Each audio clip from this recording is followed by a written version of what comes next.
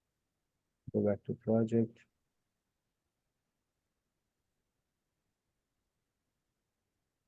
My backlog.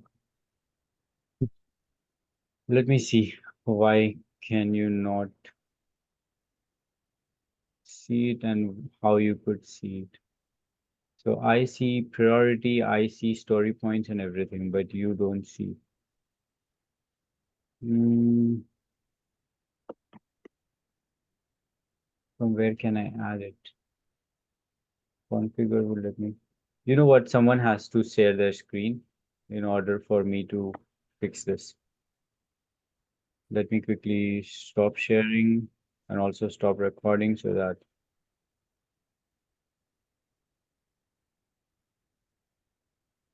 all pause recording.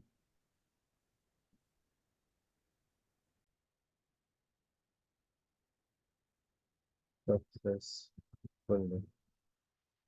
Okay, so I've added a description. I have a login function. I save this description. Now I can assign it to anyone. I don't have anyone in my team member right now, so I'll assign it to myself. But if we are working on real time, we'll have many people. We can assign it that time. Label, we need to configure. Right now, there's no configuration.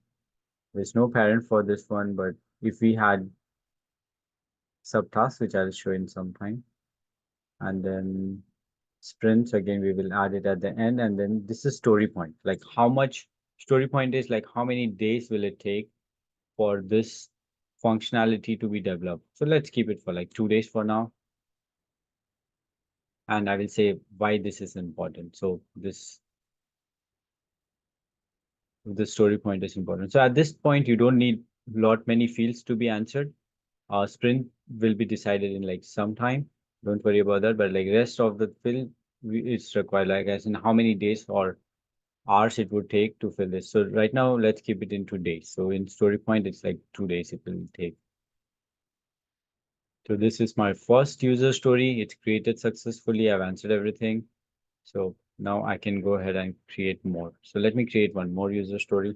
So which is maybe create profile. And then I'll add one more, which says upload pictures.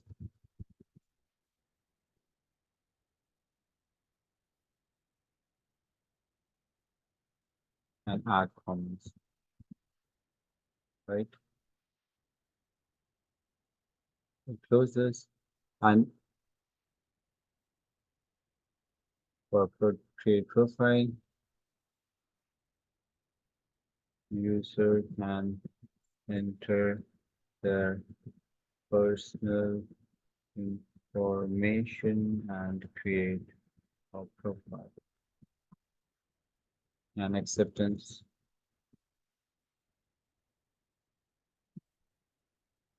Criteria for this would be user should be able to enter and save the complete profile information, right?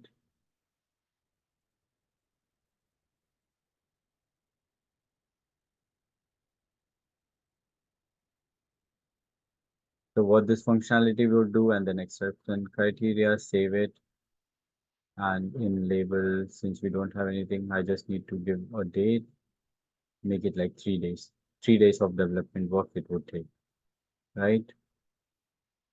Then I would go to upload pictures. Now here is good.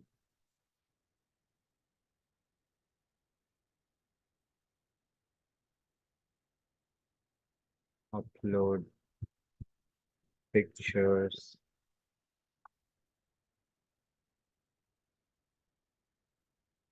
Let me try to add a child issue. Upload pictures. Let me try to add like upload reels.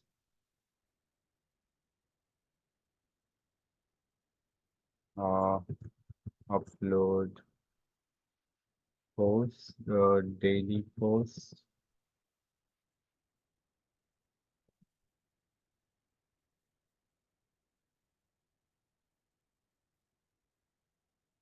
Okay, so what I'm trying to do is, this is like an upload picture. Upload picture has, imagine right now on Instagram, upload picture has like different different ways. Right now you can upload picture. One is like you can put it into your story. Second one is you can put it as like a what we say, as a reel, or third one is to post it where it's active only for 24 hours. I forgot that app, the feature name, but so there are like three features, but all are related to upload pictures, right? So now what happens here is we can say that this issue or this task is broken down into like 3 or 4 subtasks. So this is why we can create a child issue for this issue. So Epic is like the higher version. So here in this scenario, Epic is upload pictures, and then it has small tasks. And tasks are, so let me go down here. So there's tasks, and tasks are A, upload reels, B, upload videos, C, upload images.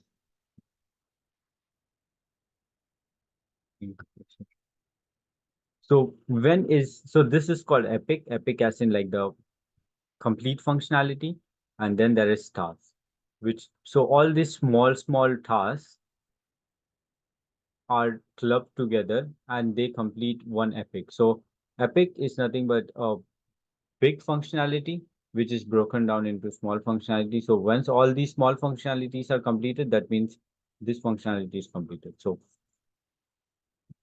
I hope these points are clear. Now let's go back and see how to do it in this place. So I've added two epics. Oh, sorry, one epic and 2 tasks. So upload pictures into Instagram profile.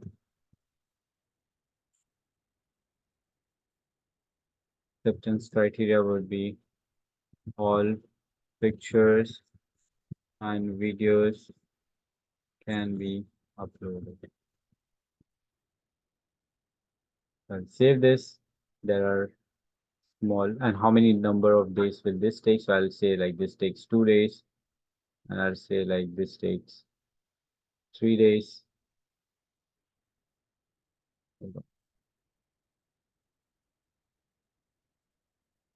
It has 2, so let me say it takes 3 days. I'll assign it to myself for now. Story point, make it 6 days.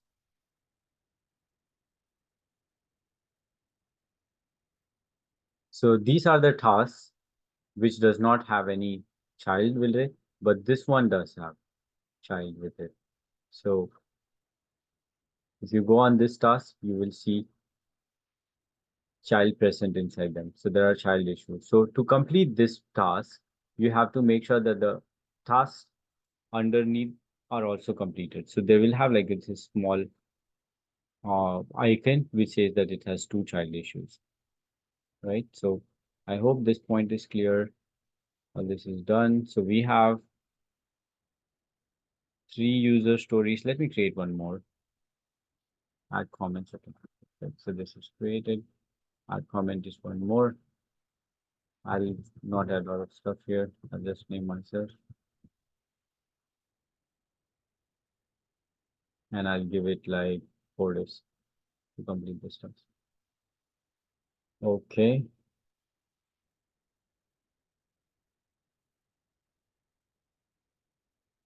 So any questions on creating tasks or creating child or like creating epic and the task? I think we are clear here, right? Yes, yes, they are. So, and these are like the number of days which it's required for a sprint or like number of days required to work on this functionality. So we have completely 15 days of work. Now I'll create a sprint. So this is my sprint, and now I can add functionalities into my sprint. So I've created a sprint. Let me add a date. So let me make it 2 weeks starting from today. So the date is 16. And if it says 2 weeks sprint goal, so 2 weeks is like 14 days. So we can't add anything more than, or maybe 10 days, because 4 days are off. So like 2 weeks, 10 working days, right? So login functionality. So what is the sprint goal?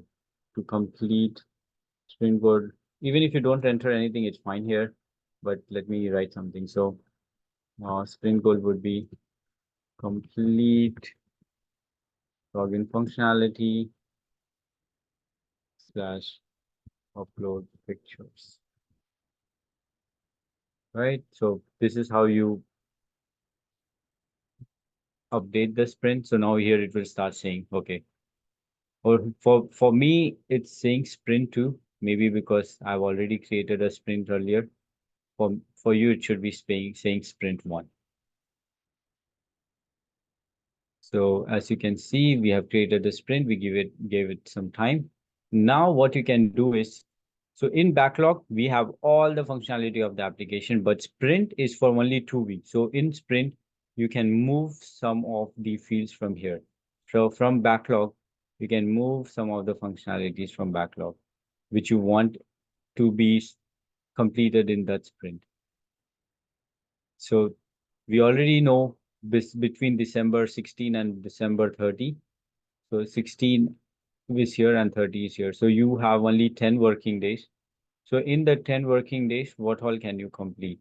So already you have taken the story points or like the task, which takes 5 days. So now you have to make sure that you choose something which takes only like 10. So if I choose this one, it will exceed. So I can't finish this completely in this cycle. So I have to choose something which does not, which I can complete it in this cycle. So for this release, I would try to complete this part, which is, so I would not choose this 6, but I will choose this 4. That way I have, let me make this as 5 so that we are not, so now it's like this will take 10 days to complete, and this can still remain here, and this will be started on the next sprint. Okay, I hope everything is fine. And why do we have to consider this story point is clear, and this is our sprint. So all the functionality present in this sprint has to be completed by the end of December 30. So I will start my sprint. It will ask me to give a sprint name. I can say sprint name to be maybe 1 here. This is the same thing what we wrote it while editing a sprint. So just click on start. Our sprint has started. You can see that we moved from backlog into a board, right? So now it's on the board. So our board has all the functionalities on which we are going to work. So if there's a developer, this task would be assigned to a developer. Maybe imagine I'm a developer right now. So this would be for me to develop. So what I would do is, like, as soon as I start working on this functionality, I would change this from to do into in progress and then close it. So what happened? The story moved from to do into in progress section and is assigned for me. So now as a developer, I would start writing the code to develop login functionality. So I would be doing that in the background. I'll keep updating this ticket. So by end of the day, I can write a comment saying, okay, so user page is created and table in table to store user login is created. So what I would do after working for one day, I would write some comments and then save it. So if someone or Scrum Master or product owner, if they want to see what is happening with this, how much I have completed, so they can come here, they can see that I wrote a comment, okay, that something is completed. So next day, I would come back, I would again go open this page. Once my functionality is complete, I will say login is login functionality is complete and unit testing is done. This is ready to be tested. So I would save it. So as a developer, I have said that login functionality is complete. So the coding is done. Unit testing of the code is done. And now this can be moved to testing. In real-time project, you would see one more section here whereby, like if the team is big or Scrum Master has designed their board in such a way that there will be one more column from to do, there'll be in progress. This will stay as is, but here there will be one more section which will say testing. Oh, actually I can add it as well, testing. So let me see if I can add it. I can move it from here to here. Okay, so perfect. So I have it in progress. Once this is complete, developer completes the testing. They would move this item to testing, right? And then they'll close it. And yeah, after it moves to testing, they would also have to do something called change the user. So they have to change the user. Right now it was developer. In future, as soon as it moves to testing, it will become tester. So it will be assigned to a tester. Can I?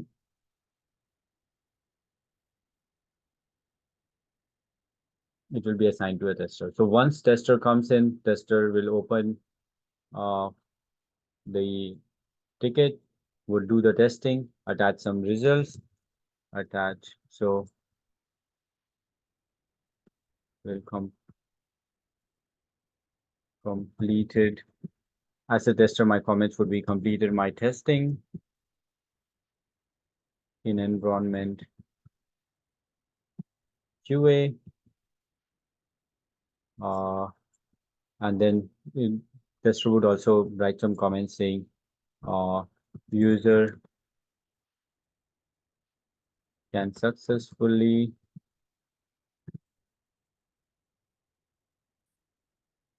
log in into the application, Instagram application.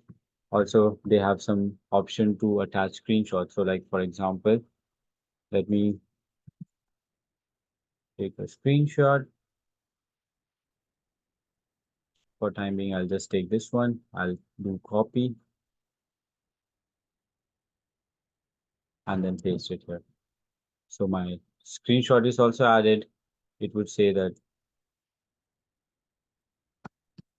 the tester will say that I've completed my testing and user can successfully log in into the application and then save it. So testing is also complete. So tester will make from testing into done. So at this point, your task started from to do, it went into in progress, then testing, and then into done. So in done means the story point is complete, developed, tested, and done. So similarly, the same cycle is followed by other sprint items. So I would change them all into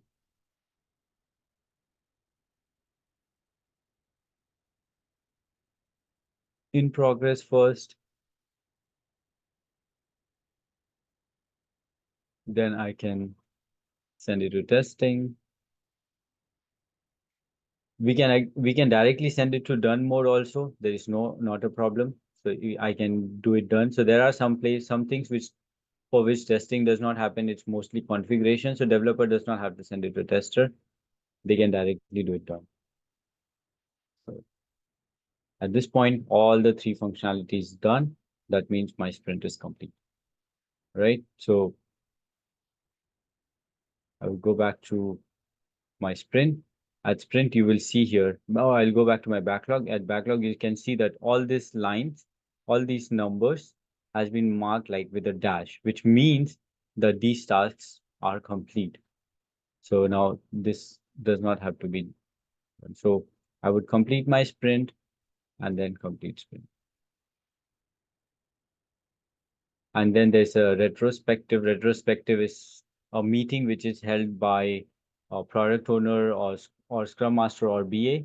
And in retrospective, there'll be all the team members who would discuss things like what what they will try to come up and ask like feedback from every team member and ask you say them like ask them about what good points, like what was good done in this project, what learnings we have from this project and things like that, like what improvements can be done, learning lessons and things.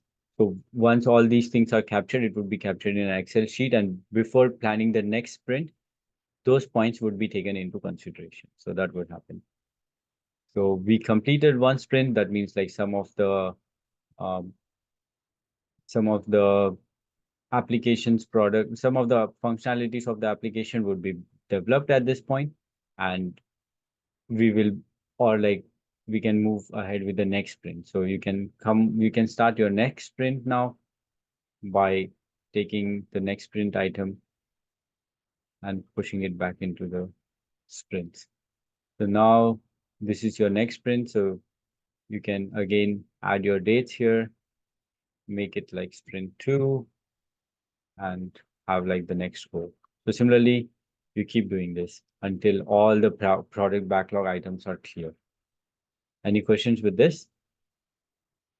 Clear with the process of Agile or like the JIRA software? This I is have like, a question. yeah, sure, go ahead. Can I share my screen Yes, please. to show you something? Yeah, hold on. Please, can I stop sharing? Yeah. Um,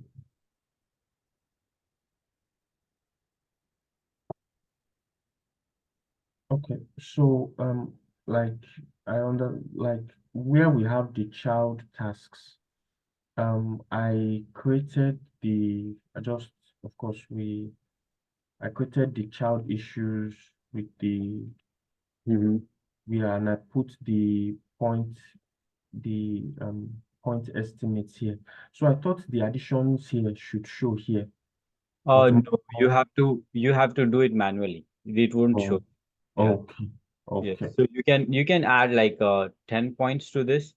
Uh, Imagine like right now you have 2 plus 3 plus 2, so it's like 5, 7. 6, 7. So you can make Okay, it like 8 points here and or like 9 points, because there could be some functionality even in this epic. So it does not have to be like all the child dates, but it should include all the child dates plus their own tasks. So like you can have like 7 plus 2, 9 dates here. okay, because I thought that this child issue should be like the addition, so it should automatically the app should automatically add them here. That can also be possible. There are some cases where a functionality is broken down into 3, 4, and then all those, but yeah, it has to be done manually at this point. I don't think so. There's an automatic way to do it. So you can add it by like, so imagine that there are only these 3 subtasks, then you can Mhm. name it like 2, 3, 5, 7 days. But if you want some tasks to be done even as a epic, then you have to accommodate those as well. That's why they have not given it to be what we say by default to be addition of all these epics, Okay. all these tasks. Yes, sorry. So you can make it 7 and Oh, also perfect. okay. Yeah, and let me see. Yeah, can you stop sharing now? Perfect.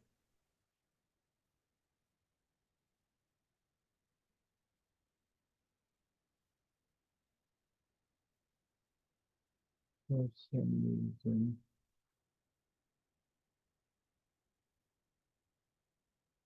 Let me start my sprint. Two.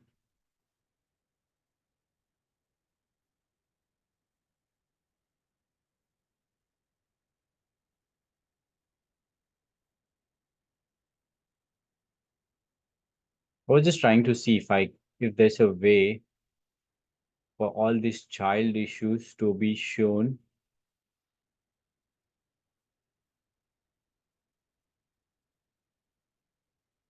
outside of this.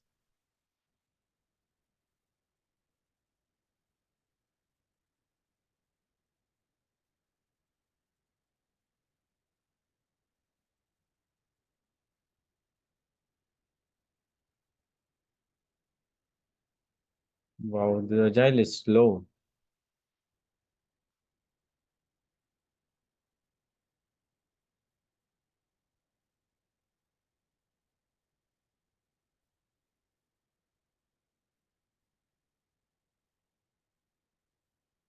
Mhm.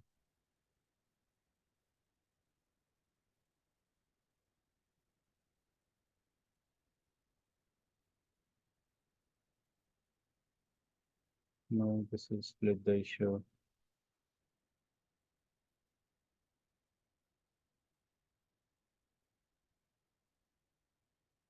Yeah, right now I think we can just see it here.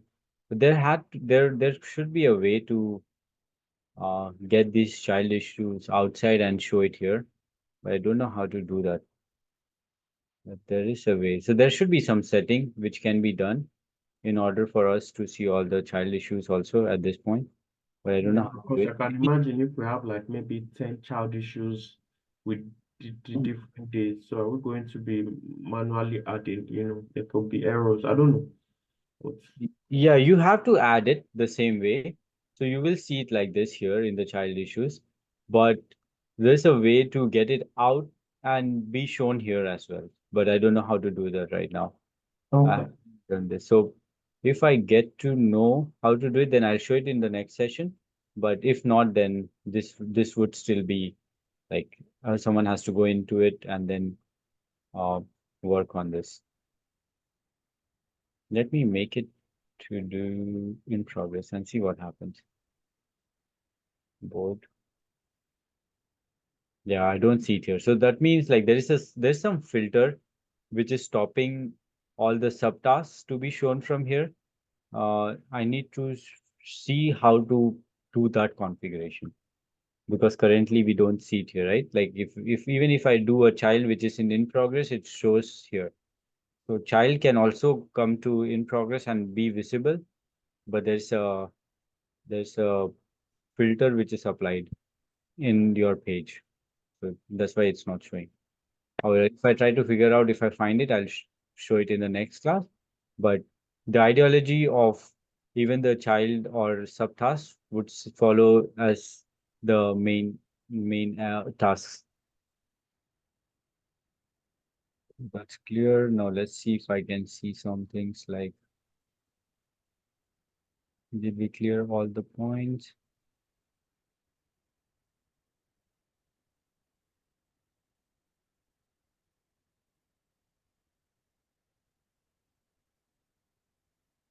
Backlog. A backlog doesn't open up.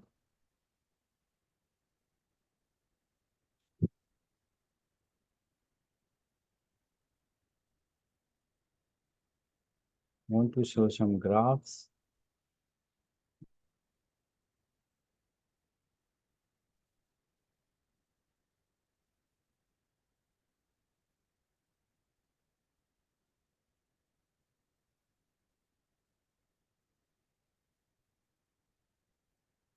Backlog open up.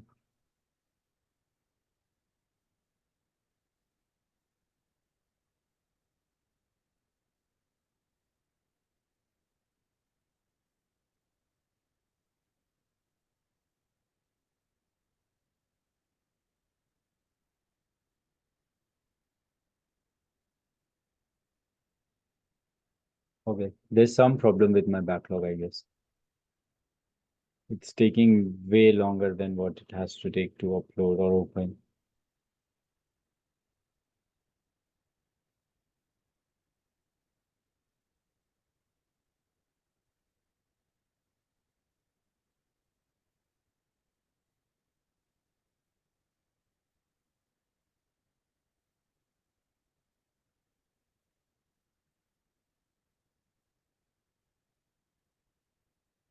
Okay.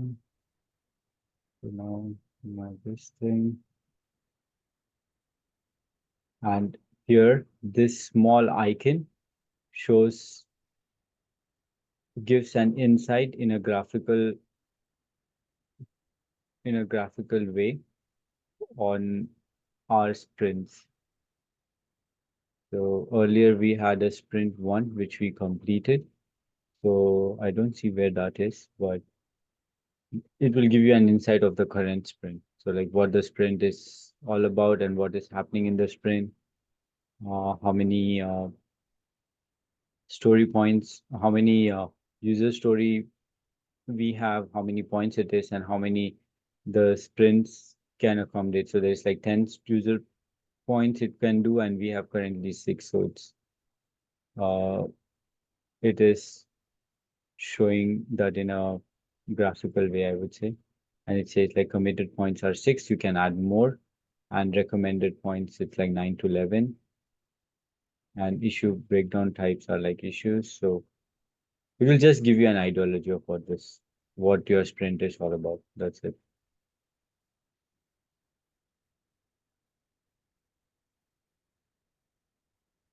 We are clear with the board, and this is goals. I have not worked on goals, so not sure if we really need this, but I think that's it. There would be one more topic which I want to clear, but let's take like 5 minutes break and then we'll come back. Okay? Okay. Okay, Thank sounds you. good. Yeah.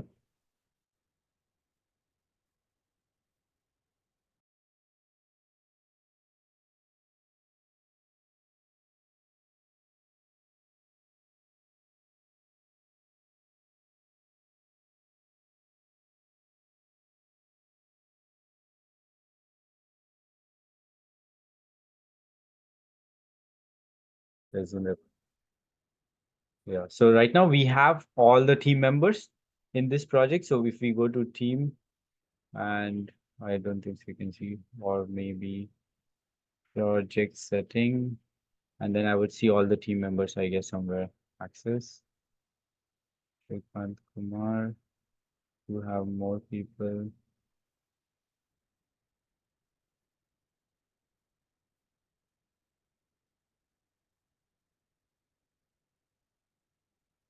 Okay. No worries. I mean, I don't know where to see all the people and everything. So I'm still trying to get hold of this application completely. But for time being, we just need to know how the board works. All our epics and everything has to be created in the backlog. So there will be a project now or the new assignment where you have to create all your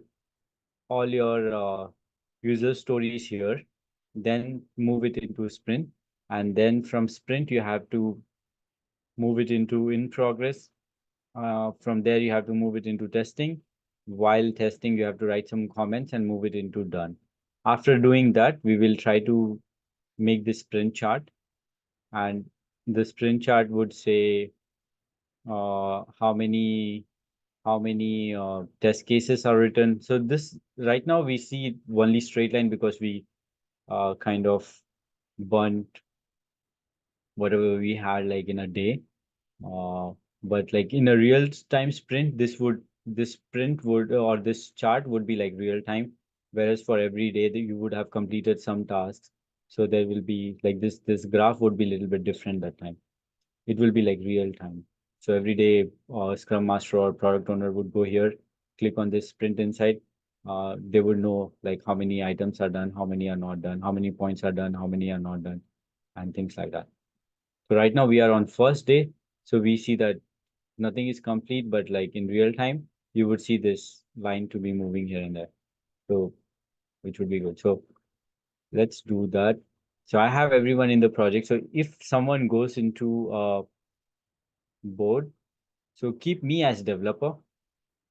So every time you log in a user story, keep whenever you send it to in progress, assign it to me. So right now, imagine you created a user story, right? Uh, or actually assign it to yourself.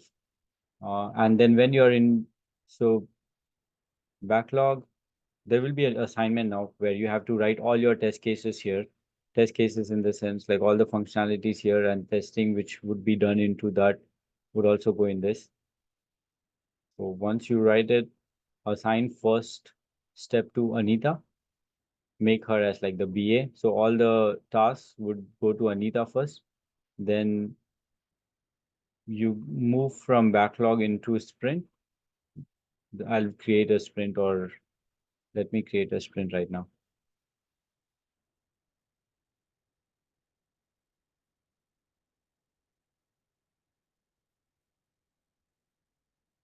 Okay. Why am I doing this? Okay. So we will move all the tasks from here to, let's keep this as the sprint for now. Now where the sprint is this. Why do I have to click this all the time? So confirm. So sprint is empty. You can add your items, whatever you create into sprint, and then go to your board, move your items from to do into progress. While keeping in progress, you can assign it to me, and then write some comments and then take it from in progress to testing and assign it to yourself and then do it done. So that would be like a assignment which would come up. It would have like the clear instruction of what you have to do. So, but I'm just giving you an ideology of how you have to do it in this project. So now since we are all in a team, we can either assign it to one of the person in while you are in one section of like to do or in progress, anything is fine, but you just have to understand how this application works. That's it. That's the final process. And you have to keep taking the inside picture and you have to send the inside snapshot to Anita as the final result. Okay, at this point we are done. If there is anything else which I learn about JIRA, which I find it to be interesting, I will let you know in the next session. But for now, I think you have an ideology of what is required from or what JIRA does.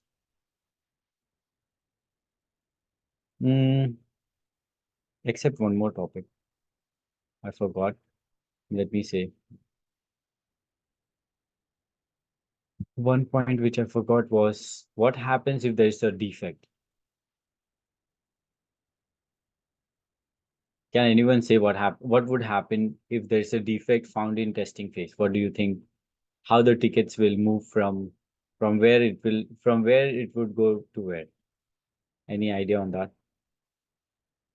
If a defect is found in testing, So uh, it should link back to in progress, I guess. yes, that's And perfect. It will be so okay. if you are testing, the ticket would be here in testing.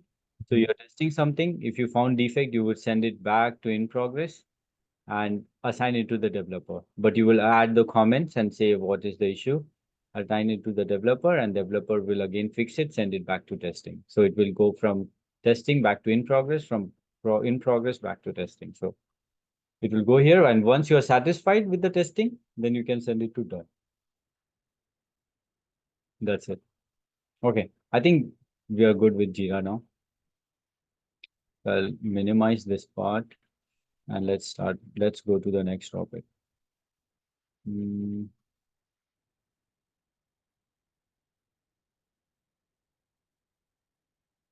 We have covered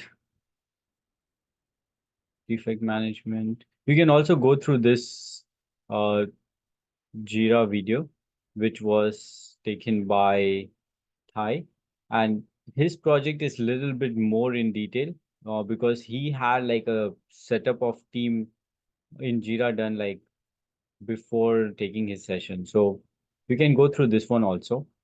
This is a good video of Jira, but I have explained almost all the parts except having a team member and creating a project. So that I will do it today in order to make sure that we are all following at least one cycle in the Jira as a team member. So I will do that today.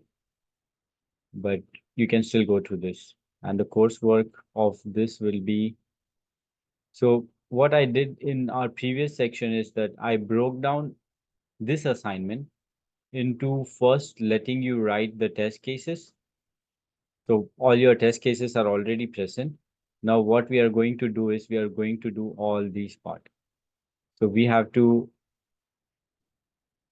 so I think test plan is done. Now we have to create an agile project, list out the requirements and add your requirements to the backlog. Create a story titled test plan, attach your test plan into the story for your instructor to mark. Plan your background story, assign a story point, create a sprint, assign the stories to yourself and then team member if working in pairs. Create a task within every story and list out the test cases. Run the test cases, create a defect if found, and store if your sprint is in your local JIRA. And at the end of the sprint, your task and story should be all in done file. Defect should be left in to do. Okay. So yeah, I think the deliverables are straightforward. It's not very complex. So you can go through. So we have completed all these parts as part of assignment, like last assignment, but now we will do it all in JIRA. So it's easy. It's not very difficult to do. So go through this and let me know if there's any problem. Okay. So I will activate this assignment now, this coursework, and I'll let you guys know. Okay.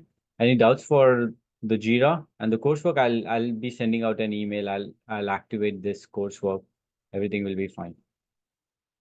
So please, the defects and everything, since we are not actually testing, we'll just write some defects, or if we don't have, like, I can say the defects there, like, we should write down the defects. I don't know, because we just wrote down the last part, Which one? Create a defect if found. This yeah, part? okay, yeah, since we Yes. don't have defects, since we're not really actually testing, I don't know, for the assignments, I mean.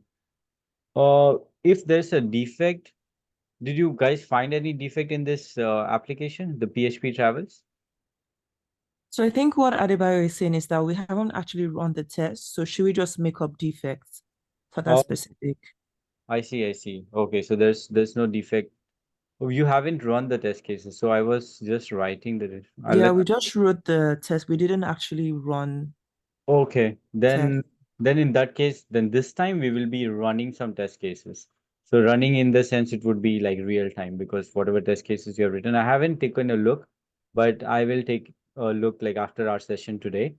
Uh, and after knowing the test cases or like I'll go through all the all the test cases of yours and see if everything is all fine. And then maybe yes, you have to execute the test cases then. Execute the test cases, log some defects. So when you log a defect, yeah, so defect logging plus creating test report. So you have to do this part now. Yes, that's perfect. Yeah.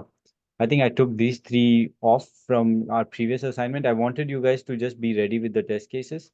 So now, since you already have test cases, we'll be executing logging defects and creating test report. These three tasks can be done in Excel, but just to practice JIRA, we will also be doing same thing here. So if you have everything written in this logging defects present in your Excel sheet or somewhere, then uh, in Agile, Yeah. you just have to practice. That's it. Like practice in the sense like how the defects, how the user stories goes from in to do to in progress to testing, and then from testing it goes back to in progress. So things like that. So here it says like wherever there is a defect, make sure to leave it in to do because no one is going to fix the defect right now, right? From the PHP page. So if you find any defect, let it be there in PHP in the to do task for that functionality and move forward. So I'll go through the test plan. If I can, if it's possible for me, I will try to add some user stories. But if it's not possible, then I will let you guys come up with some user story, write your own user stories, and then move it from backlog into sprint, and then from sprint take it forward. So something like that. So what I mean to say is, where is did I close it? I think it's here.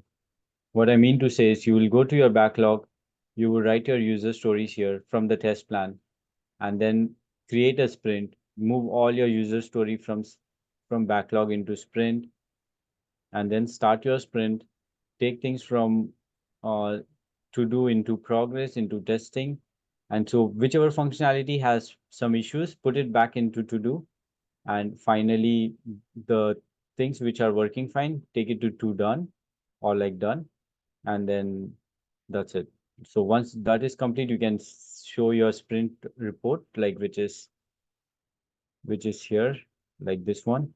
Once when you show your report, we will see what is happening, or like what have you done, or how many things are there. So we would see everything in that point.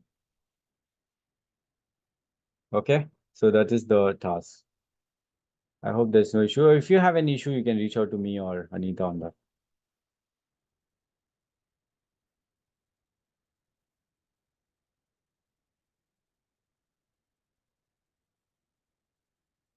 Let's go on with the next phase of, or next part of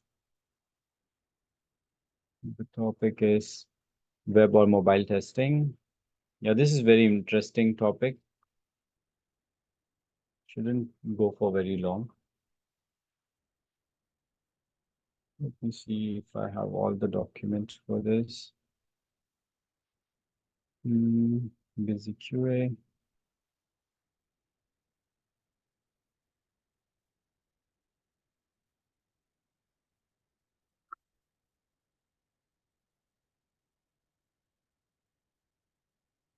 Week 1, week 2, week 3, week 4, week 5.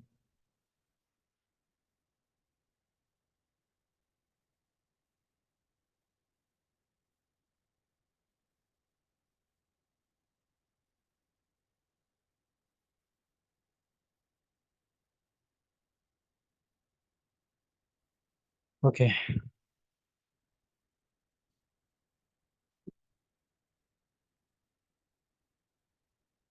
Now, the next part of the topic is web and mobile testing.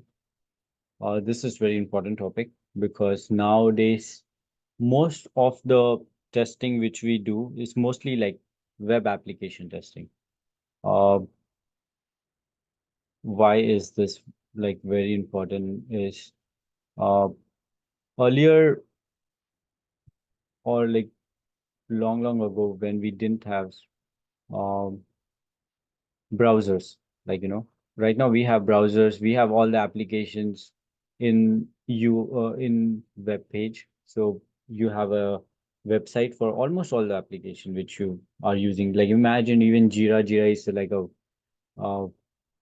application which is hosted on a web portal, so you can access it through uh, a website.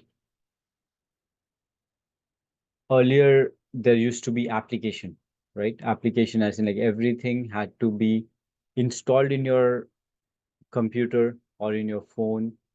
But later on it all switched. So like as soon as um, web came into picture, all the companies slowly started moving from desktop application or anything which had to be installed into a web. So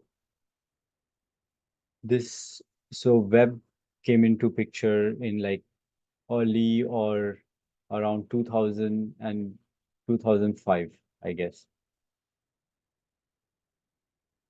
So in web testing, we would see what are different types of browsers.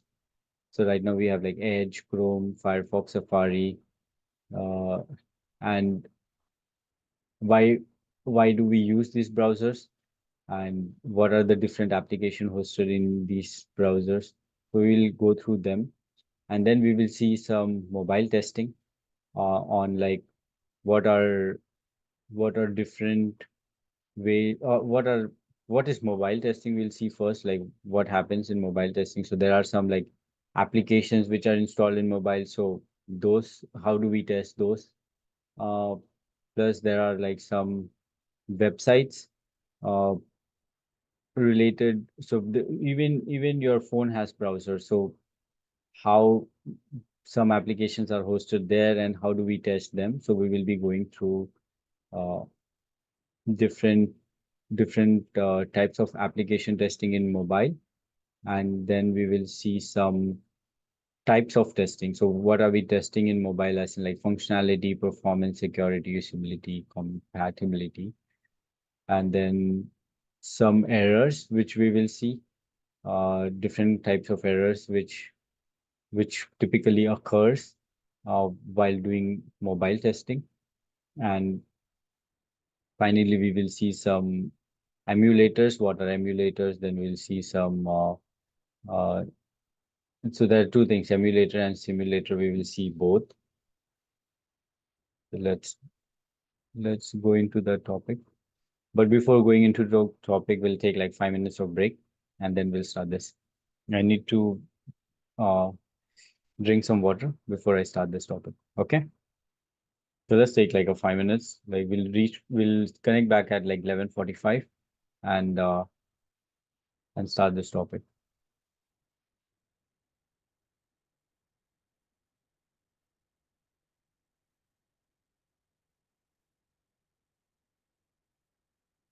Is my screen sharing? Yes. Okay, Yes. perfect. Because I don't see it here. Where is it? Zoom.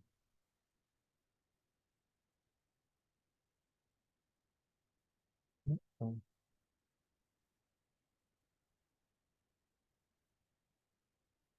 My Zoom went from here to here.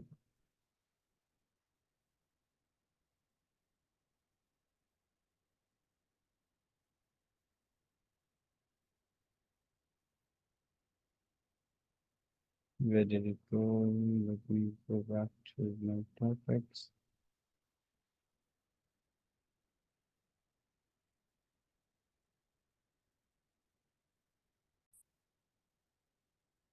And there is a server.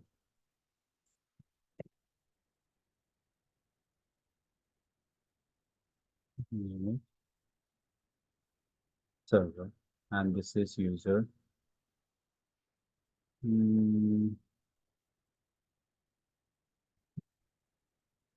Okay, so consider this as us right now. We had computer, we opened our browser, we entered www.google.com, and then we sent out the request, right?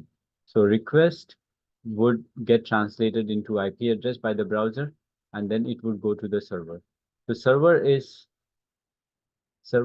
the place which has this, or which is hosting this website.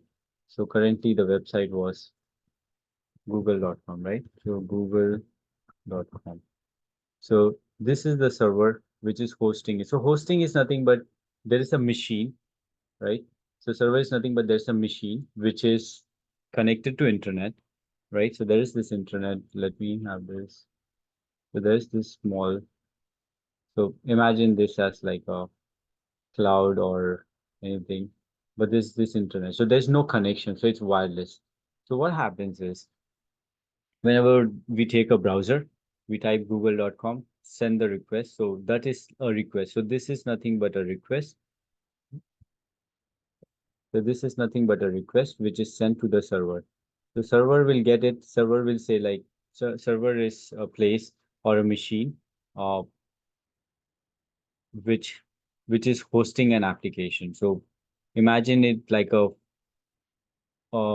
computer or a supercomputer, which has all the information stored in it, and it will respond based on basis of the request. So if a user requests something, so right now when you do a google.com, the request will go to the server, and then server will try to understand what the request is and will send you a response, right? And for our browsers, so imagine like the example as like Google. So this is like a browser, one of the browser like Google as a browser.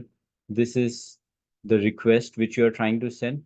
So when you try to send this email, is this URL, So the URL has like a address. So this is the address in a human readable format. So, and this is like the protocol which it would follow. So HTTP is like the protocol, or you can say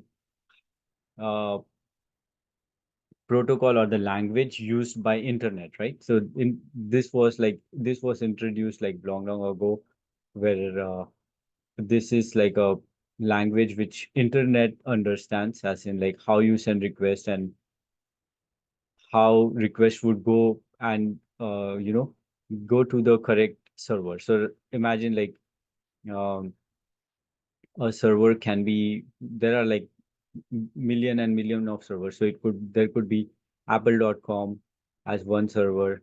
There could be microsoft.com as another server. So there are like lots and lots of servers. So we are trying to reach Google server, right? To get like the Google information. So we are trying to reach there. So how it would be done? So you will be saying that, okay, I'm using internet, which is like HTTPS. So this is a protocol used by internet. And then I'm giving the address. Okay, so this is the address. So what our browser will first do is it will convert this name into IP address, and then it will send it into internet. What internet would do is like try to find out where this address is. So google.com. So it would try to go and find the server exactly. So once the server is found, the server will try to understand what the request is. So the request says, okay, the request is looking for a page called google.com. So server will then respond back with google.com. So google.com is nothing but an HTML page which looks like this. So all this web browser, they understand only HTML language, HTML, CSS, and things like that. So HTML and CSS. So how So once a request is sent, imagine at this point we sent a request. We need this HTTPS Google www.google.com. The request was sent to the Google server. Google server replied with this page, the one which you see here. So how do we get this page? So this will be in HTML format. So if you want to ever see or try to understand, what is your page look like, or what is the code behind it. So you just have to go to any of the field, and if you go and inspect it, you would see the code of the page. So this is the code. So this is like the HTML code of what our server has responded with. So you sent server or you requested for google.com. The request went to the Google server. Google server responded with HTML page. HTML page is this, or like HTML code. So once it receives this file, browser knows how to read this file. So instead of displaying you the code, what browser does is it converts this code into a readable or human readable format, and then it displays it to us. So this is the code and this is the response. So this is what we see. So this is so we get all these requests. We get all this response in HTML format. All the browsers, say it like Google, be it like Safari, Firefox, all the browser, they understand one language, which is HTML, and based on that, they would display it. I hope this topic is clear. Now let's see.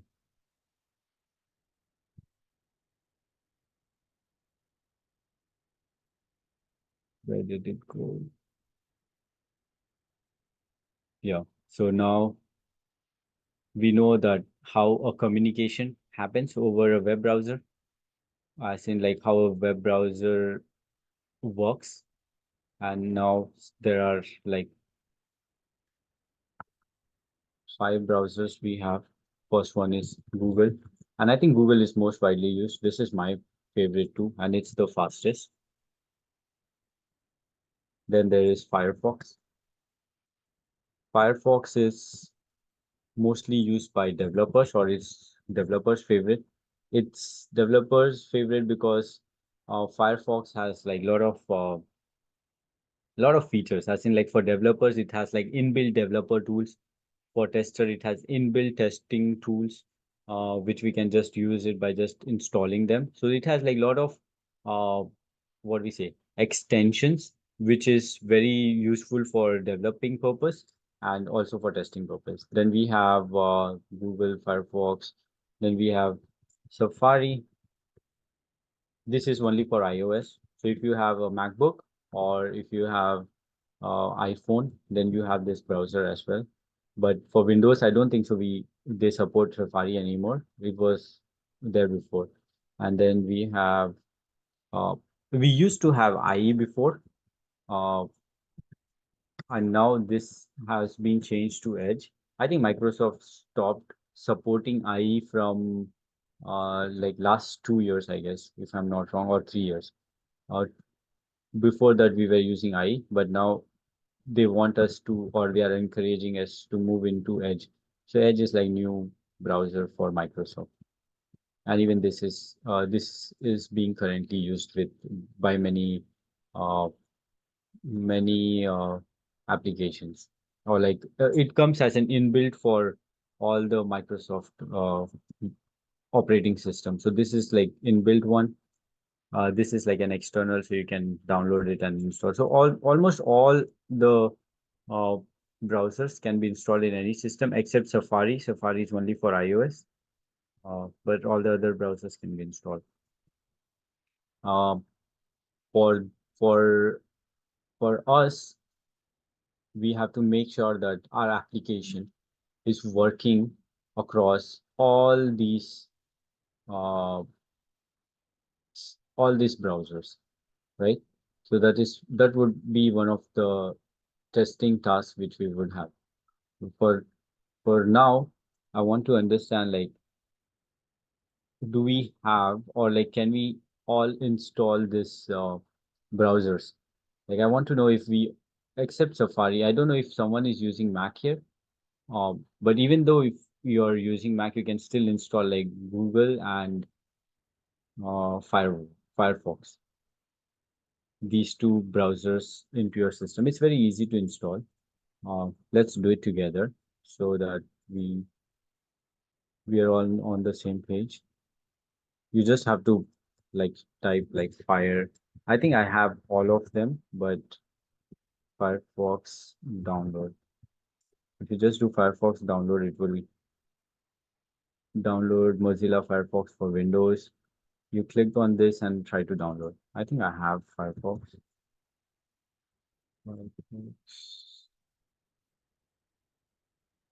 Okay, I don't have it as well. I might have deleted it, but yes, so if not, you can download it and try to install it. So let's do it. Let's try to install all the three browsers.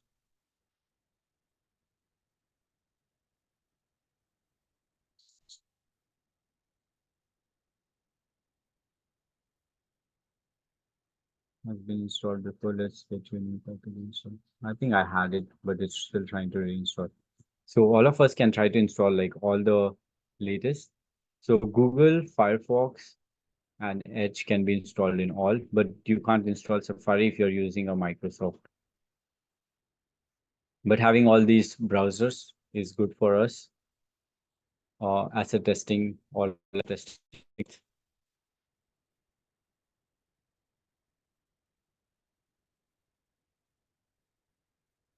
Sure. Please, I have a question. Yes. So, are there, from your experience, can there be like maybe some clients will tell you that they only want it to be tested, or they are only going to implement and go on production live on Firefox.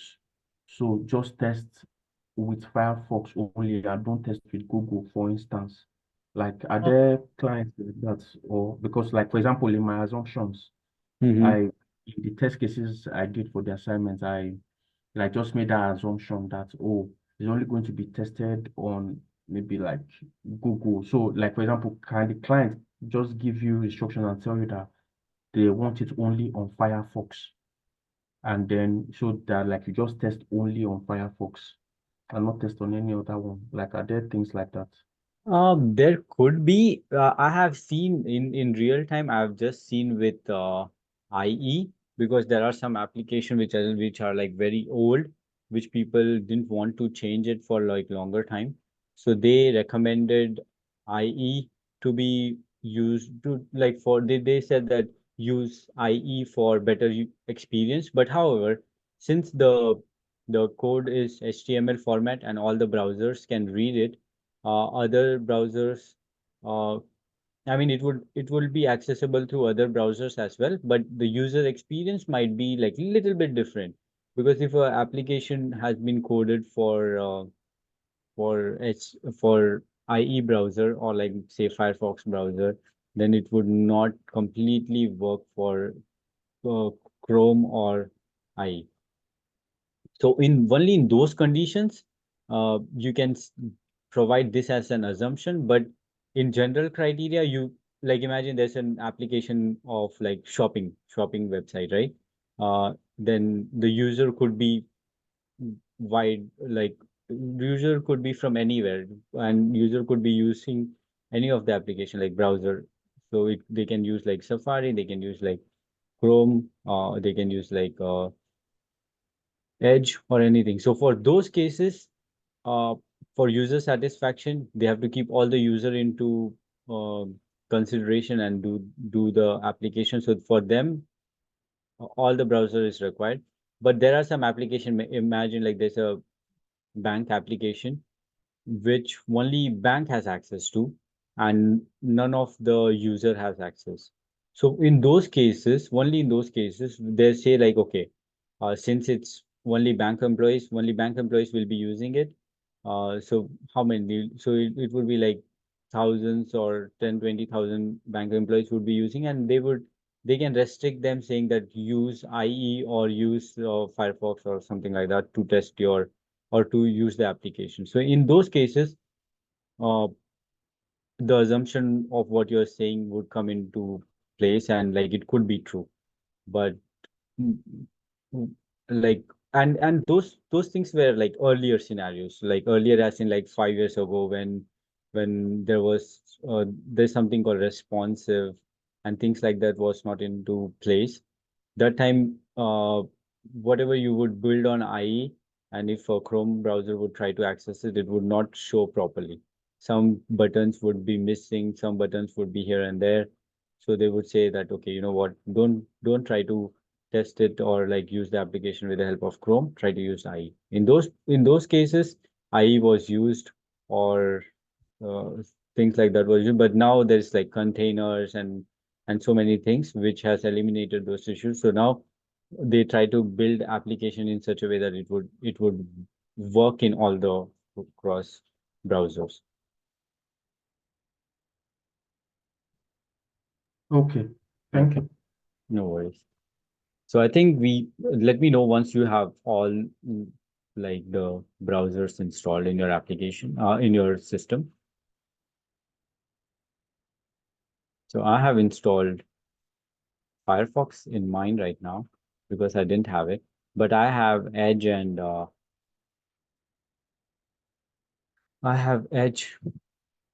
and Google Chrome from before. So I think most of us anyways try to use Google Chrome, except for Mac users. Mac users like to use Safari most of the time. I like using Firefox though. Oh, you like I use Firefox? it. Yeah, I Okay. use it a lot. Yeah. Okay, that's nice. Then you're a Firefox. For me, I find Firefox like to be a little bit heavy, so it crashes most of the time. That's why I don't like it. But it has like tons of features. Like Firefox has the most amount of features, uh, for anything. So for any user, so that's why people use like Firefox. Like imagine developer testers. So see, there is like so many people who can use. But if you go to Chrome, you would just see a developer tools, but here you have like lots and lots of options. So that's why people use this most. Okay. So coming back to our code.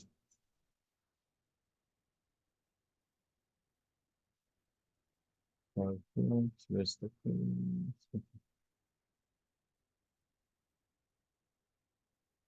Okay. So imagine if so we have already covered that there's 4 browsers and then there's cross-browser testing tool. Okay. So what is cross-browser testing? So imagine that there's an application like how Adi asked us that, what if I make an assumption saying that, okay, I want to just test it in Firefox and I don't care about the other browsers. So yeah, that could be true only for like some specific users and you have control over the users. But if you're trying to use an application as in uh, which many or like which is provided to lots of user as and user can use any type of device, any type of browser, then you have to make sure that your application is working fine across all the 5 browsers.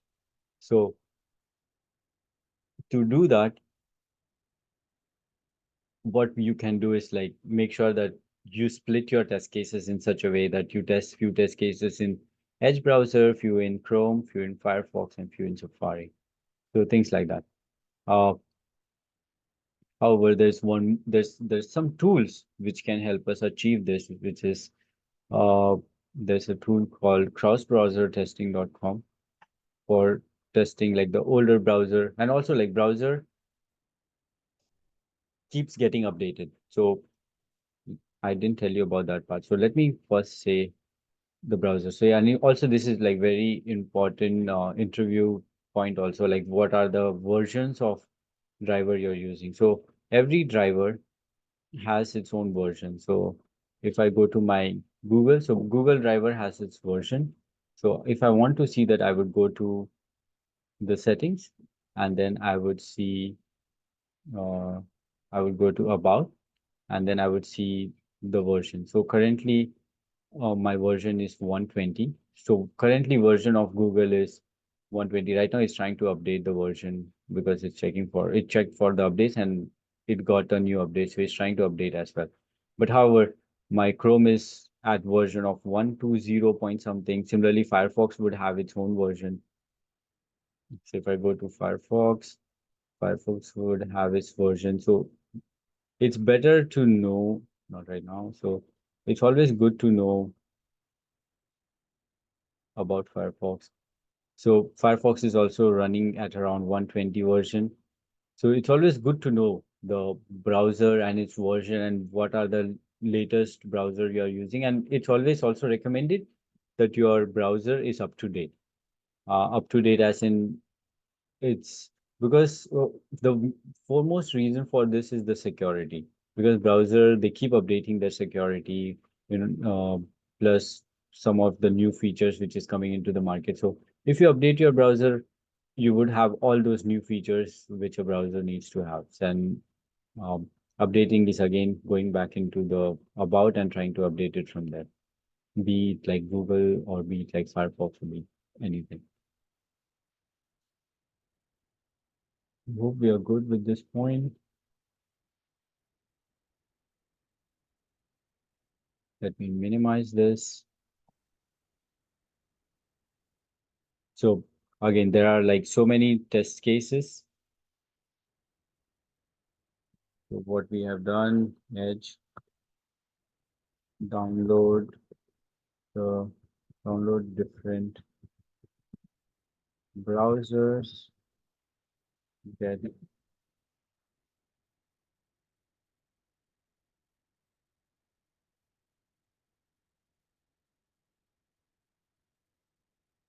different browsers, and then the next would be cross browser testing.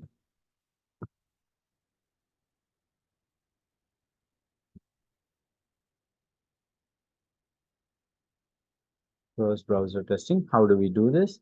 It's uh like actually every tester or like every person who is testing an application has like different ideology or methodology.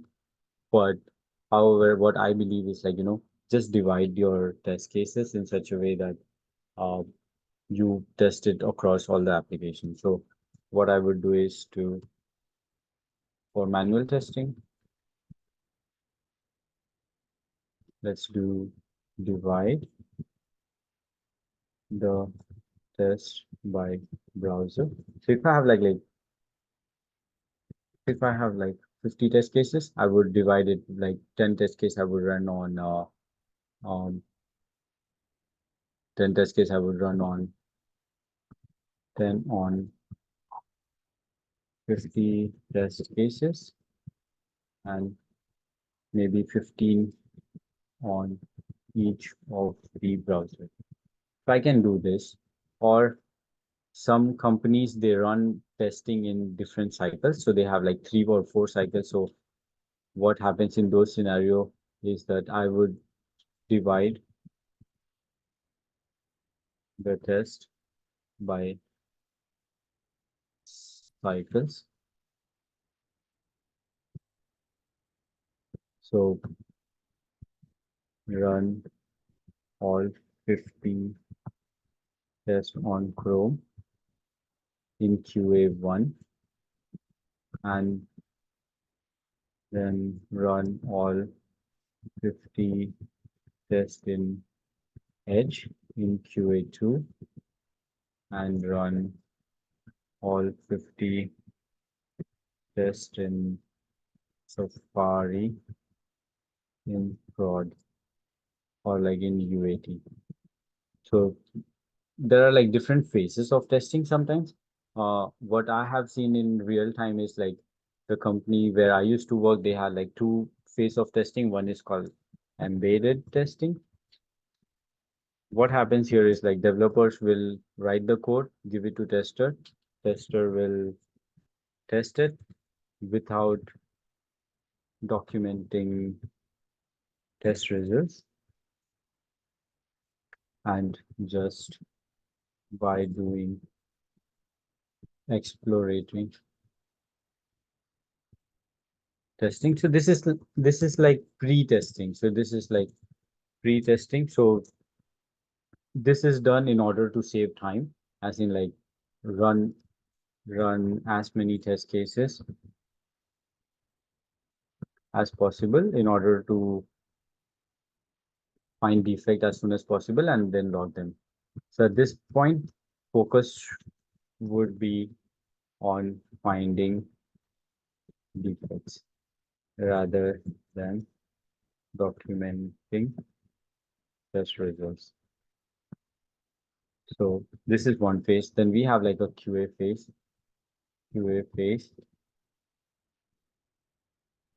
So this is like phase 2, and then we have UAT phase, user acceptance testing. So I'm explaining this again just for saying that there are different QA cycles, right? So how a person can do cross-browser testing is by either by testing or dividing the test cases into the browsers. So they can divide into 15 on each browser, or they can run the entire cycle on different browsers, right? So these are the 2 different types. And some can also divide by types, as in like divide the test by types.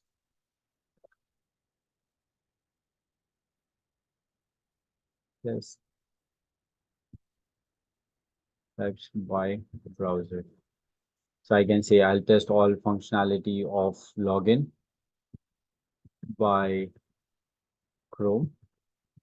I will do all picture uploading through Edge and all comments through testing through maybe Safari, right?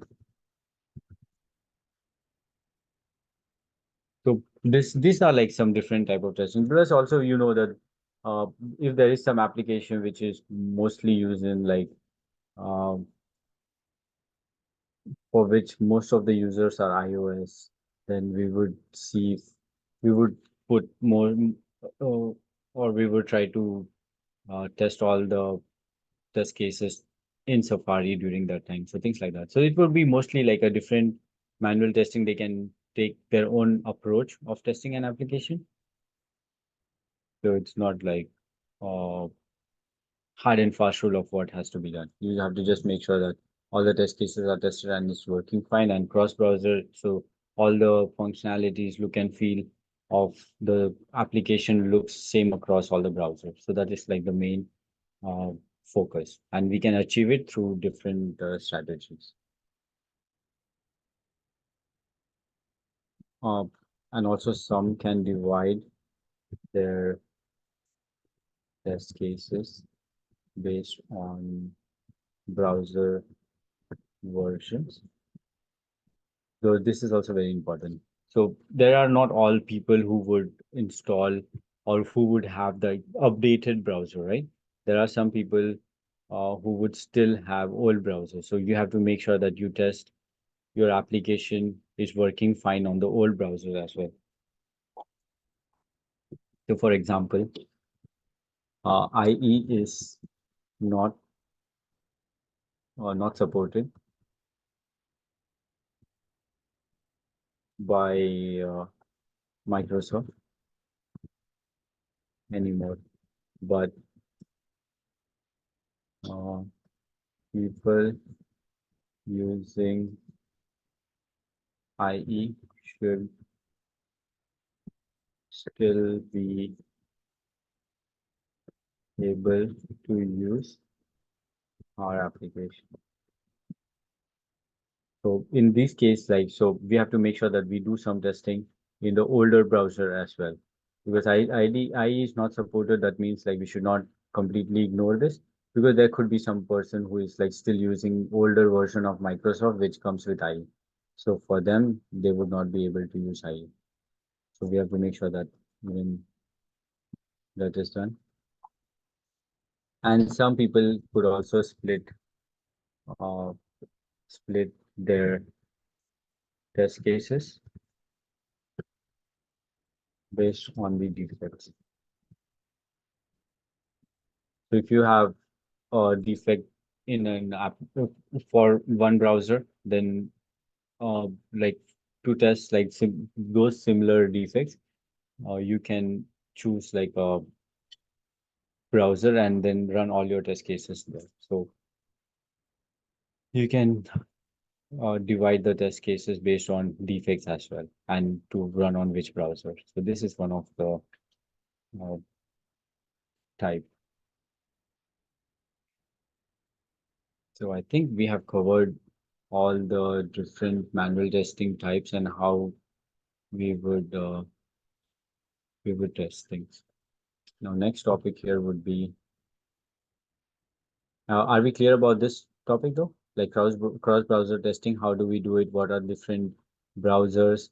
How is a browser, how a server is accessed, um, and how server responses, plus what language HTML language is used, is understood by browsers. Are we clear about all these points? Yes. Okay.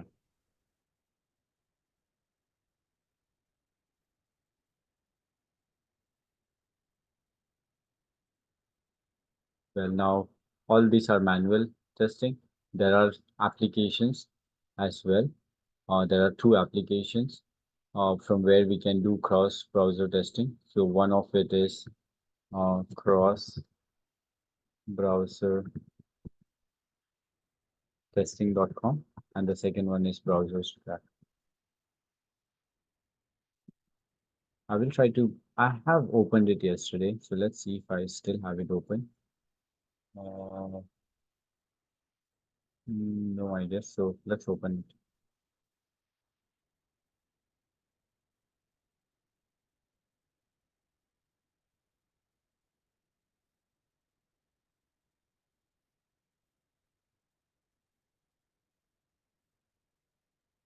Okay. Cross So if you want to know more about this cross-browser testing, you can go to this, not smart there,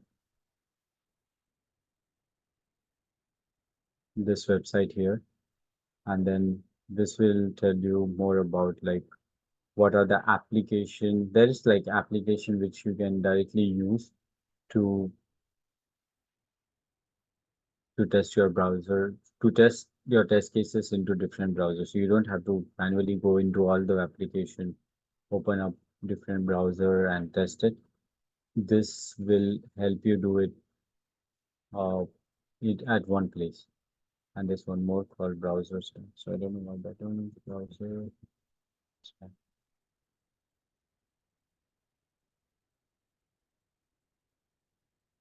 So you can explore this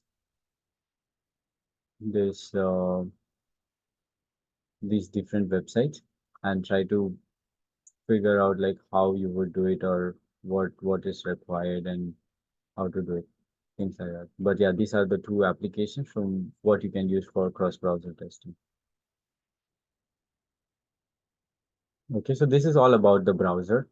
Now we will move on to mobile testing. Any questions or uh, any any questions on this cross-browser testing or how browser works or anything? Please let me know right now. Or else we'll move to mobile testing.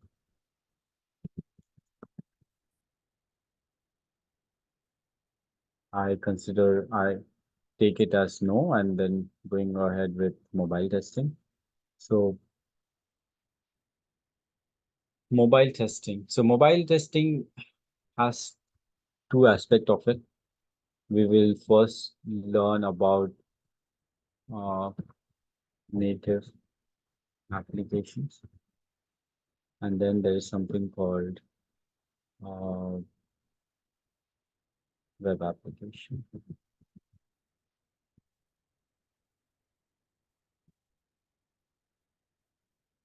So let's start with understanding the history of mobile testing. So we'll go back to 2005, where web application or web application like first started. So web application started to become like a hit that time. So all like internet was like or like internet started at that time. So everything from web-based application, or sorry, desktop-based application started to slowly transform into web application, right? And that time they had everything started to go into .com. Earlier, all the applications like take it anything was installed into a system and you had to access application through the system. So imagine you try to um, if you want to watch a video, you would first have to download an application called VLC Media Player, and only then you could watch the video. And then to listen to music, you would have to install a music player, which I forgot the name, but like there was a music player, MP4 or something. You had to install that application in order to listen to music. But in but after 2005, when everything became like a internet came into picture, everything started to be on internet. People started to make application which can be accessed through .com. So .com is nothing but through a URL. So then the system of installing an application into your machine was getting out of picture, but not it was not like very evident at that point. But that was in around 2005, the trend of having .com started to come up. So all very good companies started having their own websites into place. Before that, this was not the case.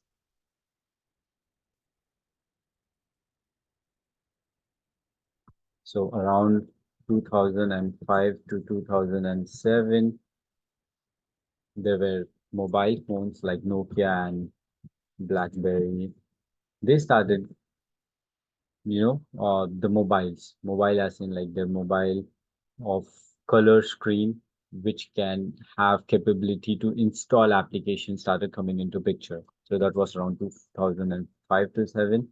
So I still remember I had like my first Nokia phone, where I could install all applications. So there was like app stores, uh, for each and every. So Nokia had its own app store. BlackBerry had its own app store. App store would have all uh, had all applications,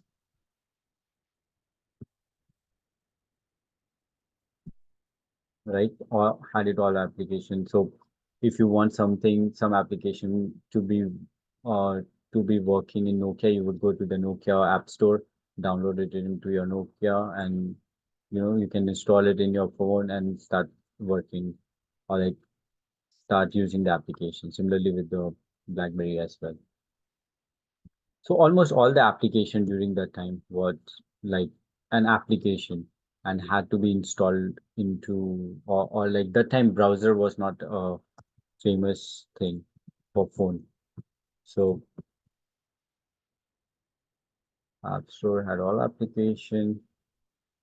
In order to use the application, user should install the application on their device.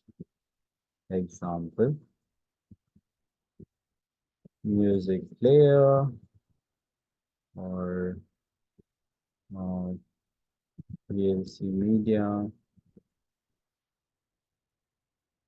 or picture editor or anything. You can call any of these. So all these were like different application which you had to install it in order to use it.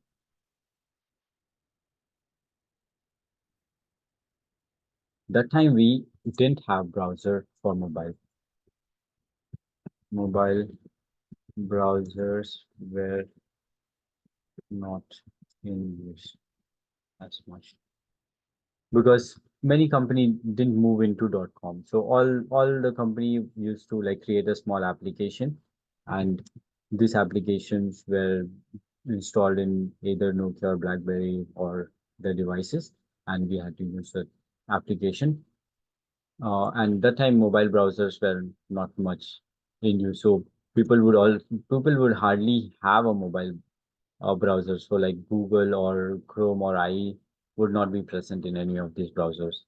I'm talking about 2007. So even I had like mobile that time, and I would not use these browsers. I would just mostly use the application, log in into application and use the application. Even login was not actually uh, too much. But now the trend has changed. Trend has changed as in like we have less application to be installed, and we have more application in web, and every phone right now we have is comes with one default browser, right? So if I take iOS has Safari. If I take Google has like its own. Um, and if we take mobile Microsoft phones, then they have their own browser. So all all phone comes with browser, and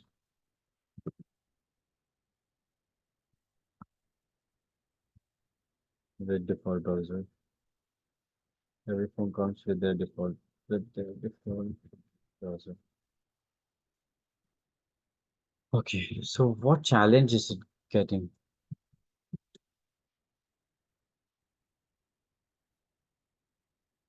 Due to multiple devices and multiple screen size. Yes. So due to now there are like so many phones with so many different screen size, Yeah,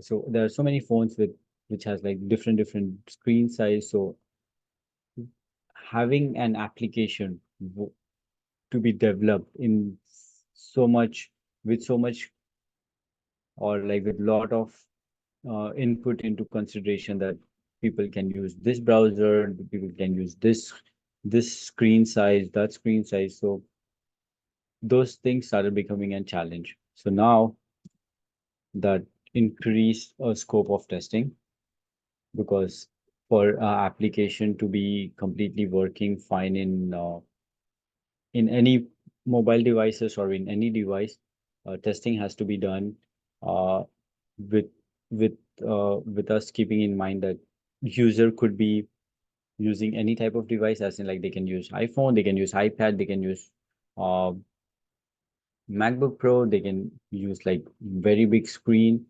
So that that became one of the challenge, and we had to overcome that.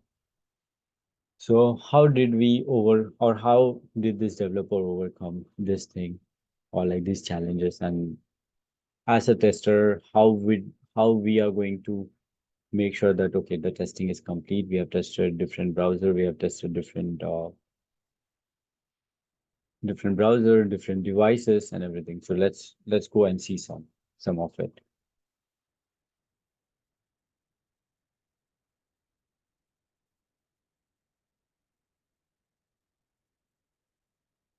So mobile testing will first discover web app, traditional web app, and now it's mobile web app. Okay, so we will be looking at these topics now. Copy it.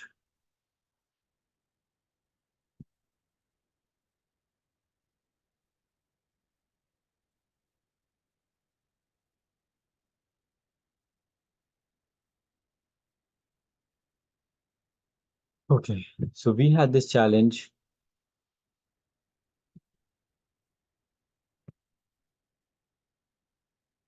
So challenge of multiple device with multiple screen and size. So how how did we overcome it? So there's something called responsive web application. Now things started changing and developers started coming up with new ideology, new technologies where every website is becoming responsive in nature. So what is responsive in nature? Responsive in nature means like one application is developed, one web-based application or web application is developed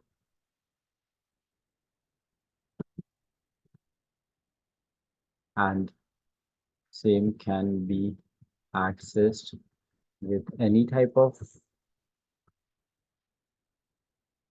device and functionality of the website will be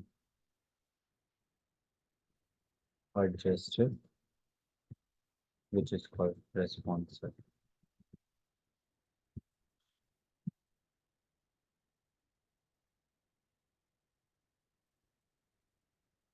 So imagine there's a website. If I try to open, let's go ahead, try to open one website and see what do I mean by responsive.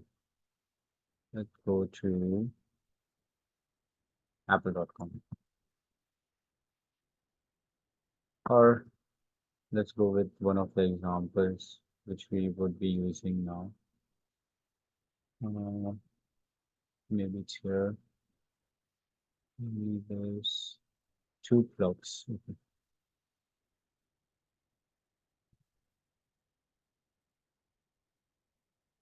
Two plug testing. Okay. So you see that this is a website which I have which I'm trying to access through browser from my desktop. So this looks perfect fine. It has the company name, all the menu items and everything. But now if I try to open the same application in my mobile, it would look different, right? It would look like, let me give you a sneak peek on how to do that. So if I do an inspect on a page, let me do that quickly. Uh, let me cancel this, show you how to go there. Just click, make a right click go down and you see inspect. Click on the inspect, and then you see this small laptop thing or toggle device toolbar. So click on this. That will change your view here. So now what it is trying to do is like earlier we were seeing, so this is like a view in a laptop screen. So you have like a full screen here, but now by clicking this, you can make your browser to pretend like it's a small device. Small device as in like, uh, I can choose device to be maybe iPhone 12 Pro.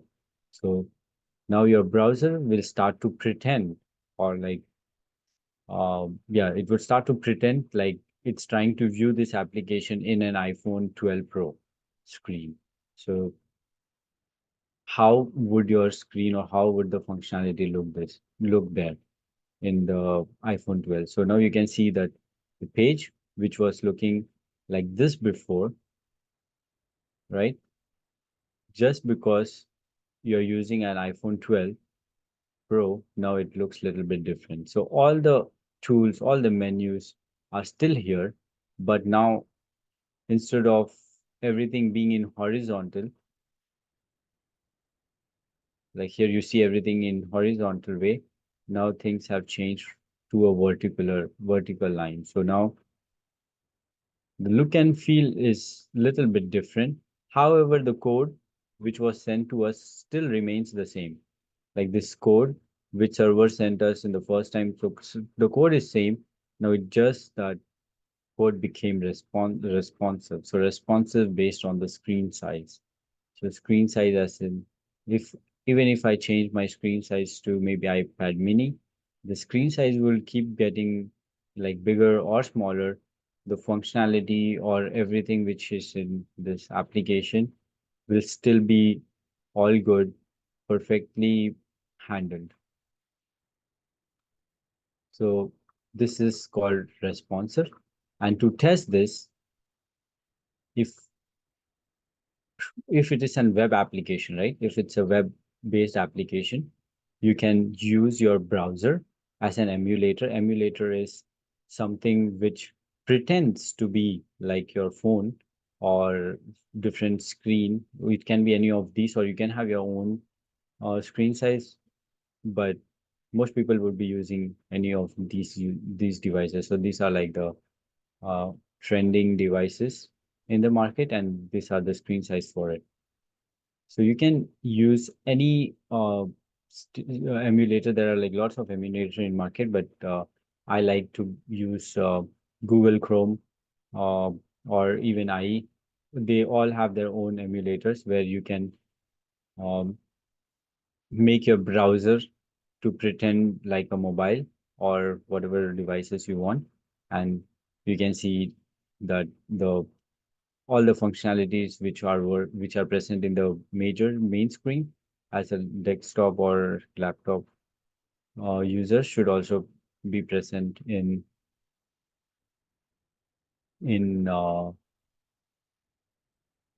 mobile view or mobile version. So this is one of the challenge which which developers came up with a new technique or design. And to do this, they use like something called containers. Let me say, let me write that here. So how do they make things responsive is by using containers. Containers is like a software coding uh, design where all the, so what these developers like who would be like front-end developers, what these front-end developers will add their code inside a container. Container is nothing but like it looks like a block. So while they are designing it, so they would consider new. So what they would do is like, so what they would do is like container is nothing but they will divide their page into sections. So each and every section. So imagine like there's a big page or big URL or big web page, right? Now they have divided it into multiple small sections called containers. So this is one container, this is one container. And even the containers, inside containers, they have divided it further. So each and every line, each and every section in the container is divided.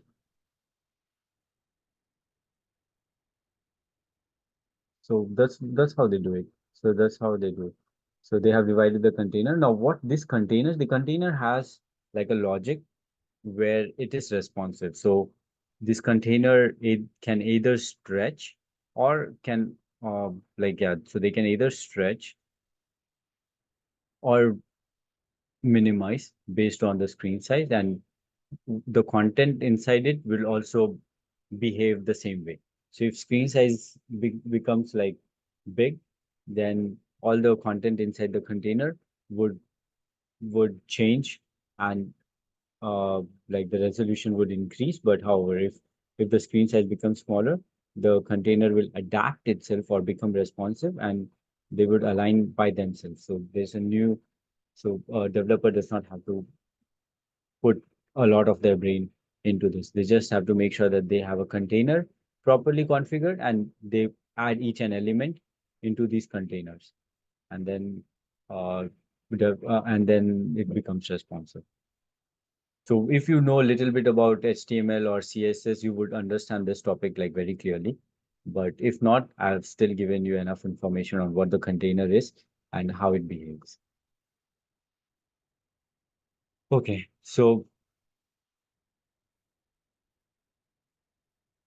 we have to check our as a testing point. Whenever a web application is developed, we have to make sure that that web application is responsive in nature, as in like you can you can view the web or URL into any of the application you want to view it in. It could be iPhone, it could be Android phone, it could be MacBook, anything.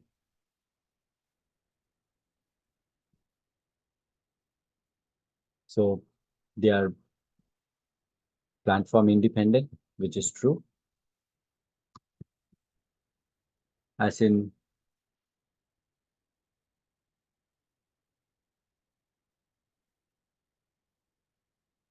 this here, container is for that. Let me paste it this point here. Platform independent, as in like uh, users can use Edge or Safari or Firefox or Chrome, no matter what they use. Platform the user use application should work same across all the platforms. I hope I'm clear on this one. The next is CSS media queries are used to define behavior depending on the screen size. This is again um,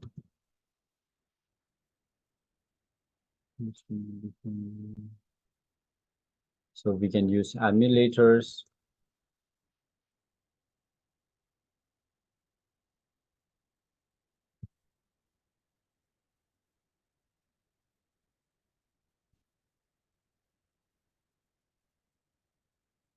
So CSS is nothing but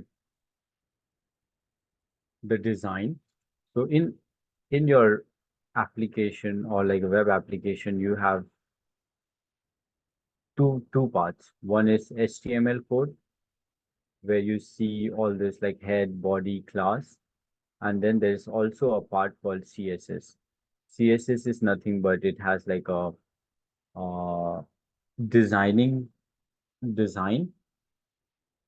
element of what this page would look like. So HTML will say all this like, okay, there's like to plug, about, listing, and all these wordings would be written in HTML, but the styling, as in like half page is white, half page is dark green.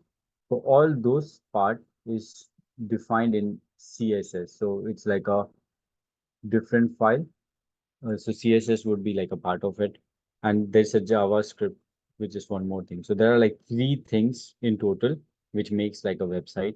So one is HTML, where you see all these things which is written here is all HTML stuff.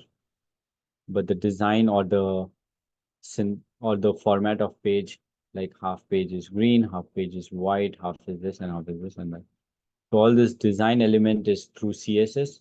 And then if you have any fields, so like imagine I clicked on login, I entered something, and if there's a validation, so like this no email or passwords, there are some validations. So all these validations are done through something called JavaScript.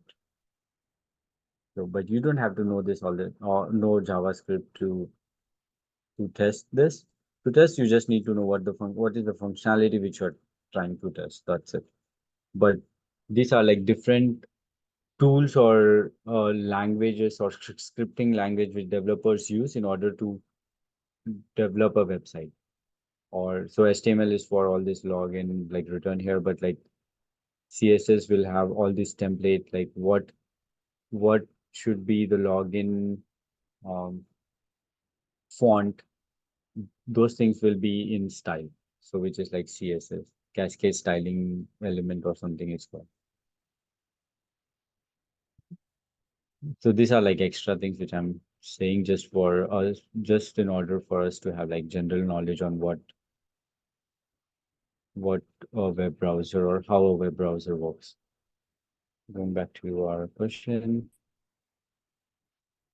And then actually this is same as the responsive. So not required. We give like more explanation. Okay. Now, not many features as native. Yes, that is true because when we see a web browser and compare it with an application, web browser has like sometimes limited features because all the features can't be present or can't be served through a server. So they have like limited features. Whereas if you have the application installed, you get like way many more features. So that is one of the things from web browser, mobile web browser. So you won't have all the features. Like I don't know if you have ever noticed, like if you try to open a banking application in your laptop, you would see there are like 100 functionalities present in the desktop application or laptop application. But the same browser, but the same thing, if you try to open it on a mobile device, like be it Apple or Android, you would see there's like less number of features compared to the desktop or laptop version. That's because uh, not all the functionalities could be supported by a mobile browser. There are like less number of features. So this is one of the reason for it. Then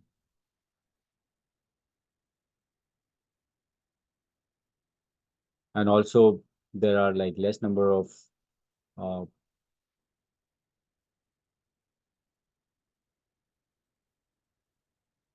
this is again part of not as many features as the native one. This point is again saying the same thing, that there is that there'll not be access. But now this point is not that true because you get access to the camera in the new applications. If you're trying to even use like the web browsers for using an web-based application, you can use your webcam plus your mic or your audio device as a microphone and speaker. But earlier this was not the case. Like all the application would not have access to your microphone or the web camera. So in those cases, like this becomes like one of the problem. But for and also earlier, like Apple didn't give permission um, to their shared drive, as not shared drive, I would say, to a place from where they can store files and things like that. Like Google still gave in access to uh, their folder where they could save files and things in the phone, but Apple didn't have any access. And I think Apple still does not give lot of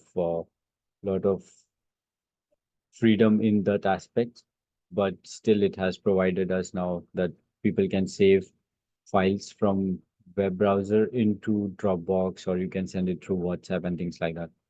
So access would also not be provided into your system's memory or phone memory, I would say, at this point, just to make everyone clear. Like, so in phone memory, you would not be able or allowed to access these files.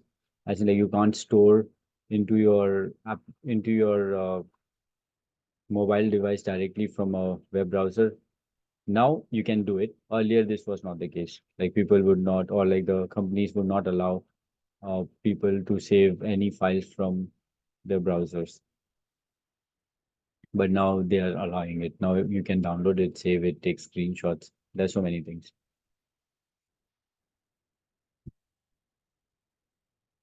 No offline capabilities.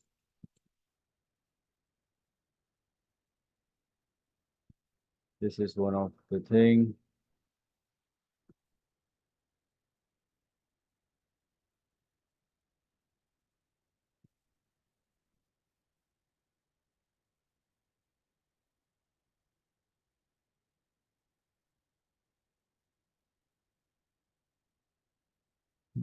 I'm not very sure of what the offline capability means here. So leave this with me. I'll clarify later.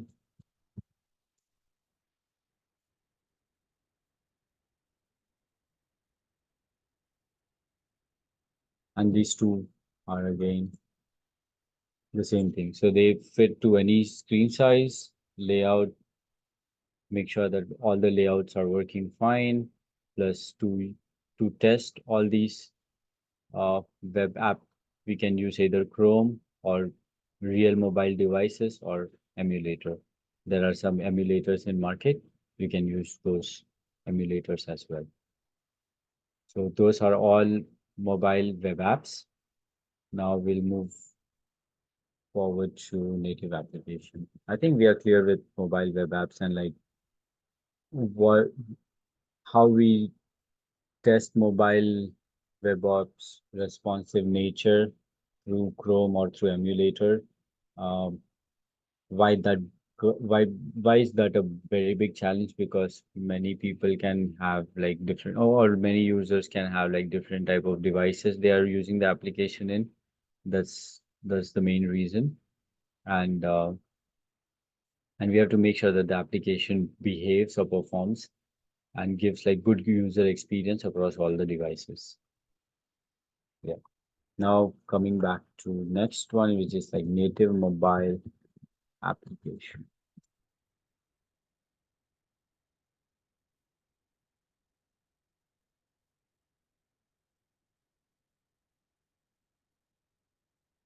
So native mobile application is like a little bit different than web application.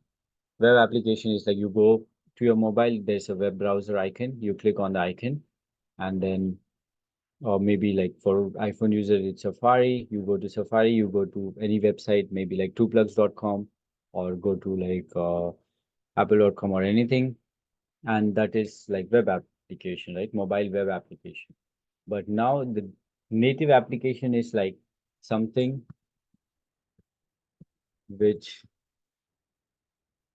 can be installed in the mobile devices. So be it like WhatsApp is an application, Instagram, Facebook, Messenger, etc. So all these are like different application which you can download from App Store and install it in your application. So download from App Store and install in the mobile device. Right? So how many App Store do we know? Like example, can someone give me some examples of different App Store you know? Google Play Store. Yeah, Google Play Store is one. So Google Play Store is for Google or something called Android devices, correct? Do we have more in the room? Come on, one more or Yeah. two. You can do it. App Store. Oh yeah. Yeah. This for Apple, right? Apple device, App Store. And then we have one more. I think it's for, but those are like Play Store. So actually we are good with this too. So what we see is like most probably people use devices like Google or like Android device. It could be the phones could be like Samsung uses Google or Android, then Google itself uses it, and OnePlus uses Android, and so on. So all these are like Android users, and then we have Apple devices using Apple Store. So for here, it is just iPhones or iPads or things like that. So yeah, iPhone, iPads, etc. So what you do here is like you go to this app store, you try to install an application, and then you work on the application, right? So there are like lots and lots of applications which are native. Um, some of the examples are present here, WhatsApp, Instagram, and things like that. They also have like the web browser, but they also have uh, a native applications. So people can get maybe addicted to them, start using them more, and things like that. So companies are coming up with native application where they can get it installed. Plus, for web application, uh, you need to web application all has like session. Let me say something like session. Session as in every time you log in into an application for through a web, as in like through a browser, after you enter your credential, like user ID and password, uh, your a session will be created. Session of accessing the application is created, and this session comes with defined time. So for banking application, maybe like 15 minutes. If you're not using the application for like 15 minutes, session will be timed out, right? 15 minutes and beyond.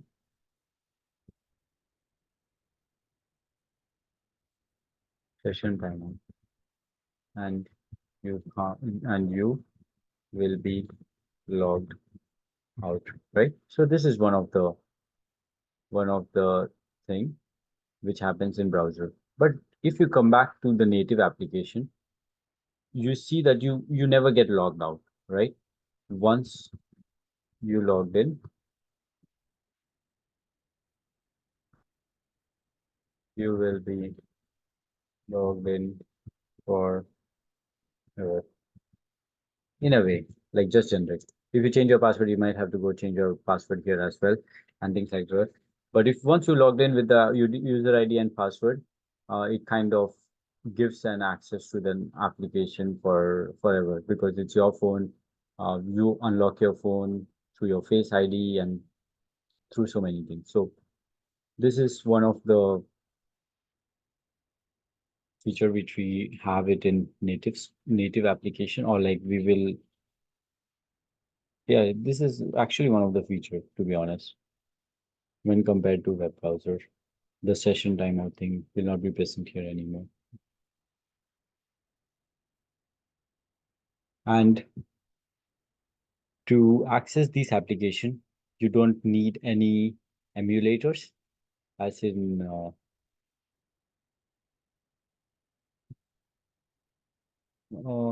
I hope you all know what emulator is right now. Emulator is nothing but a device or like a web browser pretending to be your device, right? And let me introduce something called simulator right now. What simulator is?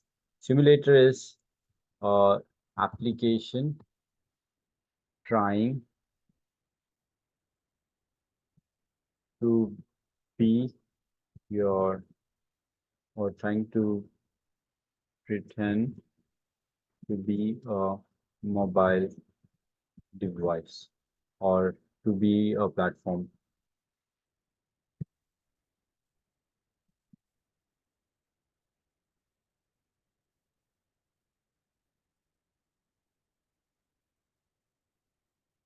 So before even going here, let me tell you something which is here. So people who develop application which are like Google based application or in Google Store, they use different programming language to build these applications. Similarly, iOS guys, like people who build iOS application, they use different programming language, and people who could develop Android application, it's not necessary that they would be able to develop Apple application as well, because the programming style is different, language is different. Of what I know, people, there is like this requires different skill set, this requires different skill set. So people would be developing applications here are different, and here are different. So they have different skill set, as in like different programming language, and yeah, and they are like different from different organization also.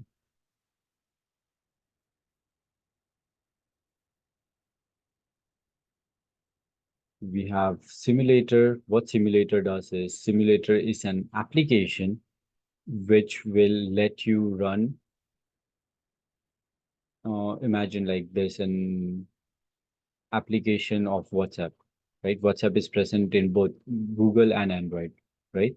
So developer of uh, Google would create a WhatsApp and then upload it into their Play Store. Developer of uh, WhatsApp in Apple, uh, or like imagine that WhatsApp is one company. So let me say it like this.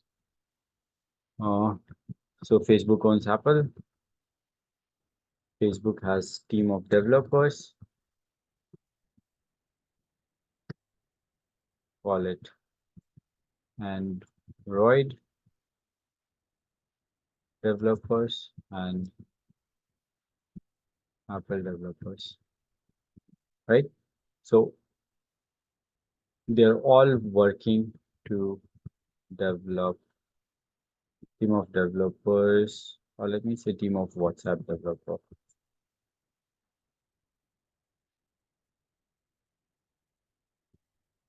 So one team develops for Android and one team develops for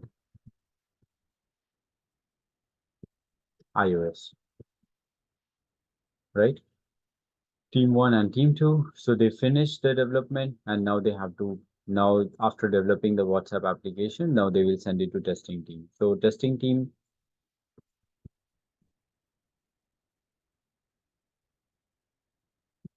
has to test all the functionality of the application.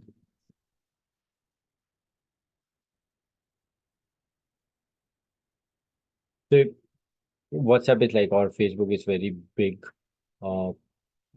application. So let's think of them as like a small product where there are like two developers team and they have only one testing team. Now testing team has to make sure that both the application works the same way, right? Both the application as in application is one, but they have like two different version. One is for Android and one is for developer. One is for iOS. So both the version needs to be working fine. So I would not say version. I would say like uh, so. Let's name it APK. This is like the extension for uh, Google application, and iOS has its maybe iOS. I don't know what is the and what is the representation for iOS. So let's say iOS as Apple application. So as a tester, there's only one testing team has to test both of these. So they can't go and like if they have enough money, they can buy all these for mobile phones and do the testing there. But if they don't have money, then what do they do? How do they test these application and make sure that okay, both Apple version and Android versions are working fine. So to do that testing, they use something called simulators, right? The simulator is a software which would pretend or like which would have which would look like your phone, as in like Google phone or like iOS phone, and then it would install both a APK or iOS file into it and pretend to be your device, and whatever functionality you do there, uh, you can you can perform as a mobile user and you can test your functionality there. So you can test your application through simulator. So for iOS, the simulator is called test flight, and for APK there are like multiples. Now let me see test flight and APK testing.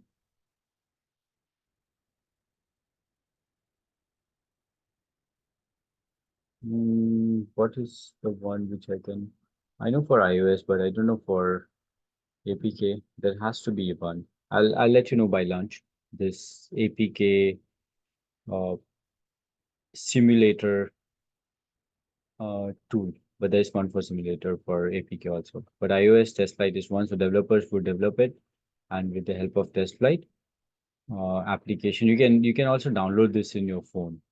The test flight thing. So if you go to App Store, you see test flight would be one of the application in the App Store. You can download it, but you can't test it because someone from iOS team would have developed it and they would have put it into an App Store. Then they will have a link. They should give you the link. Only then you are allowed to test the application in iOS version using test flight. Similarly, for APK, a developer would develop the application, they would give you a APK file, and then you can open the simulator, provide this file, it would install the application and you can test the application. So it's like a simple process.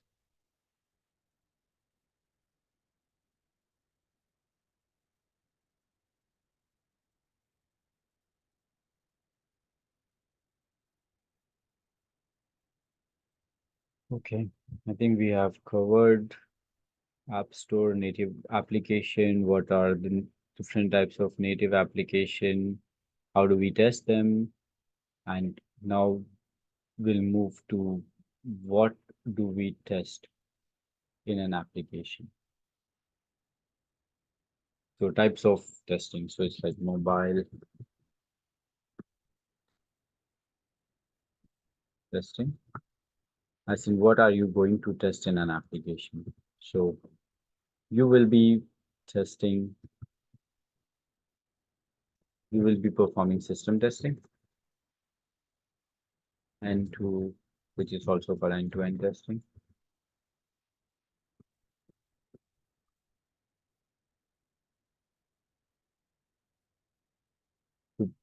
Before moving into this topic, let me once again ask, is everything clear about what is native mobile application? Yes, on my side. Okay, Yes, I must say it. okay, that's perfect. So Yep. let's move on to mobile testing. So what are the different types of testing which we can do in mobile testing? So, or like mobile or web app testing. I can say both, to be honest, at this point. Um, so first thing is system testing.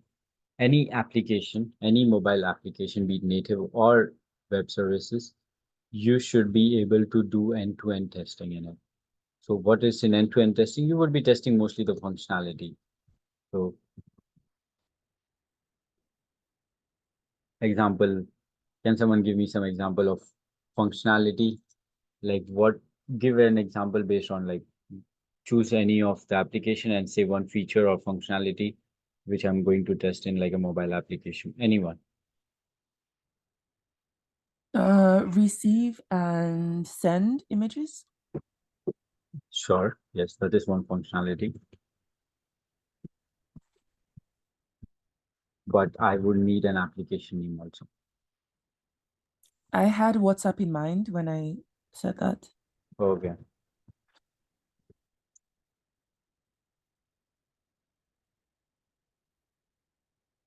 It's like I forgot WhatsApp spelling. WhatsApp, receive and send images. Perfect. Can I have one more? Upload images on Instagram. So this is done, I think. Receive and send images. Upload images on Instagram. Upload images in Instagram. Okay. So that is like you change the application. I wanted same. I want Oh, same application. I don't want to repeat again. Yes. Same um, one functionality in WhatsApp. Create a group. Wow. Yeah. That's nice. Create a group. Come on, one more.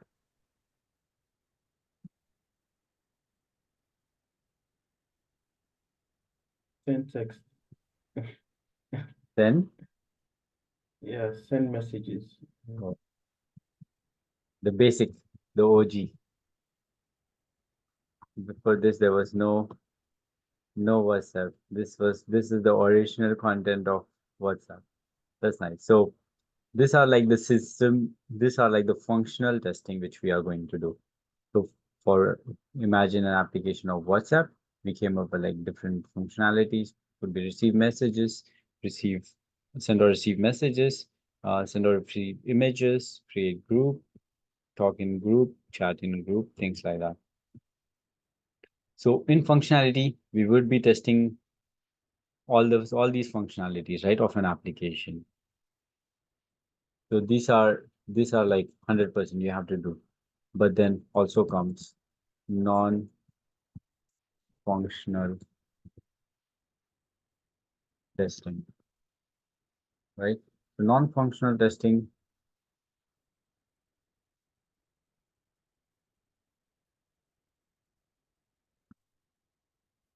are like performance.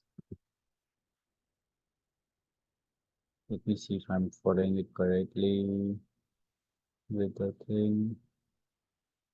Market power, you need to maintain different files, perform rich user experience, test tool.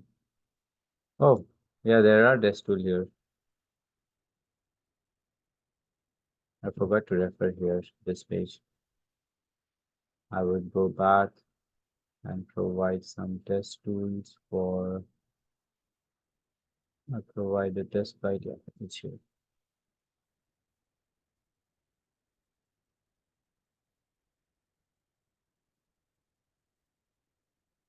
So before I go to non-functional testing, The tools which I was saying that I forgot on, what are the tools which can automate or automate Google application is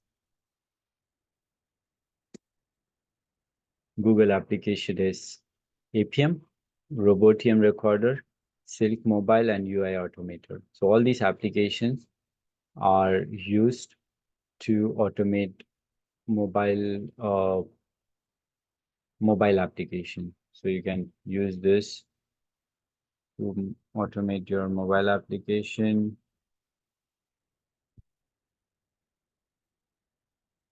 For APM, we have the course. We have it in the course. I don't think so I will have enough time to go through APM course. So it would be recommended for you to take some time and go to this section, mobile testing bonus APM. So you can go through these recordings, but I would not recommend doing it right away. I would ask you to wait until, sorry for that. I would ask you to wait until we finish at least basics of Java, and then you can go back and you can start testing. I don't think so there's any dependencies here. You can still go and do it, but I would suggest, like, if you are understanding how we are going to do an automation or how we are going to automate something, then it will be very helpful. So we can do that later on. Now coming back to our topics. So those are like different tools which we'll be referring for mobile automation. Okay. Different types of testing. We are going to test all these functionalities.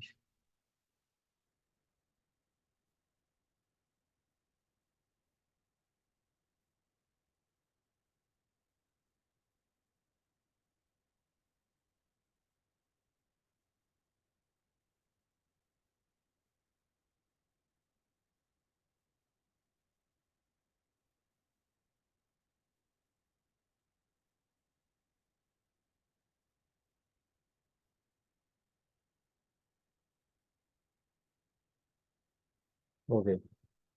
So for performance testing, we have to make sure that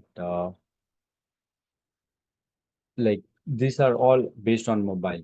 So like how a mobile testing can be done. So for performance, I would say while testing an application, we will look into the battery, like how much of the battery is consumed while using an application. So while playing mobile games, you can see that your battery drains fast.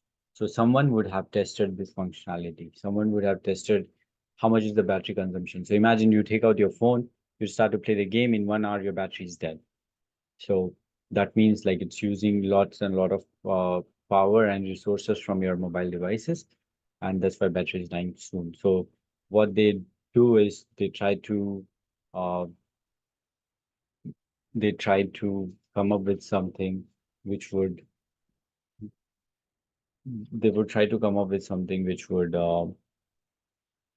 reduce the battery consumption.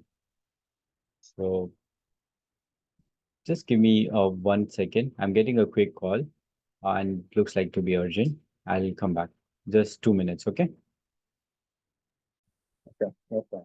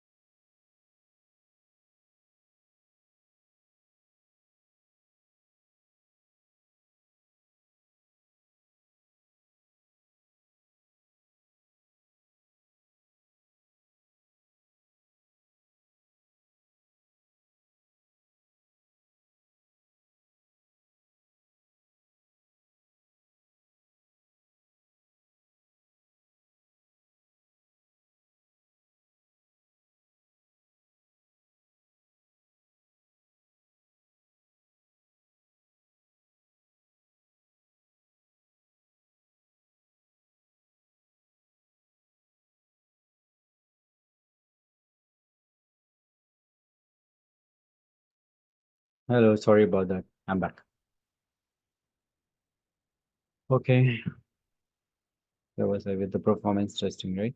So yes, performance testing as in like we have to make sure that all like battery is one of the performance issue. So make sure that the battery consumption is not very high. Uh, it's minimal or like as low as possible. So for gaming industry, you can't reduce it by very high because it's using your phone's processor, its memory plus the screen.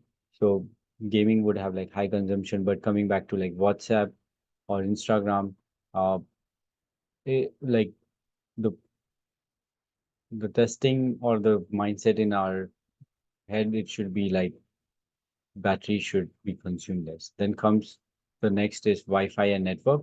Make sure that application is also accessible or used with Wi-Fi signal not being very strong. So even with like less, like you have to find the tendency of how how with how less the signals or like with the less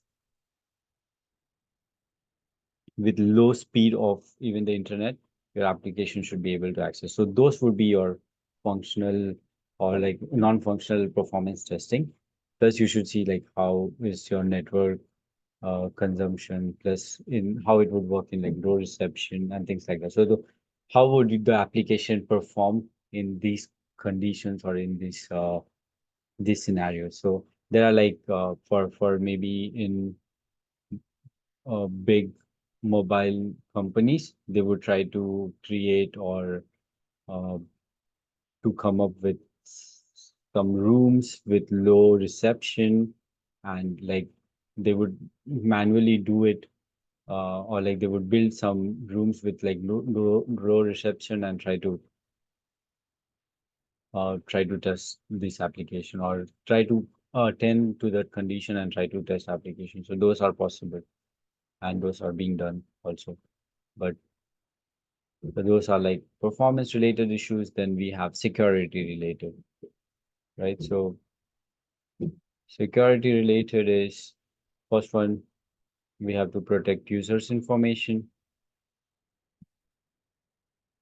And how do we do it? And we have to make sure that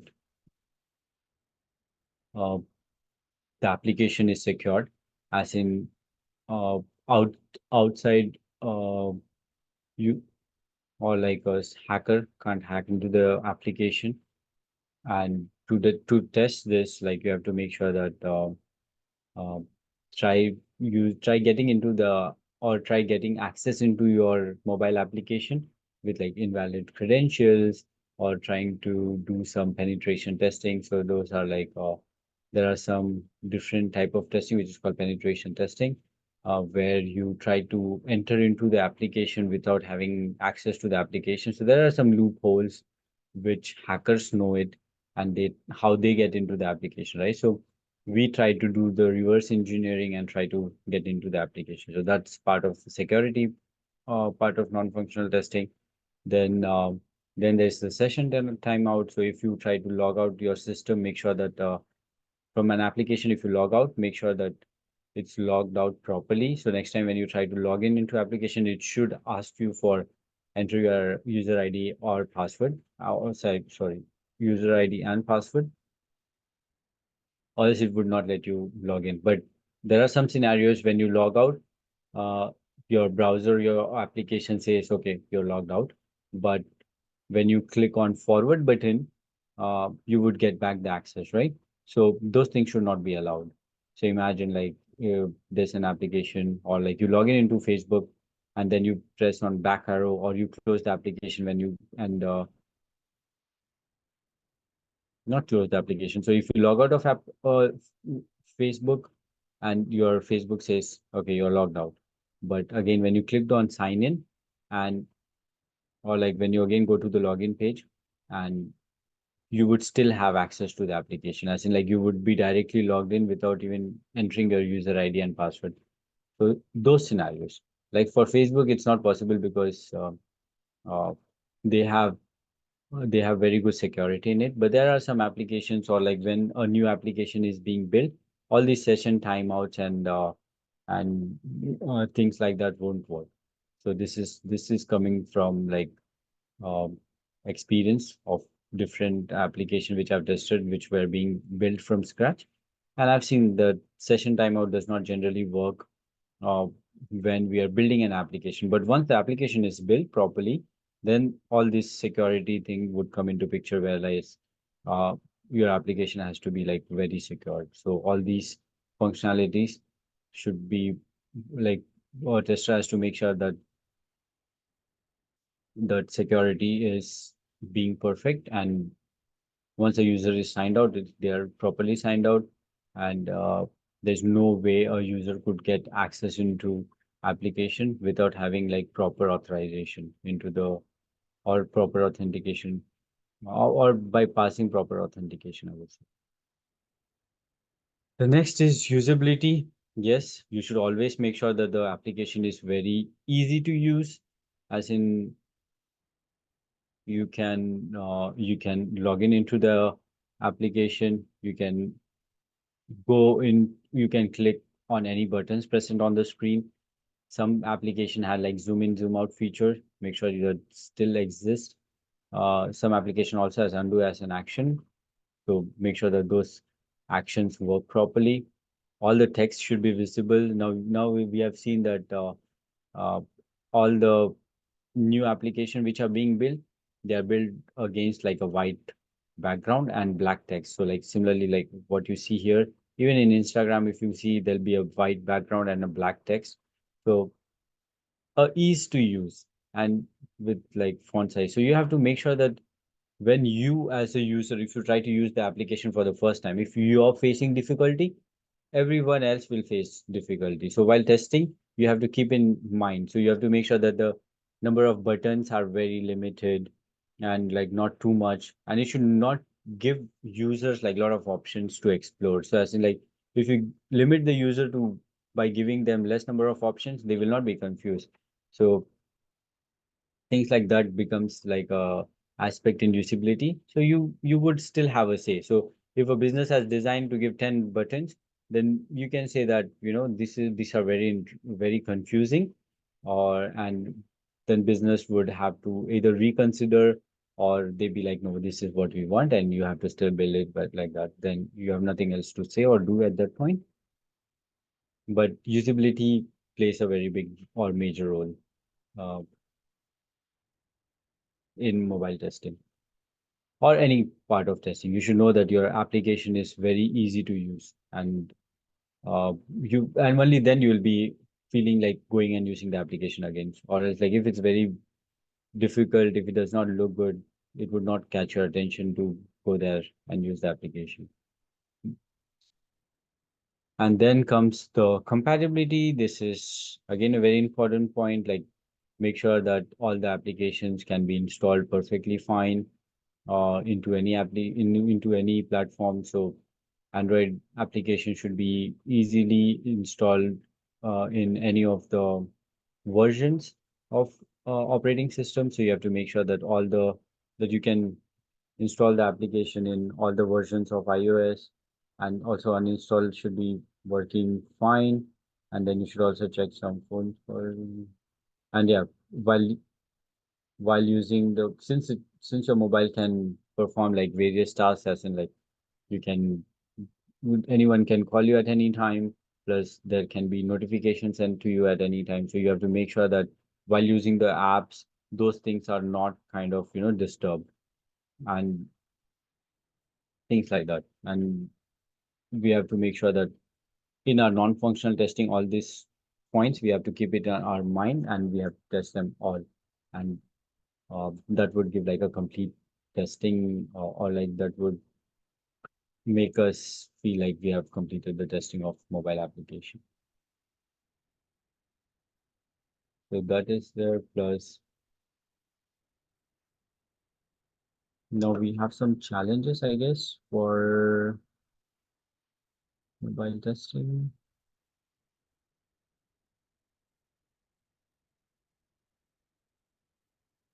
Yeah, there are some errors, which is like the most important ones are like application installation failure. while an application is being developed, or before it is released to the humans or like to the users, it would first be uh, tested by tester in testing phase. And while doing that, they would always face this issue where they're trying to install an application and the application does not install because of versioning issues or because of the old uh, operating system or anything could be the reason. So that happens. And also sometimes app could crash. You're using an application, you reach to a point where uh, application is not working or it's like lagging and then it's frozen and then the system crashes. So I think we have all faced that issue. Maybe you're scrolling Instagram and something happened with your phone.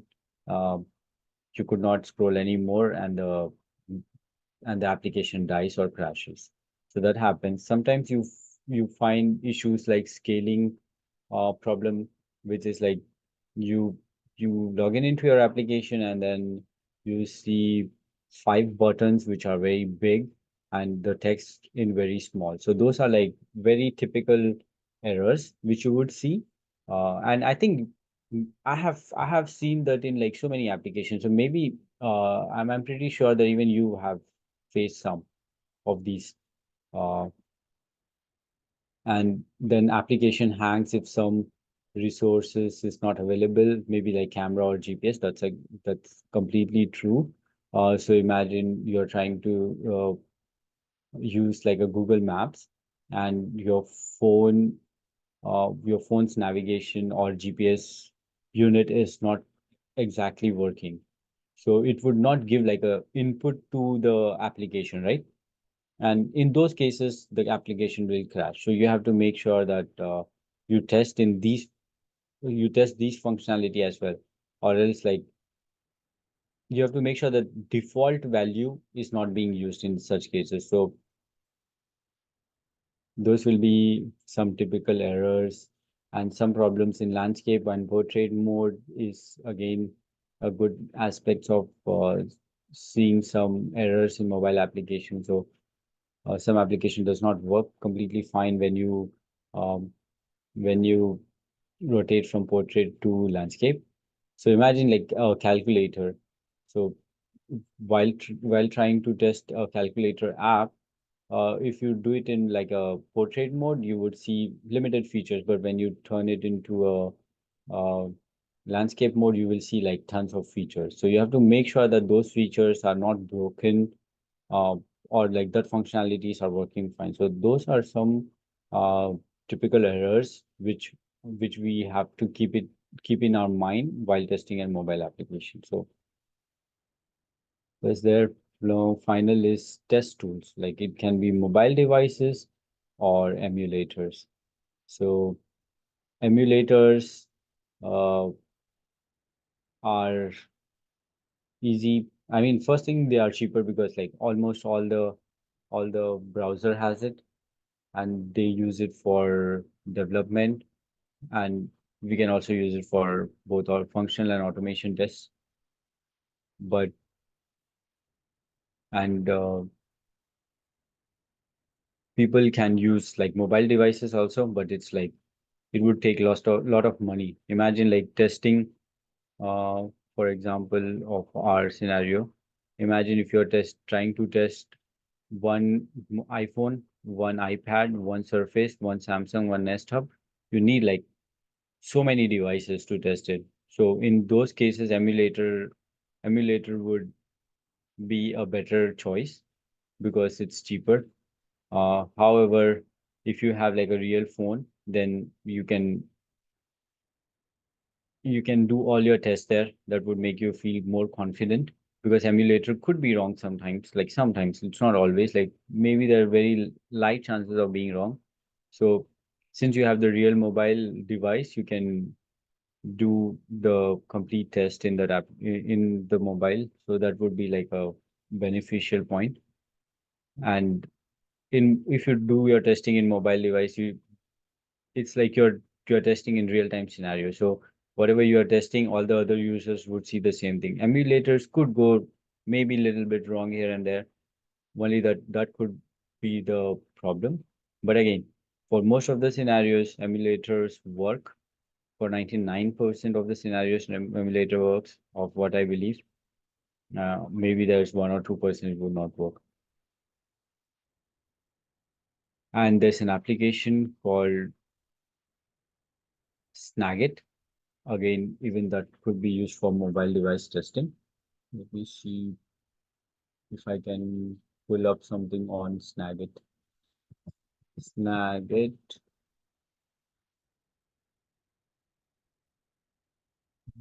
Snagit is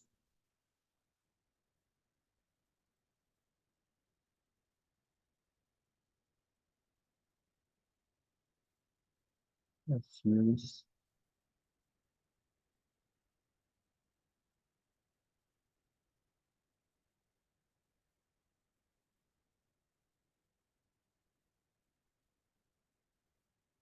Need to know what is Snagit.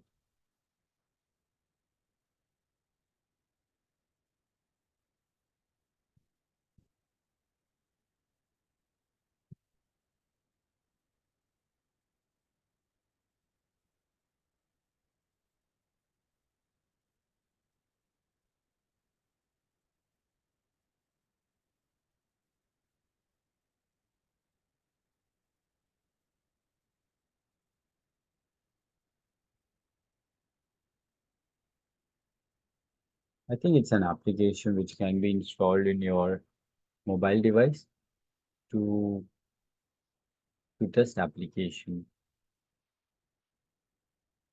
I want to understand what it is. I'll explain this Snagit part later. I'm not very confident about this application. I didn't see this.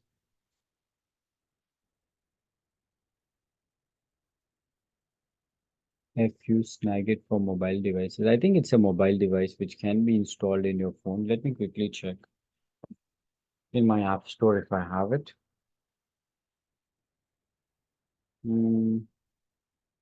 If anyone has Google Store, they can check there as well. App Store.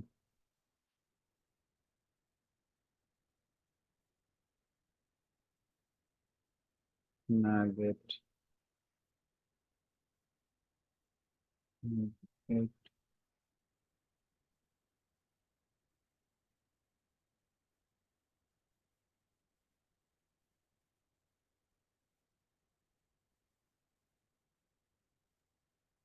I just browsed about it. This is for screen capture. Sorry.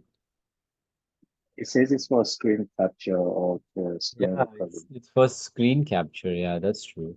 I think it's for like recording your screens or like uh, taking screen capture, as in like while you're testing an application, you can start recording your screen. But I think iPhone has, or like even Android has like this feature where you can record your screen now. So I think earlier there was no feature in the phone, and hence people use like Snagit for recording the tests they are doing.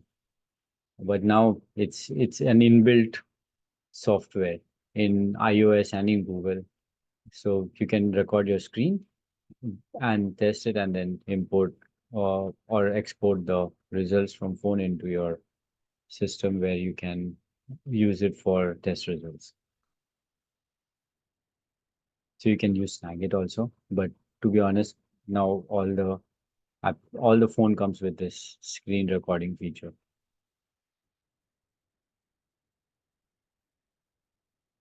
Oh, and Anita is saying that it's like a snipping tool. Perfect. If using an app store for mobile device, which is like snipping tool. Okay, so mobile has like a snipping tool, and perfect. Thanks for letting us know. So it's like a snipping tool to capture screenshots in your mobile. Perfect. So I think we covered most of the topic from web and mobile testing. Do you have any questions on any of the topics in mobile testing? Or native apps, or what is emulator, what is simulator? So is everything clear to the class? Yeah, I think so. Okay. I just also wanted to ask for during the week when we have our labs, we can send messages to you, right? As we try to attack the questions or what we're revising. Yeah, you can Okay. send it to me, but yes, but I would say the first question should always go to, like, you can keep me in Anita. CC, but yeah, but try to push your questions to Anita first, and Mm. if she needs any help, I can come pitch in at that point. Okay. Yeah, you can, but yeah, keep me in email or the loop so that I'm aware of it. Okay. Yeah, Thank you. no worries.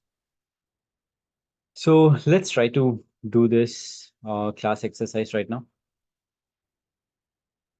before we go on lunch. It is quick. Visit your app store. Let's go to App Store.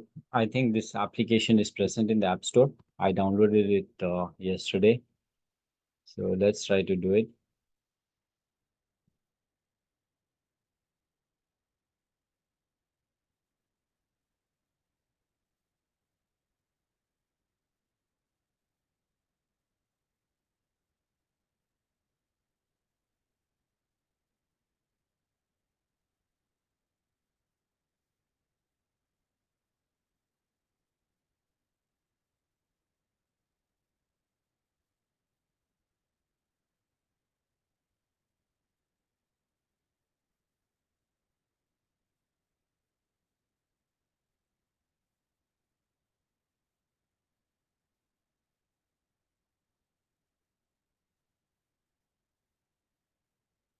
So let me know once you have found this application. If not, then I can tell you. It's like a blue plus symbol.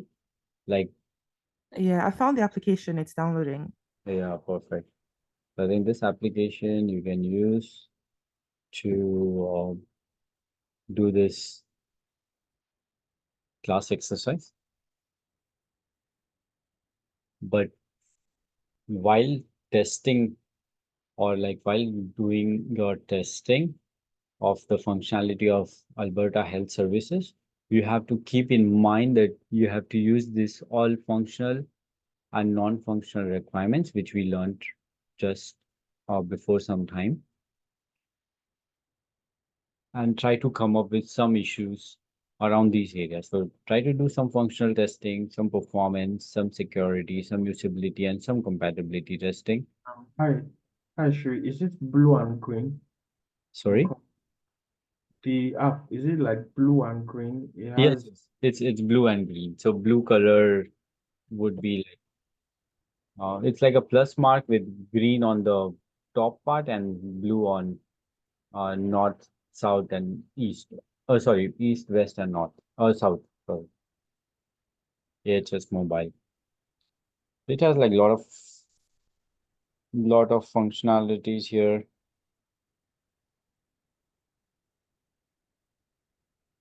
You can search for products, you can call them, you have help links, you have favorites, you have settings. You can check some functionalities, try to come up with some issues.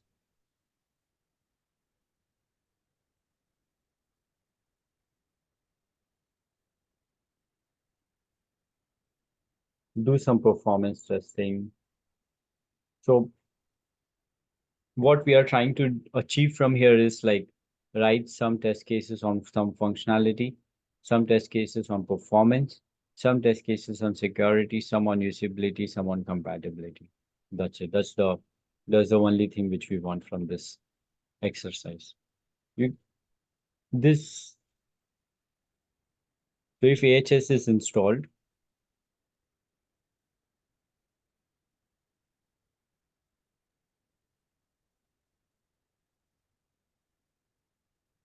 no,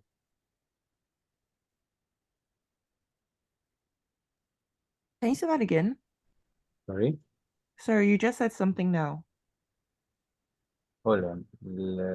Let's- I'm waiting for Salim to join. Okay. Okay. Yeah, I'm back.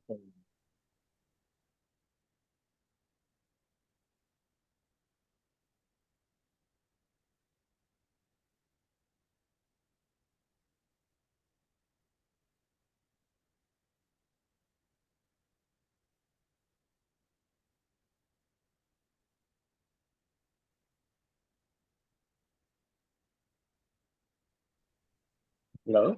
Yes. Can anyone hear me? Oh, you got back your audio. That's nice. Okay, so what I wanted to Okay. say is right from with this assignment, which I'll be giving, or it's class exercise, so I'll give it for you as an assignment in this. What you have to do is you have this application installed now.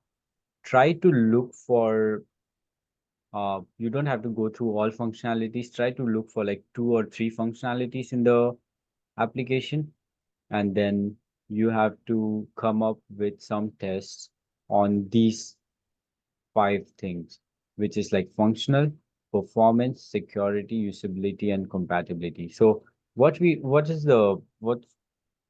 are trying to test here is, can we come up with some test cases based on these points? So like we want some test cases on these points to be returned uh, by you for this application. So all these points should have at least 1 or 2 test cases of what you feel like, but this should be taken into consideration. Okay.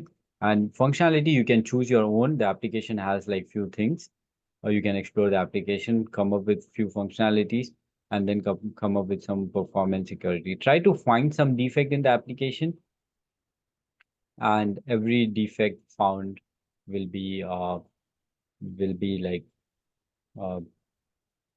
will have like a additional grades or additional marks given. So I will write that in the course assignments which I'll be giving today. So I hope we understood the assignment part at least.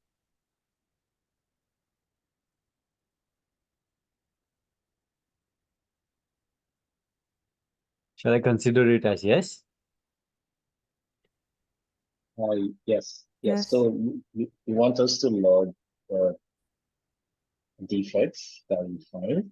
Yes, you can log it in JIRA also, but create a new project and log the JIRA tickets for this one for native app testing. Don't use the same project as there'll be 2 assignments today because we have a lot of break coming. So you have like enough time to go through this. So today I'll be giving you 3 assignments in total. One would be for this native app testing, which is to create some test cases on all these. Plus, like if you have some bugs, log it in JIRA. So create a new project in JIRA and do this. One would be for mm, one would be for this one, defect management, which I gave it in last week also, but here I reduced it. So this time I'll give the full version of the coursework, which is here. You have completed half of it already. So you will be doing these 3 steps plus all these.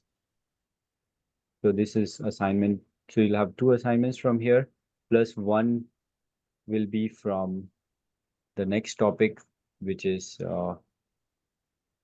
testing of web services. So this would be the next part. We will do that. I will give you some break now before we start API testing. Okay, let's take like 30 minutes. Is fine.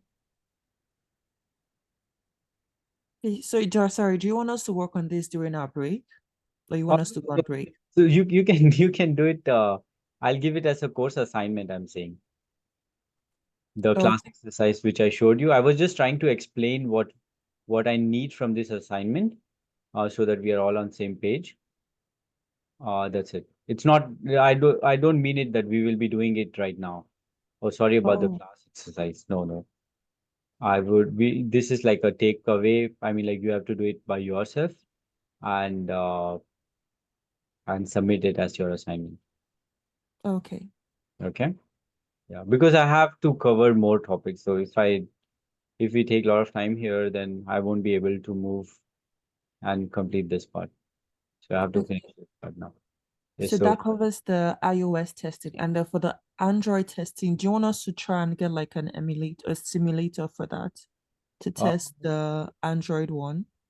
it's a good good point, but I think at this point, no. I just want you to, so the point of this exercise would be just to make sure that you can write um, test cases based on these areas. So that would be the Mm. main focus.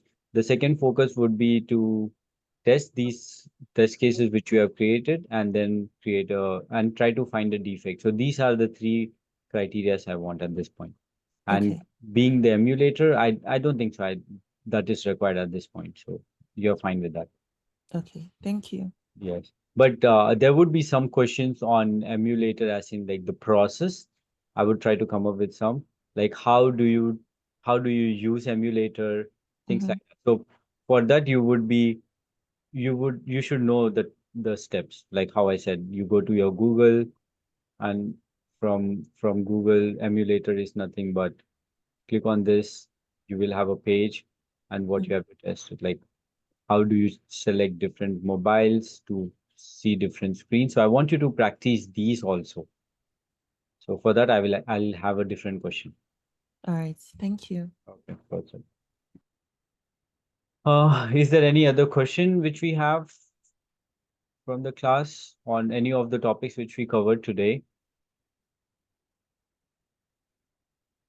Because now we'll be moving to the next topic. Not now, as in like after lunch. We will be moving to the next topic, which would be uh, APIs through SOAP UI and through Postman.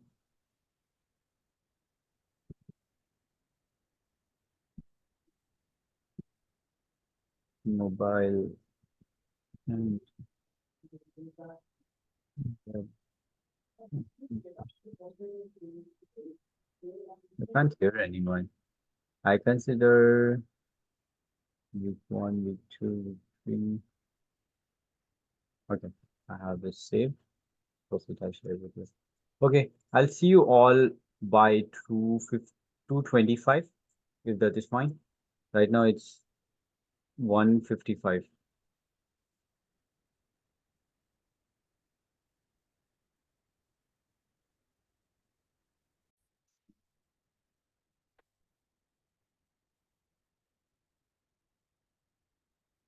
Okay, let's move on to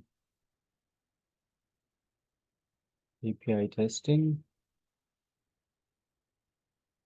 or web services. Hmm. Hmm. By any chance, did anyone install these applications? No. No, I haven't. Okay, perfect. Postman and In As well. that case, okay. I totally forgot to mention this, but that's fine. Let me see if I can. Anyway, those application does not take a lot of time to install, so we can do it quickly. But before installing the application, there are some things which we need to learn.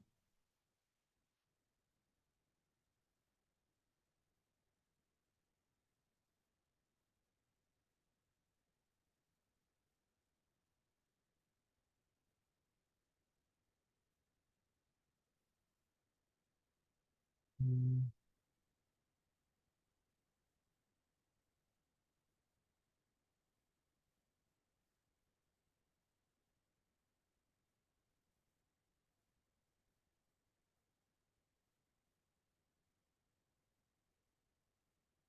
Yes, we will go through all these topics of SOAP UI or Postman together. But before even reaching there, we need to know what is web services or how this web services came into picture. So let's start there.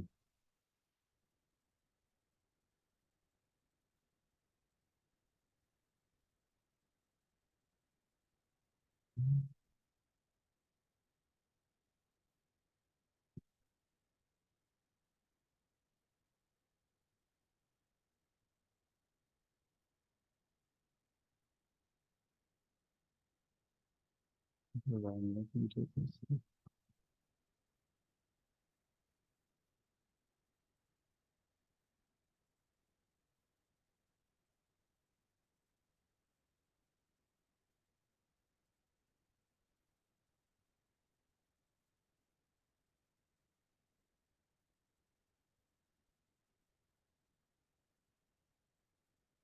Okay, so now we are trying to learn, or we are going to learn something called as web services. And what web services means is um, it's like when a machine, or like when a web browser tries to when a web browser tries to interact with the web services, they send like requests, they receive response, and while doing this, so like this request and response is being sent and received. So the types of requests being sent, types of response being received, and different application talk to each other with the help of this service which is provided by web services. So we can say that the services in the web is called web service. So what happens? Let's see one generic scenario, and then we will know like what is what what is web service. Before going into web services, let's see what used to happen before. So uh current like before internet was even discovered, um we have we had like two things. One is like machines or the screens. So these are the screens, and then this is like ancient time. We had like a monitor, and then we had a server. And server is nothing but you can say it as a CPU. So in single tier architecture, what happens is like all the all the computers had like their servers, and server was present in one place. So you can say it like uh, there was a server, as in like in the server or the database, or this server or database was present in a single network, right? And desktop applications used to access it through LAN cable or through Wi-Fi, but the server was present in the same system.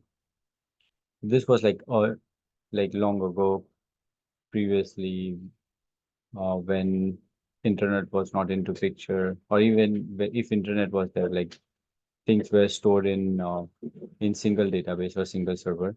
So all computer would be connected into that server, and then they would send or receive data through LANs, like ancient times. Then later on, um,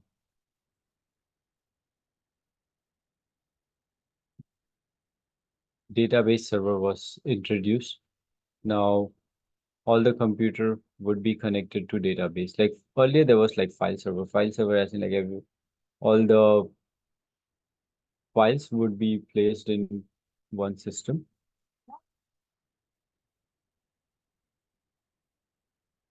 And in two-tier architecture, database servers started coming into play. So like Oracle is one of the database servers, SQL is one of the database server, things like that.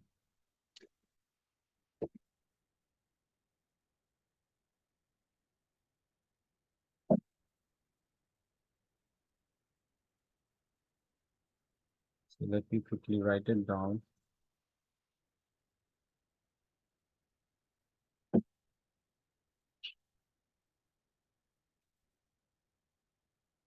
So single tier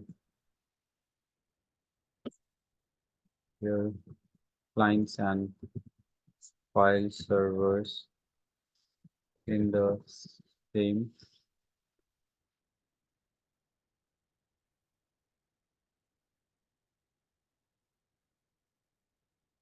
The example for this is like desktop applications,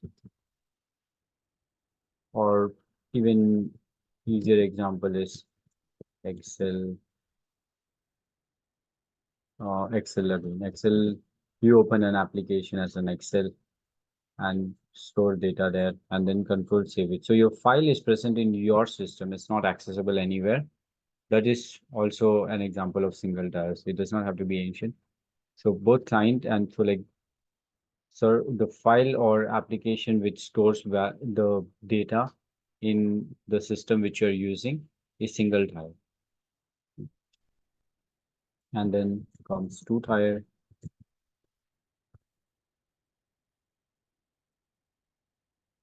So here we can say clients and server applications.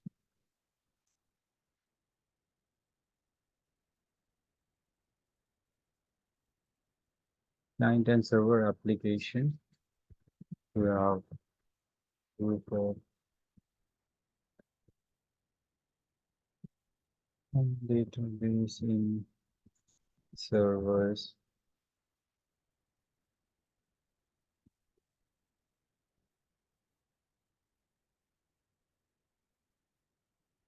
Example, SQL Server and Oracle servers. Okay, before even moving down to anything else, let me say what is SQL Server or Oracle Server. What happens here? So Oracle is a company, or like even say SQL. SQL is from Microsoft. So Oracle came up with RDBMS, which is like relational database management system. What happens here is like all your data, all the tables and tables, columns, and everything is created in by following some rules and strategies, which I will be discussing RDBMS on next session whenever we have. But today we can say that like Oracle is a server or like has a database server. So all the tables and files are created in a server which is hosted by Oracle. So Oracle is the company who would be hosting it. We will configure the server in order to create some database, as in like some tables and some columns. We'll put our data. So all the systems, so in multi-tier, in two tiers, what happens is like all these computers are connected to this Oracle server. So now whatever we save from one client, it would go back, and so you can send requests to the server and receive requests back from the server. So it's all placed in a Oracle server. So maybe it could be access to an internet or through the server could also be present in your own area. So anything is possible in this case. So for example, client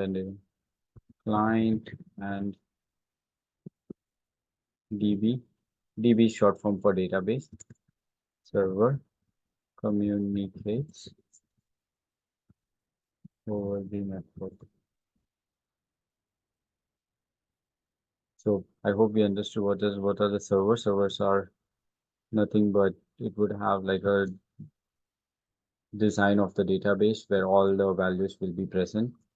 So Google could also be one server. So like when you try to enter www.google.com, press enter. There is a server in Google which knows what request it's getting on what it has to respond. So that is one of the server. And final in so now we are in where internet is everything for us.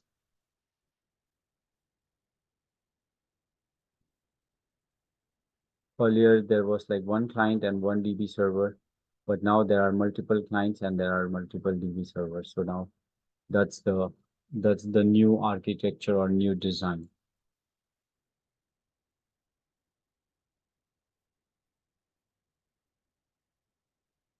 So which will be like 3-tier one where I will explain more about the 3 tiers in some time. Let me see.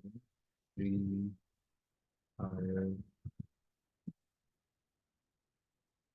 Okay, before explaining 3 tiers, let me say what is Let me see the server. Server is RDBMS, but I can keep saying RDBMS, but server. So we can say that server contains all the information and also processes the data. And DB server has data, and there's something called app server,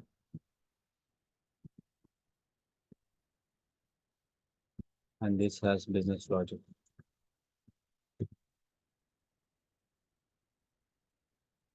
So any server has two parts. One is like database and one is like app, which is like business logic. So what database server will do, whatever you send it to, whatever you're sending. So imagine you upload a picture, right? So that would go and be saved into your database. You update any information that will go and saved into database. But what could the business logic be? Business logic can be anything, as in like when you try to make a deposit, right? So in your banking application, so you're trying to send an interact. So you would say whom you want to send money to and from which account and how much money you want. And then you send the request to the bank. So that is nothing but business logic. There you're not trying to save any data, but that is like business logic, which you're trying the server to perform. So those are business logic. So all these calculations are present into the server. So server will be storing your data. Plus also it will be performing some business logic. So that is like one way to explain a server.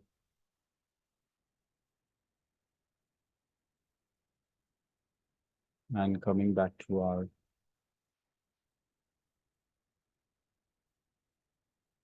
so earlier clients, so in single tier, client and file server were together, like coupled very closely. Then in future, client file server was replaced by database server, where database server would just store and manipulate data. And then there was the third level, which is like three-tier architecture, where there's a client tier. Client tier is nothing but what information client is seeing or what we see. So I can say that it's like a screen or monitor. Monitor can be called like a, so that's why they show it here. So monitors are nothing but uh, client tier, where client can see the information, and if they want to change some information, they have to send the information through some requests. We will study the requests as in like this request, and then they would receive a response from server. So what happens in three-tier architecture is client will send a request. The request has to first go through a business logic tier, and then it goes into the database tier. So business logic could be anything. So that is level 2. It would go into the business logic, and then based on the business logic, it would go to the database and it will save the data or it will retrieve the data. So you can see that the direction is multi-direction.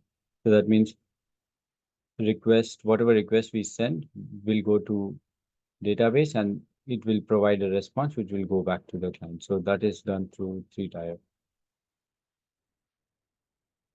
So now let's see like how, or let's dive like into details now. So let's take example as like google.com. So you have a website, you open the Chrome window. After opening the Chrome window, you type www.google.com. What your computer will do is like it will send a request to a web, which is internet. And then from internet, like internet will have the address into the request. So it will take the request address.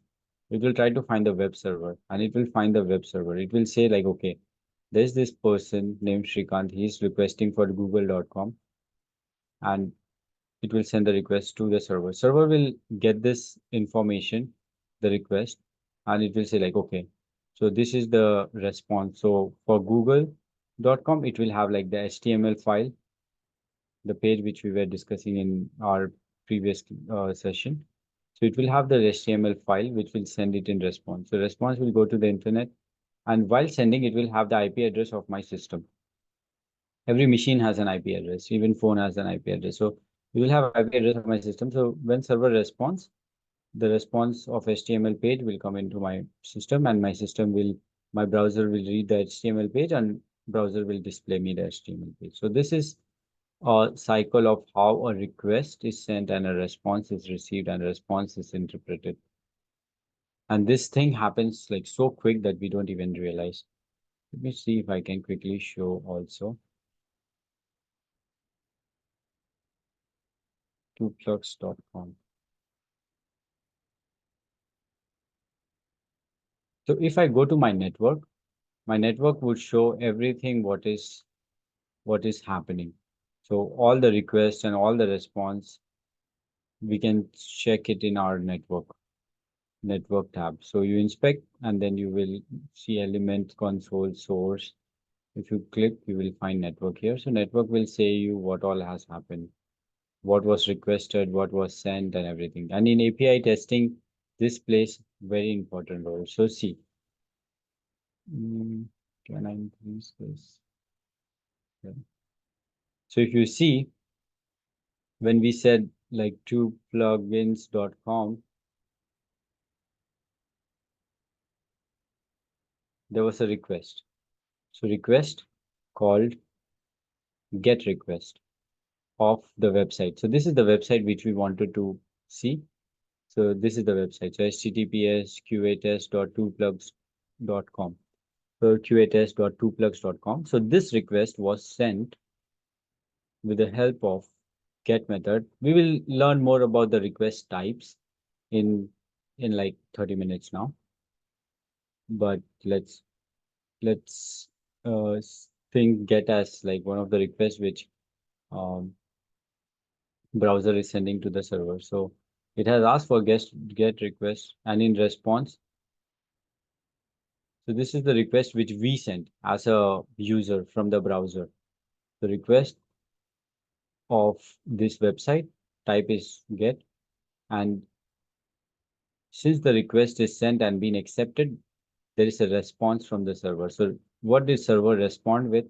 Server sent us this complete HTML file. So servers has sent us this complete file, right? This complete file which we see here. So this file was again interpreted by our browser, because browser knows how HTML works, and then they ran the code. This code is HTML code. They ran the code, and then they displayed everything here. Right. So I hope that is clear. Coming back to while sending the request, and if request is accepted by server and server sends a proper response, then we get a status code of 200 saying that, okay, you have asked me for something, I have given you the data you have asked for, our connection or whatever whatever you have requested has been served, and hence the status code is 200. We will discuss more about status code also, like what are different status code, what does it mean. Sometimes you see 404 error while accessing some application. So I'm pretty sure you would have seen sometime 500 errors or things like that. So those are like nothing but status code. Like if server is not responding properly, we would get like 500 error. If you are requesting for a bad website, imagine that you try to request for a bad website which is not even present, then you see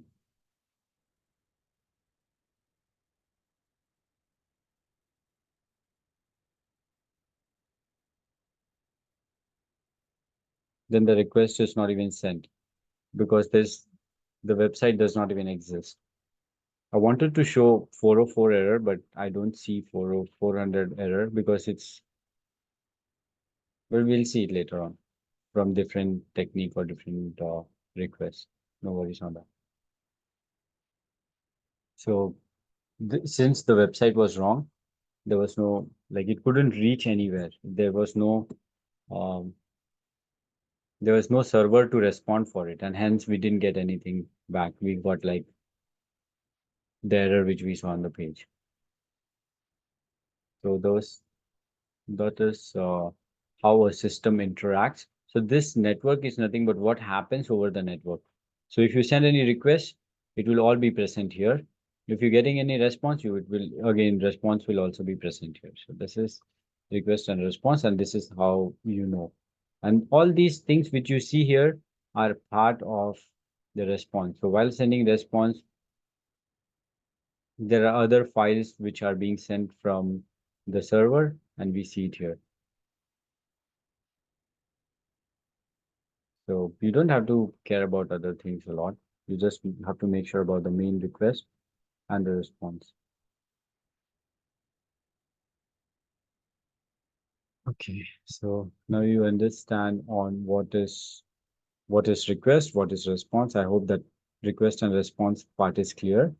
We'll be discussing more on different types of requests, different types of responses, and things like that.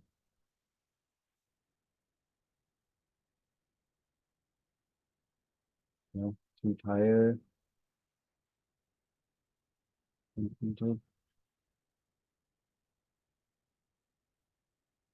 okay.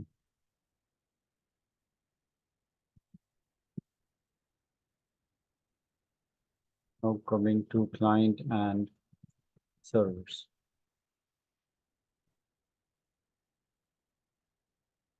And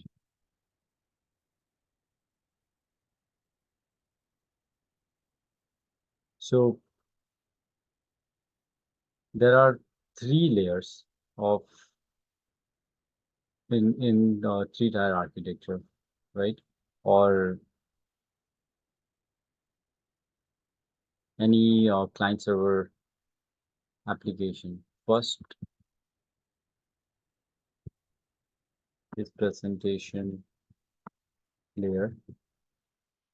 Then there is something called application layer. And there is something called data layer.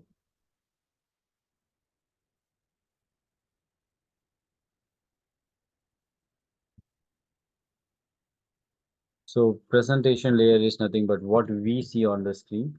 So something which is from Java, from HTML, the code, HTML code. So what your browser shows you is nothing but an HTML code. And then I also explained what is JavaScript, what JavaScript does, and then CSS. So this is all in presentation layer.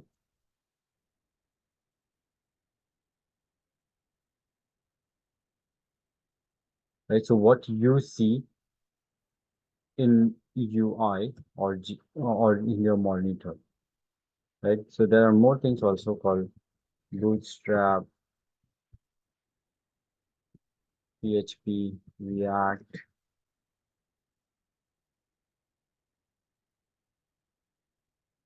etc. So all these are like different applications which are making our presentation layer look pretty, look look responsive, look nice. But these three are the key component which everyone would ask you about, and you should also know: HTML, JavaScript, and CSS. Then comes application layer. So this is like the layer in which your program is written or the application is written. So it could be Java based or .NET based or C++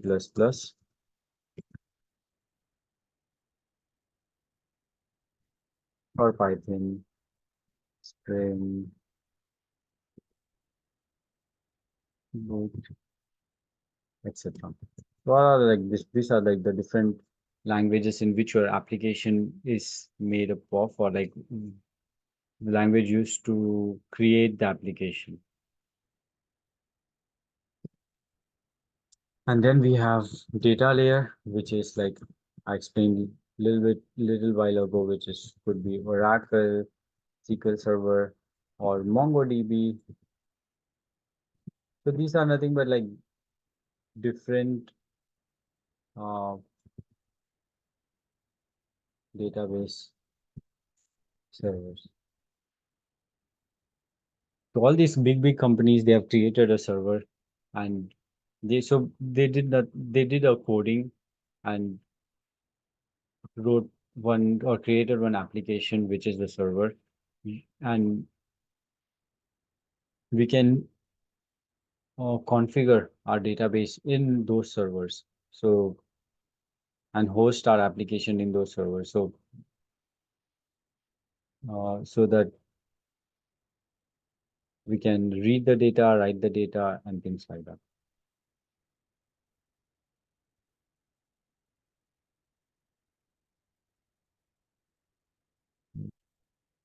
Now let's see what happens in client and server interaction, right?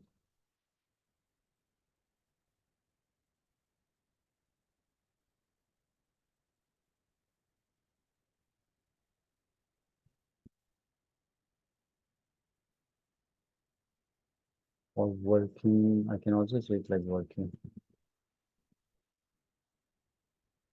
So I said how, like if we request something from server will respond back in HTML form, right? So server will return the or return the response with raw data, right? So server will give us like HTML file, CSS file, or something like that. So server will give this, and presentation layer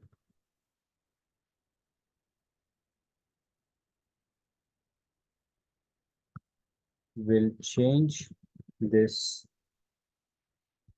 in order for us to understand. And us is nothing but user here.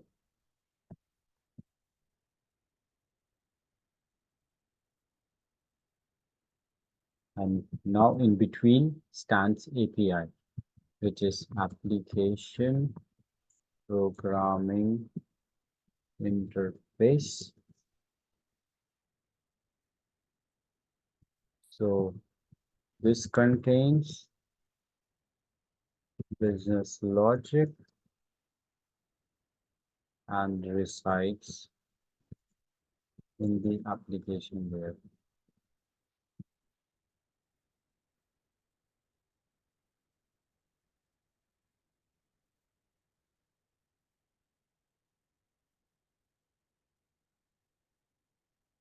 So API is sitting in internet. So what it does is like how your presentation layer, which is your front end system. So how your presentation layer, which is your laptop, and how the server are going to talk to each other. They use like thing called API, which is like application programming interface. So with the help of API, they can talk to each other. And like because of this API, different applications, like different type of application. There can be one more system, there can be one more system, and they all can interact with the server with the help of this application. So it's not like for every application you need one more like to talk to this exact same server for every application, or different users can use same APIs built by this server people. So the server people will say, okay, these are the APIs. If you want to talk to me, use the rules and business logic present in this API. So what I would do, like if I want to use this application into, or if I want to use this server, I will make sure that I follow all the protocols of this API and send the request, and send the request in order or like be in line with the API specs here, and then send the request and receive the response. So all the system, so maybe name it as application one from one system, application two from another system, application three from another system. They all want to talk to web server. So web server is saying like, if you want to talk to me, you have to follow this API specification, which I have. If you send me request as per the requirements present in API, then I will respond. If you don't send me request as per the API, then I will not send any response, right? So this is how it works. So we have like presentation layer here. So this is presentation. We see everything good. Server will have all the raw data. It will have like all the coding and everything. It will send this. So presentation layer, coding layer, and this is like application layer, where all the business logic is there. So whatever we test right now, we will be testing it in this layer, and we will also be testing what data we give to API and what we receive it back from API. So we will also be testing that. So to test that part, we have to use like SOAP UI and things like that. But to test UI itself, you can either do manual testing or you can do Selenium automation and things, and do UI automation. So right now we will be learning about API and what request we send, what response we get. How do we validate if the request sent is correct? How do we validate the response we received is correct or not? So those things we will test it here.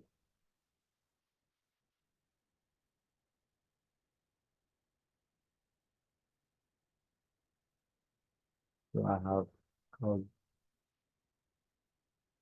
good picture,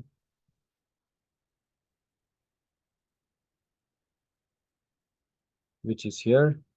Whatever I've explained, it's the same thing. You have presentation layer, you have business layer, you have database layer, and your business layer is nothing but your API sits in this layers. So I hope this API, where or how API is working, or like which layer it works, is clear now. And we'll dive deep into the next topic as in how it's done.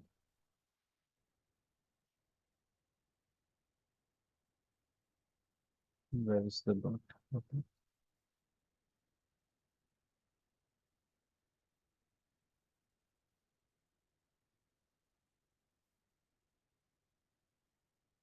Let's get to know what is API testing and unit testing. Or I can come up to this topic a little bit later. It's not required right now. Now we can go over some topics like web services.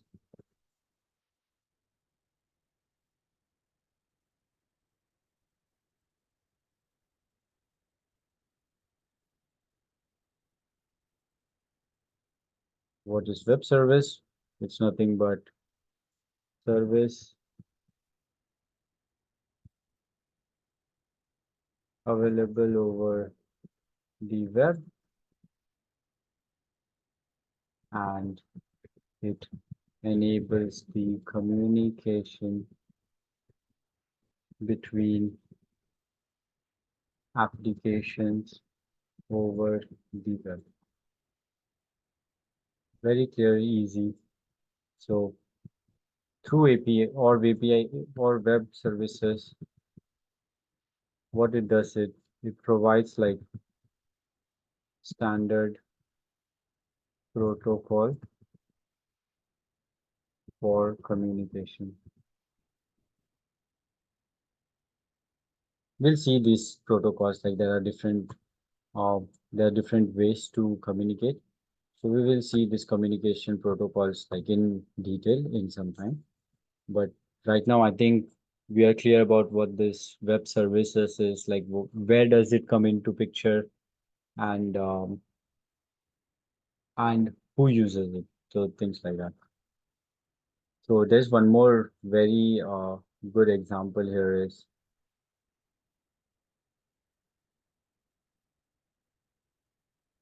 imagine we are sitting in a restaurant, right? We are the client, and there is a server sitting in the mess or like the cooking area.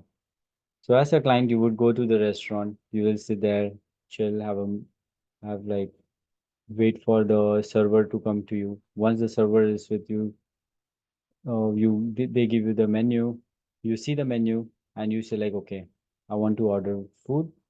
right? So you would order whatever you feel like, and the order would be given to a person, right? So person is nothing but the server. So the server would take that order request what you have asked for. So maybe you have asked for a hamburger, and then the server would go to the chef and he would say, okay, there's a request for hamburger. So what server would do, server would make the hamburger ready and will put it on a plate. And the server would take the hamburger and give it to you. So now the server is nothing but a API. So in example, so API's work is to give take the request from you and give you back, take the request from you, give it to the server, get the response from the server and give it back to you. So API is not doing anything crazy. It just does this work of taking the request and giving the response back. So you don't know who is cooking your food, and server does not know whom he is cooking for. So like this is the thing. You all talk or interact with the middle person, which is called API. Is the concept clear of what the API does? Very clear, because I was confused a little bit before, but I think Oh, this description is kind of clear. So yeah, now it's clear, right? yeah, at least from this explanation. So hopefully we would Yes. also. So and don't worry about the request. There are different requests.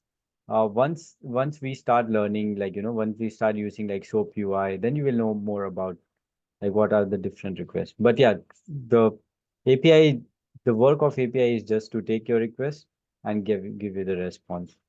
So so that you don't care about like what server looks like, and server does not care about what you look like, and they just care about their work. So they are like, I'm here to cook.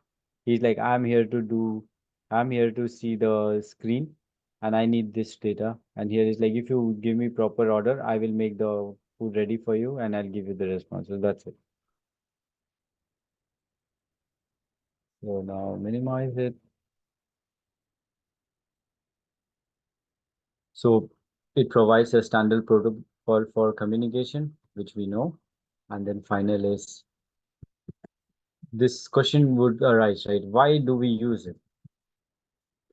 Like this is like the most important question, like why do we need web services?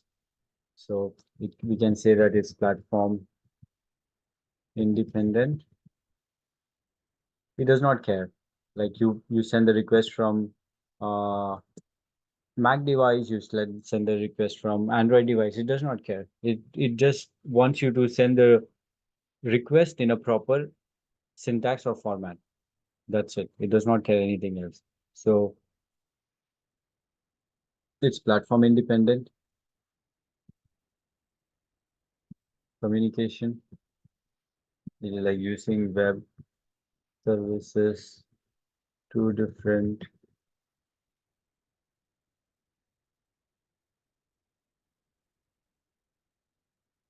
application using this. So two different application can talk to each other or exchange information. Perfect. This is why we need it.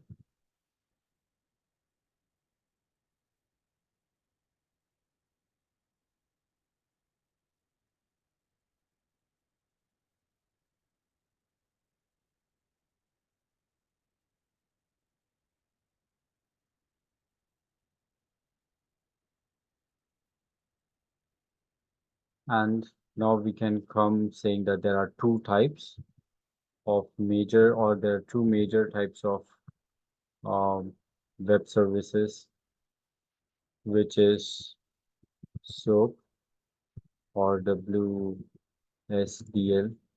and second is JSON. Or I can say it like WSDL and rest.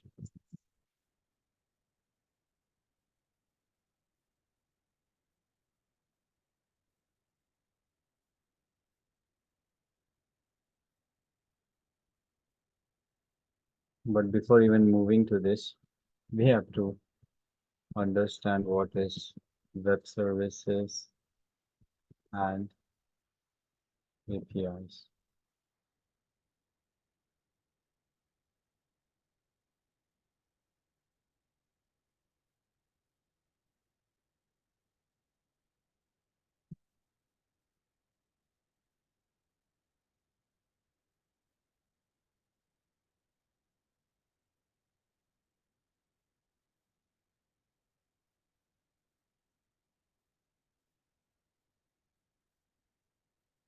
So consider it like when we are logging into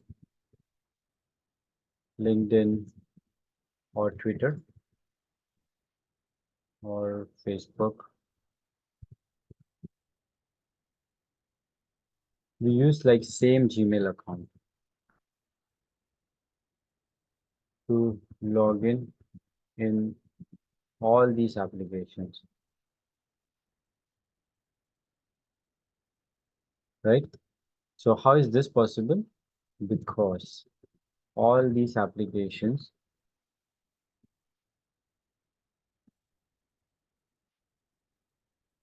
are using APIs.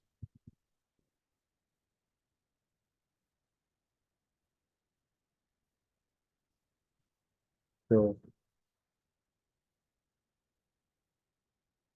a common Gmail login API is the reason why this function is integrated into different applications.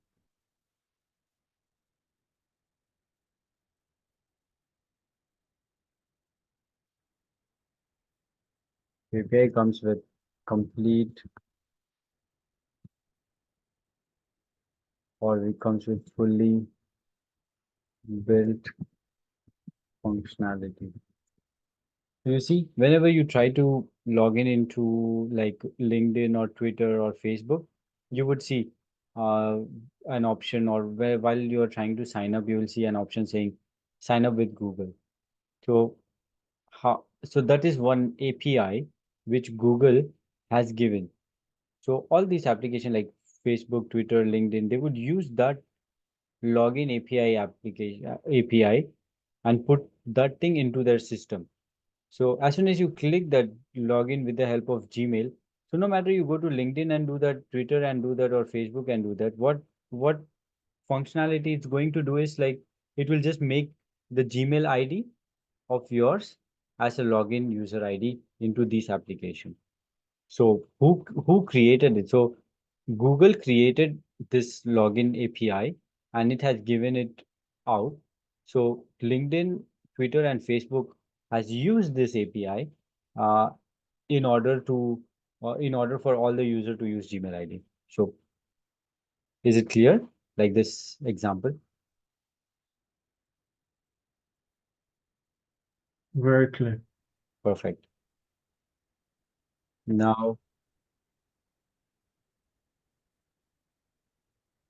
let's try to understand what is API versus web services.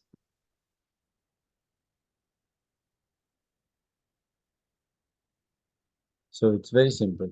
API on the internet is called web service. So anything which you have it on internet is called web services.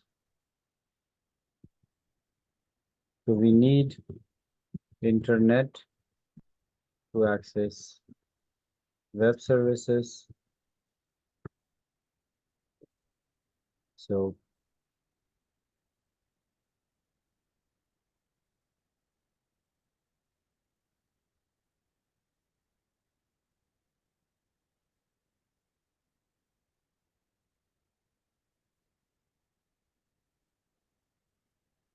And we'll be going a little bit deeper now, which is to understand a little bit on network side also. So request and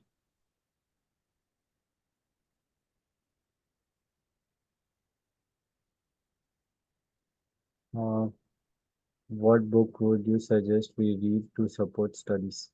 Okay, for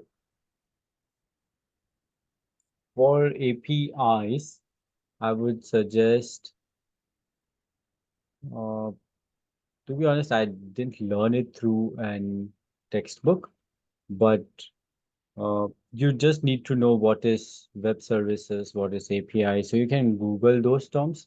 You need to know these terminologies and what it means. Plus, the main part of web services, or how do we test it, and what are different requests, what are different responses. We will. Sorry, Shrey, please, do Yeah. you mind repeating what you said? I completely lost you. Okay, on which part? On Oh. the book, you were answering the question, and then my internet went out.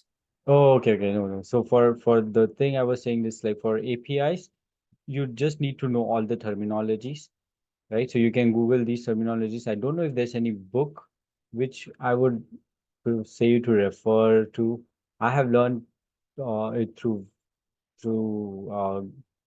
like websites, like SOAP UI website, and then normal by testing it. I learned it on the go. However, Okay. uh, when you go through these request and response, you will have like a better and clear understanding of what web services are, or what are different APIs, what are requests, what are responses. So I think that should be good enough. But again, still, if you still want to understand more about it, I would say to Google each and every terminology which you see here and try to understand them. But the Thank you. process is almost the same. Yes. Thank you. No.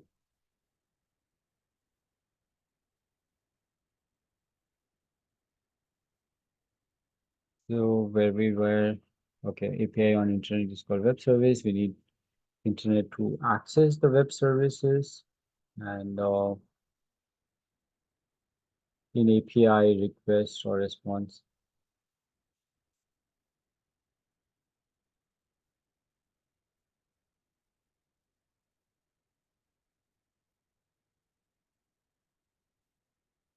You know what? I think for this moment we'll just skip this topic. I want to jump into the practical part of the API as soon as possible, so that it does not get like super boring. Trying to understand one simple concept, which is like how a system does how a system interacts with the server with the help of API. So let's cut the discussion short and come back and try to run some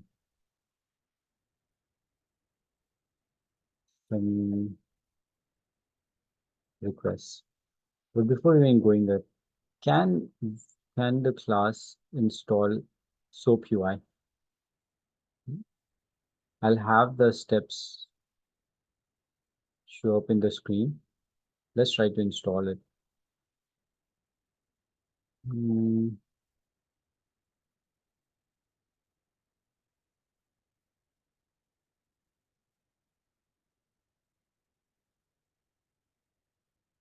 There is a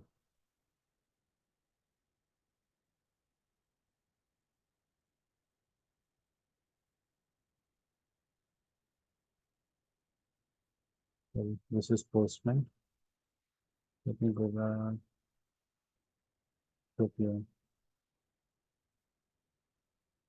Can you please follow this release guide, or if you go to the learning section 6, if you see SOAP UI installation, can you please follow this process? Click on this, try to install the application, the first one. It's easy. If you have any uh, issues while downloading and installing, please let me know. But it should be like straightforward. Shouldn't take a lot of time.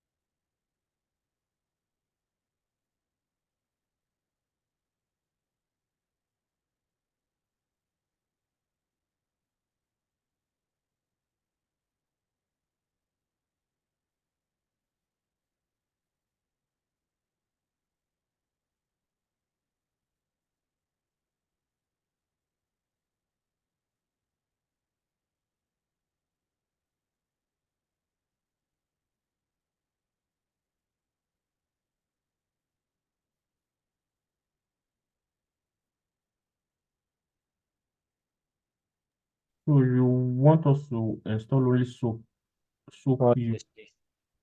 right? Yeah, yeah. Okay. I hope everyone are installing. Yes. And meanwhile, I'm trying to see if I have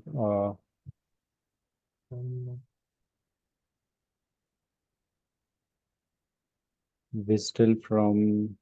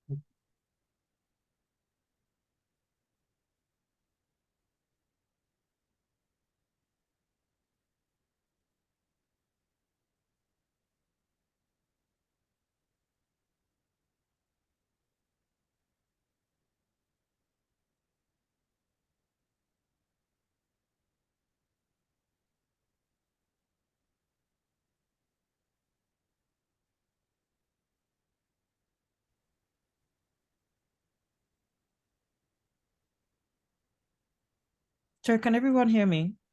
oh yeah, now we can. Okay, yeah. So for some reason, the internet is bad today.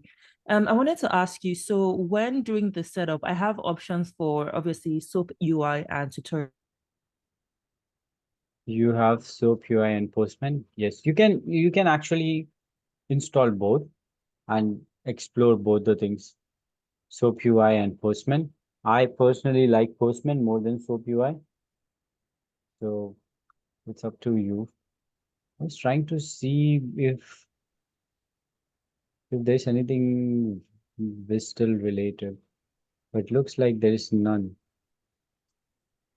Okay. My laptop is kind of frozen on the installation, so I think Okay. it's No taking a worries. bit of time. Just give it like some time, even if that does not work.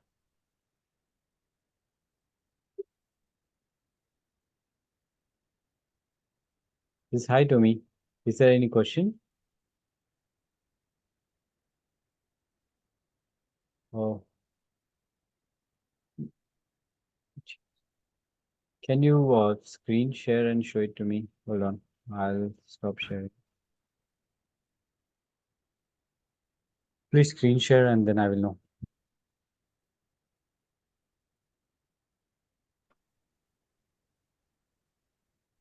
Oh, just the first one is good enough. You can remove the tutorials also if required. Just the Yeah, first. because it's saying GMS testing. I don't know if that's something we're going to No, cover in the not future. required. Just the first one is good enough. SOAP UI, yeah. Okay. Just go on next and next and finish Okay. the installation.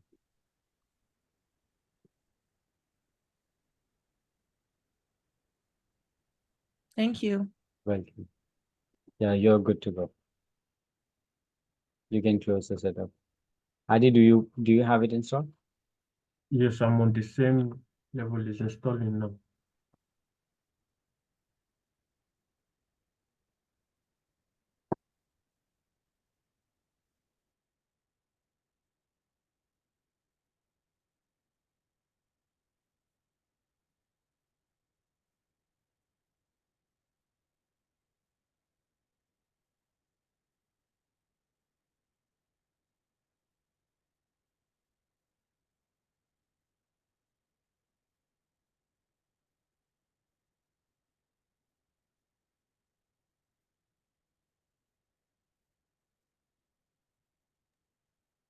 Will you download Postman as well? No, or not yet.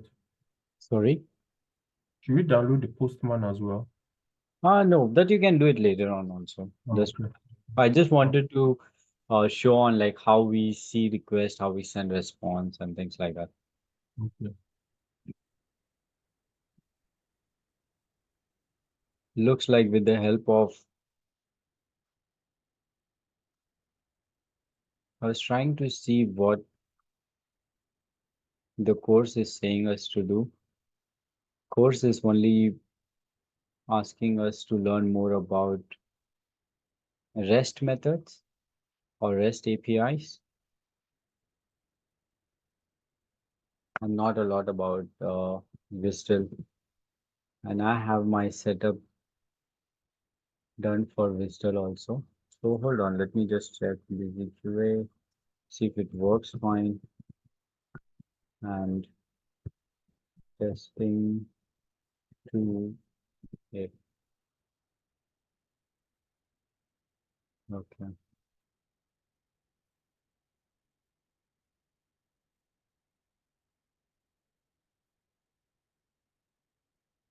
Okay, do we all have SoapUI installed? Yes, for me. Okay, perfect. And then when you finish launching, it goes to an endpoint explorer. So should we just close that? Should we leave that open for the class? No, you can close everything. You can come to, oh, right, I'm not sharing my screen. Sorry. I'm thinking I'm sharing my screen. Hold on. Sure. Let me know once you can see my screen.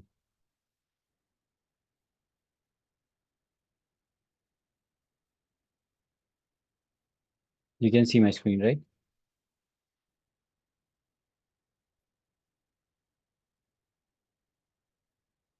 Can someone respond?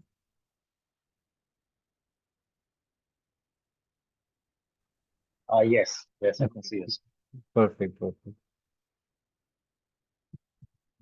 Okay, so what we are trying to do is we have this website. We will go into this website. We have some login IDs and some password. I have used BZQA testing 2A as the password, and I've logged in. Okay, so after login, they are asking us to go to this page. So I will try to go to the page. I'm just trying to follow up what is.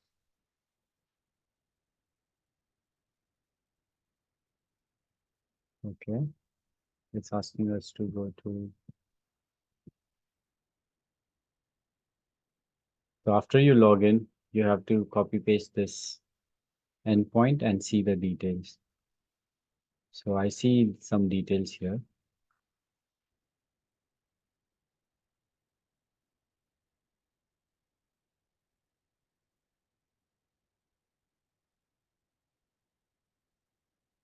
They're asking us to observe some prices. So it's better if I do this half screen. So it has price. So price is here. It has service description, the service detail, service description. It has sales.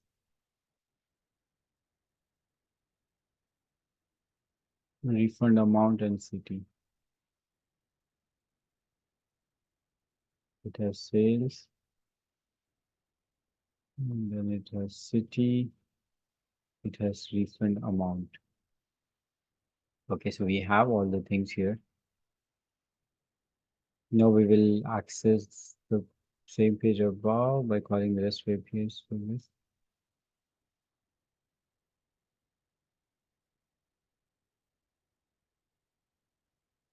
Okay. Let's create a get project here. So I think we can all, this has to go up. Okay.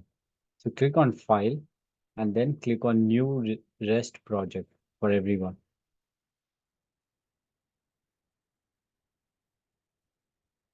It will ask you to enter a URL. I have URL here. I'm pasting it in the chat. Let's all use this URL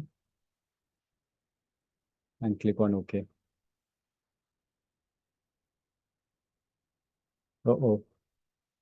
I sent a... Okay. So do we all have SOAP UI open? Click on File, click on New REST Project. It will ask you to enter an URL.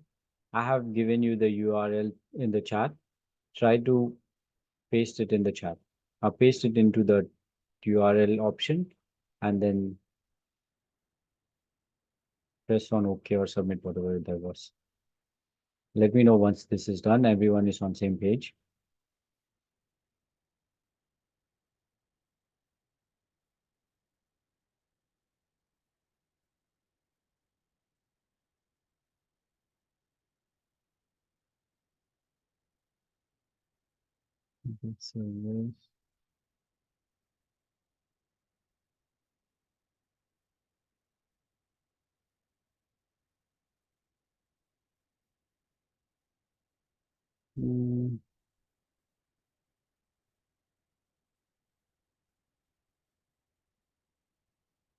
Will it work?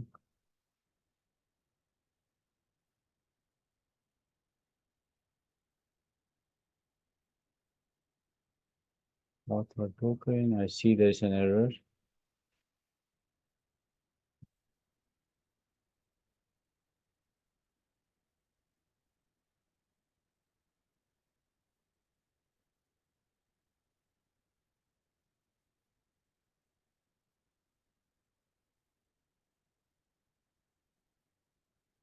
This website looks really complicated for me right now. As in, like, it has some authorization and everything to be set up. So this might take some time. I was practicing earlier with a easy project. Let's go over that for now. And then in our next class, we will I will try to come up with some authorization and everything, and we'll go over the topics which is present in the tutorial for us.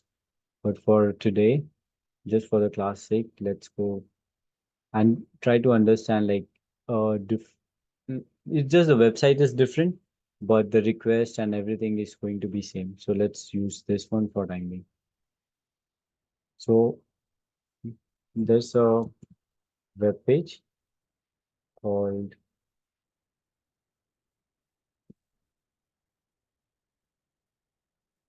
JSON placeholder. There's the okay. I would want all to create a new REST project and paste this website which I'm giving.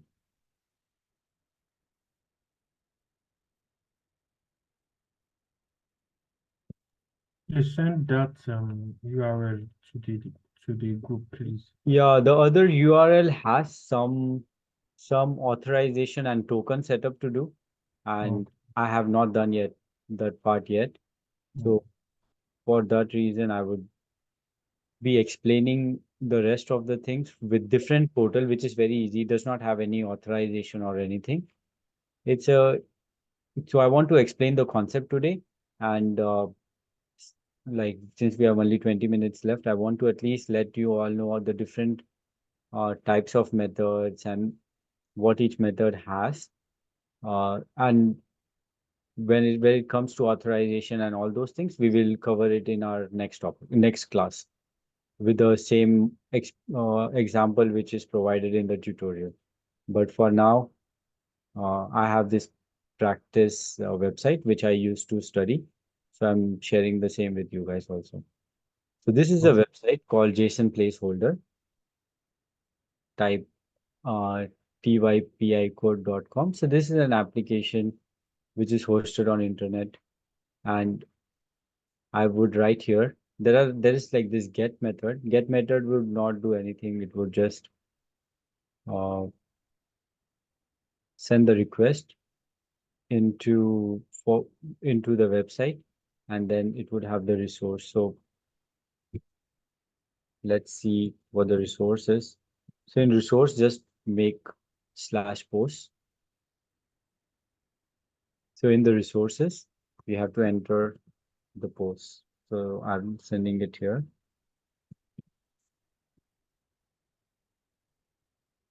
So what this means, like this is the endpoint. Endpoint is nothing but URI.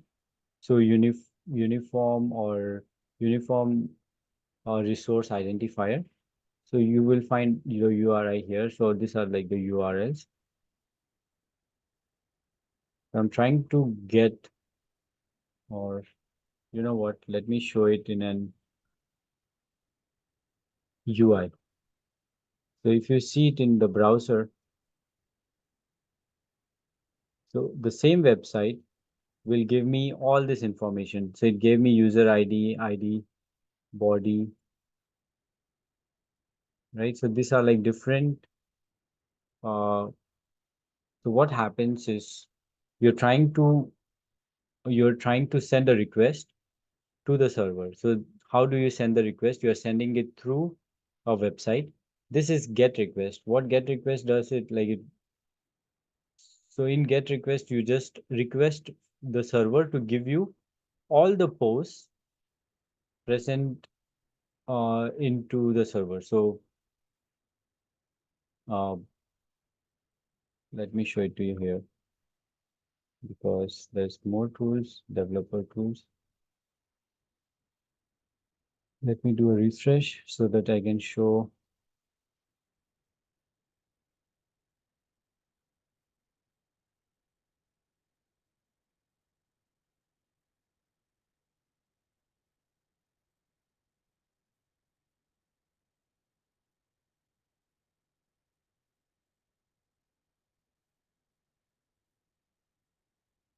Modified.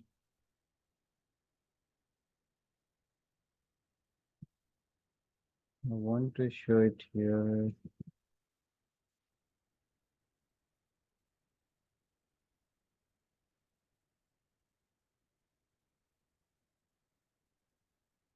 Okay. So we see here there is no request right now. I have placed the request here. When I press enter, that means a request was sent. So this is the request which was sent, right, to the server. Server responded it with some IDs. So server responded it with some user ID, some title and some body, right? So these are like the response which we got from server, and that response is present here in UI. So you see that response present here. So similarly, when you use SOAP UI, so where's my SOAP UI? SOAP UI, you have your endpoint. Endpoint is like the base of the URL. And then if you have anything extra, so like if I want some posts, then this is like same as home. Then like for facebook.com, you'll see that there is like /home/messenger or /pictures and things like that. So these are nothing but the resources of this website. So this is the main website, and this is you can think of it like a folder structure. How I have, so I have this busy QA. So if I click on this, so I have c.user.shrikant.desktop.busyqa, right? So similarly, in this manner, even website has it. So website would have like a base website. So base website would be like, imagine like this much. And then you have parameters. Parameters are nothing but uh, place inside, or like you can think of it like a folder structure or address structure or anything. So when you send that URL uh, with a path parameter post, so whatever is present in the post location, server will give you everything. So right now you see server gave us a lot of user information from posts. But if I want only one of the records from all these records, right? So I would do /1 and send the request. So with the help of the new URL, instead of giving me all the records, there were so many records just a while ago, but just because I want the only first record from this list of records, it will give me only one record, which is here. If I take off the first one and send the request, I will again get back all the responses. Is this point clear? Like, so these are like path parameters. These are called path parameters, where you put parameters and get and modify the output. So instead of one, I can also pass two. So I got information about ID 2. So if I pass 3, so I would get the information about ID 3. If I don't pass anything, that means I would get back all the user information. So this is, so consider it like there is a database which has 4 columns: user ID, title, and body. So this is the URL to access the database. And once you access the database, you would see everything. So with post as your endpoint, you will see everything in the database. But if you send a parameter saying that, okay, show me from the post, show me only records which has ID equals to 1. So this means we will get only first record. And then if we say, show me only, show me the record where ID equals to 2, it will give us the record for ID equals to 3. Show me the record for ID equals to 3. Then we will see ID 3 record here. So things like that. So this is get request type where you're asking the server to give you all the information you're requesting for. So this is one of the example, right? Which is get. Get is to get all the information from the server. There's something called post. So get is to get all the information from the server, and there's something called post. Post is to give information to the server. So now to give information, there's a process which we have to follow, which we will see in next class, like the post part, and put and delete and patch. Everything we will see in next class on how do we send different requests. But again, everything follows a pattern, or it has like a syntax. You have to send through proper syntax. For post, you would have you might have to send like a body, and those data, whatever you send in post will be saved into database. So post is like sending the request to the database to store a new value. We will see that in next class. I think it's too much for today.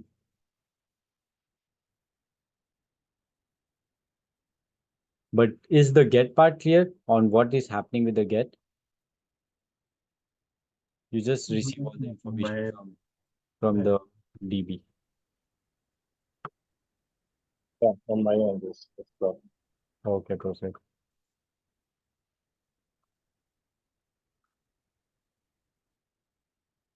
Coming back to this, we will explore more about SOAP UI on next class.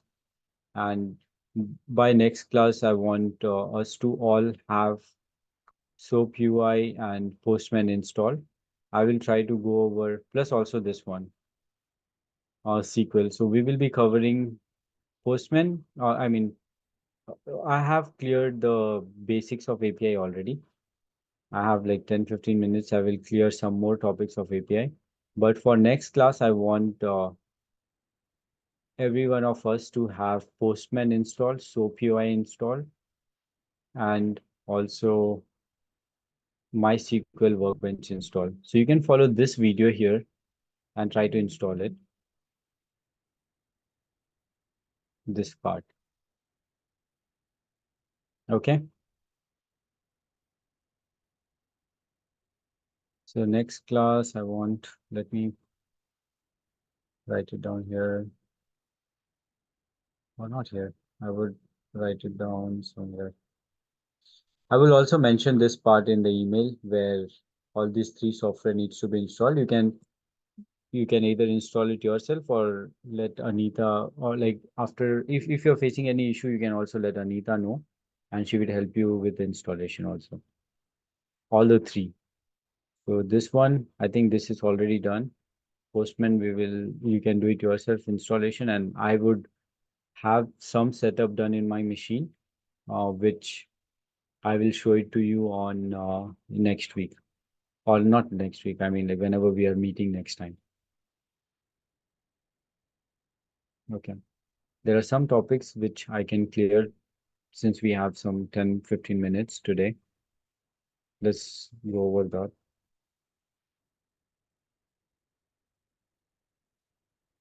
Okay, so we are clear about what web services are, how things works in web services. Now we are deep diving into how or what happens inside web services. So we have already cleared things like what is web service. They are the things that application needs very often. So why make them over and over again? Yeah, similarly. So they are like code which is repeated multiple times. So instead of writing them again and again, they just have it available for every one of us.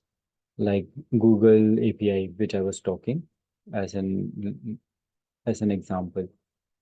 So web services are application component, correct? Uh, the full form is application programming interface, API full form. Uh, and they are built using service-oriented architecture. It's like an architecture which is required by service layer in the networks. So like how things interact, like how and packet is sent over internet. So it is built using that architecture. We don't have to know a lot about the architecture itself. We just need to know how HTTP protocol works. HTTP protocol is nothing but you send a request from a sender to a receiver. Receiver receives the information and sends back to the sender by a response. So this is HTTP protocol. And what are web services? They are nothing but self-describing, self-contained. Uh, Web services can be used by other applications. Uh, some of the applications where we use web services are like currency conversion, weather reports, language translation, sign up by Facebook, single sign on, and Google Maps. So these are like the various web services which we use in our daily lives. So weather report is very good use case, which most of us do. I would try to find a URL where I can show some weather reports or Google Maps using API in our next session. But for time being, I'll just be explaining some more topics on web services. So web services are of two types. One is SOAP, and another one is REST. SOAP is like simplified object access protocol, and REST is representational state transfer. So these are like two different types of uh, web services, I would say. So in SOAP, uh, they have something called WSDL.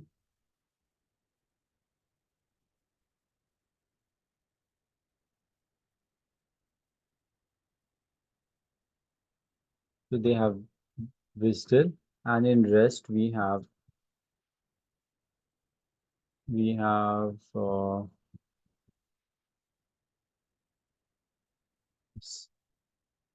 so what is WSDL?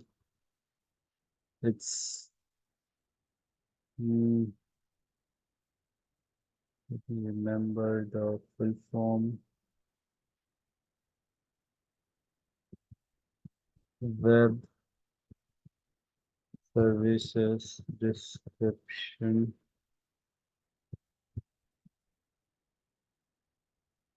Web services description language, where I have one example here in mind.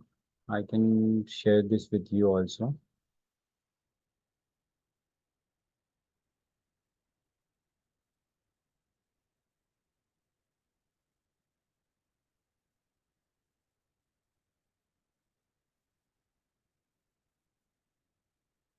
I think I have it here.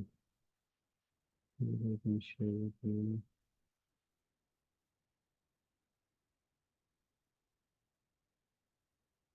Calculator.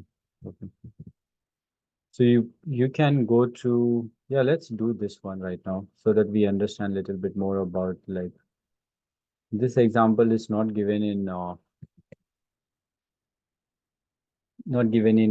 the tutorials. So I did it like by my own research. So which is WSDL. So this is one part of one type of web service, which is mostly used by secured uh, applications. So after you copy this, click on File, click on New SOAP project. Okay, don't click on REST project this time. Click on SOAP project. After you click on SOAP project, it will ask you to enter the project name. So you can enter like calculator as a project name, and then you can insert this WSDL, what we have seen, and then click on OK. Let me know once that is done.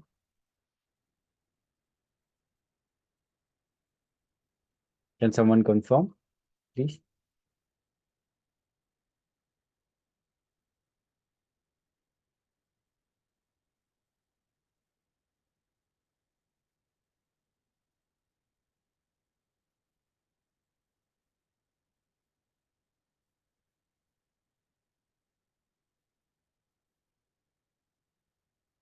I can't hear anyone.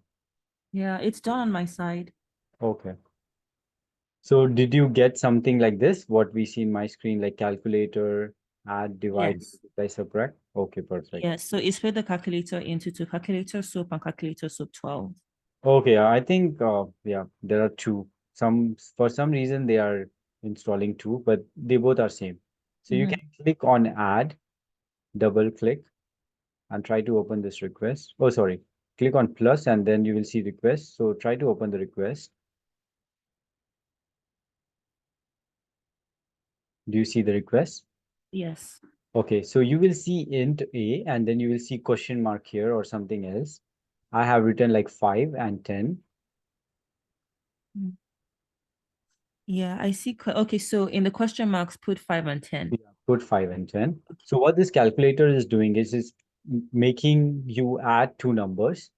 So in place of first question mark, replace it with 5, second question mark, replace it with 10, and then click on this play button, small play button. And here, click on the XML. Okay, great.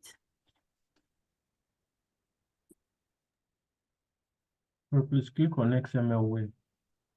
Okay. You all had like a connection issue?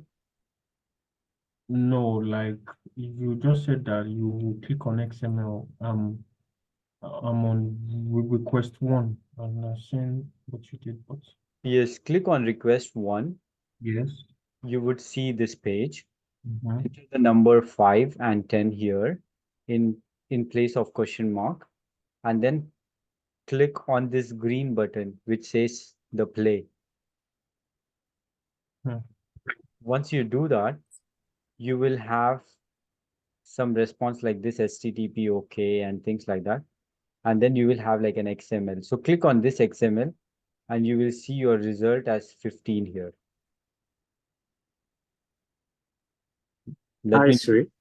you see everything is working? Yes. Okay, perfect. Hi, Salim. I think you lost the connection for a while. Uh, did, I didn't lose connection, Mhm. but my laptop is frozen. Oh, it's still frozen. Yeah, so I just joined with my phone. Oh, God. Okay. But like, so I don't think so you can perform this step, right? No, I'll just follow the videos and try it once it unfreezes. Okay, okay, perfect. I mean, this is not very difficult. So I just wanted to explain that, this is different type of request where it is called like WSDL, where the website or the link which I gave you guys in the chat, you can see at the end it says WSDL. So what this represents is It's like a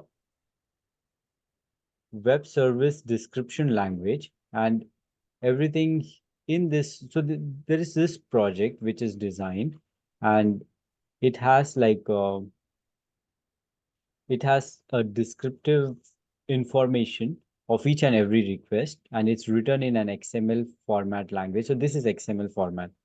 So you see, XML format is nothing but like you have an uh, open arrow, and then there will be a closed arrow. So it's a closed arrow. So WSDL means that if two systems want to talk to each other, so imagine our our SOAP UI is one system, and when you write 5 and 10 here, and then you send a request, the request is sent to this application, this dneonline.com.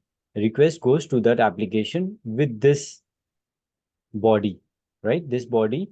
And what does this body have? This body has like header, body, and then this team A. So there are some things which will be changing based on different vestal which you take. So if someone is so this one, so this WSDL is prepared by this company. This company prepared this link and this application, or like this uh, contract, and they gave that contract to us. If we want to talk to this machine, we have to provide inputs here and then send this contract or this body back to them. So what they will do, they will take these input values, they will perform calculation, and they will give you this as a response. So you can take this as a response, and then you can do whatever you feel like with this response. So so it's very simple. So this is done with the help of uh, a contract. So you can't add one more stuff. You can't add something here and say temp int C and then 15, and then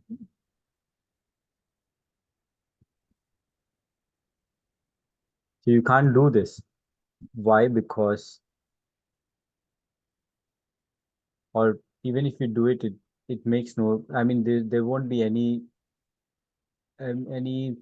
for this item. This will be ignored, right? Because the contract was made in order for system to send only 2 items, and if you send these 2 items, it's fine, it will give you the response, and if you try to do anything else, it will not respond. Some right now it did respond even if I change, but in future, like there are some places where it does not even respond. So everything is coded for you. You just have to change the values and send it. Sure. Sorry, where in the first part, in the first place, does it show that it's only 2 values that we should send? Like, how do we know here? Like, yes, in here, like It will like just be 2 lines written. of code. Imagine in real time scenario when Mhm. when they give you this document, or when they give you this WSDL link. Imagine like you are working in one of the software company which wants you to test this. So they will tell, oh, okay, so you're testing, you're working in an API testing project, right? Which is SOAP based or WSDL based. So what they will do is they will say like, okay, we are going to give you this website, this website. So this is the URL, right? They will say this is the URL, and they will say you have to go and test add functionality, you have to test multiply functionality, you have to test divide functionality, right? They will say you have to test uh, you have to test these 3 functionality, and they will say all these files, this add functionality takes two inputs, multiply takes 2 input, and divide takes 2 input, right? It will tell you what it does. So they will give you this, and then they will say, okay, test this application and give and tell me if it is working fine or not. Test this APIs and tell me if it's working or fine or not. So what you will do, you will take this WSDL, you'll go to SOAP UI, you will create a project, and then you will see that, oh, okay, they told me that they have add, multiply, and divide as the request. That's true. Then you'll go to the request. You'll see, oh, there are like two input values. So you will enter the input values, and then you will send it, and you will verify the response. It's working fine or not. So you can also test like different parameters to see if it is working fine. So I would test 5 and -10. Result is -5, which is working fine. So I'll try my different testing techniques. I will try to add 0 with -10 and see if it is working fine. So this is working fine. So as soon as I send request, you see that, in raw, we see HTTP 1.200. So this 200 is like saying that, okay, the request was sent and the response was received. Everything is working fine. So SOAP UI uses XML as the language, and it is very contract basis, as in like I have to use the same contract which the company has given it to me in order for me to test this application. I can't have my own contract and I can't have own anything. So I think I've already answered Adi's question. That's not an issue. But are we clear about what WSDL is? What is the file? How do you open the project? What do you test? How do you test? For WSDL.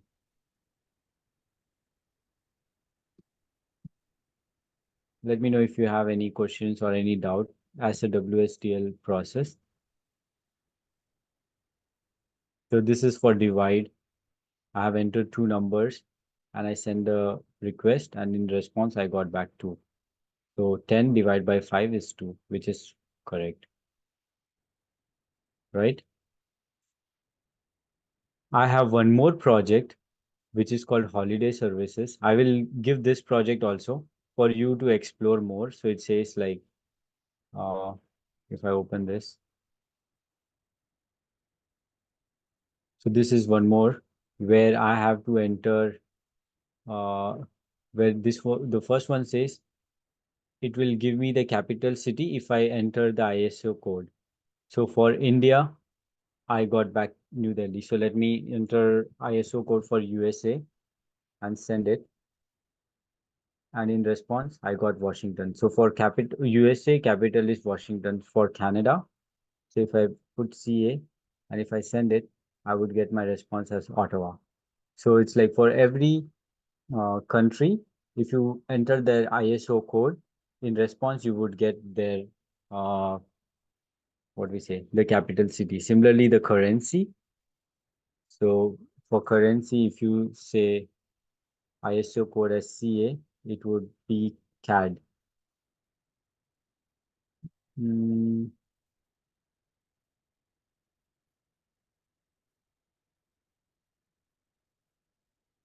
Maybe it's not kind of. Canada's currency code is CAD. Oh, okay, sorry. CAD, yes. Let me send it. Okay, yeah, it does say. It does say Canada, but I don't know why it say Anguilla for some reason. I have no idea that. ISO currency code CAD. I think there's an ISO currency code ISO as well. For Canada, it's CAD. Country and name is Anguilla AI, and then it says Canada CA. So yeah, so they will give you a requirement and they will ask you what you need to test. I have found these two projects in the internet and wanted to show it to you, like how these projects are or what these projects are. So I will share it with you to practice. So you can practice these two and some of the requests, as in like what request does what. So you can play around with that as well. So you can say India, let's see what it does.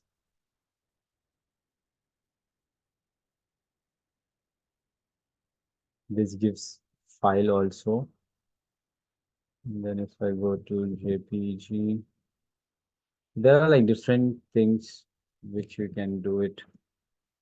So like it will give you a file. If you go to the website, then you can find the flag. So there are different things which it does.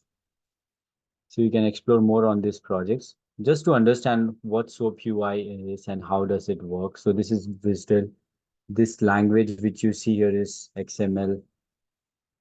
I think we have covered SOAP part of API, and the rest part of API, which is REST, we will cover it in our next session. This is done, explained AI with examples in SOAP. And then I'll use some of the examples also.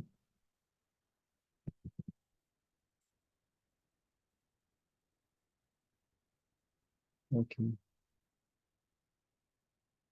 So we have covered this point. Let's see if there is something which I can.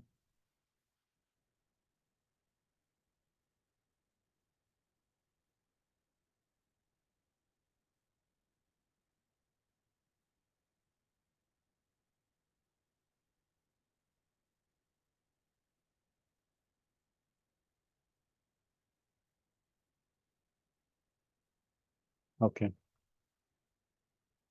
The rest part, this rest part we will be covering in next section. JSON would be a part of this rest part. So we will again see that next one in next session. Detailed version of JSON. I wanted to complete the XML part, which we just studied. So which we just saw it in the SOAP UI. So this language is like XML language. So let me show that.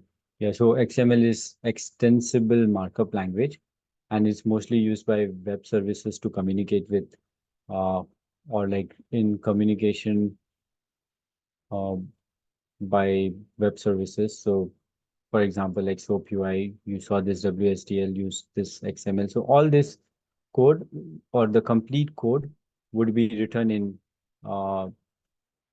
XML format. So if I double click on the project itself, I can see everything is in XML format.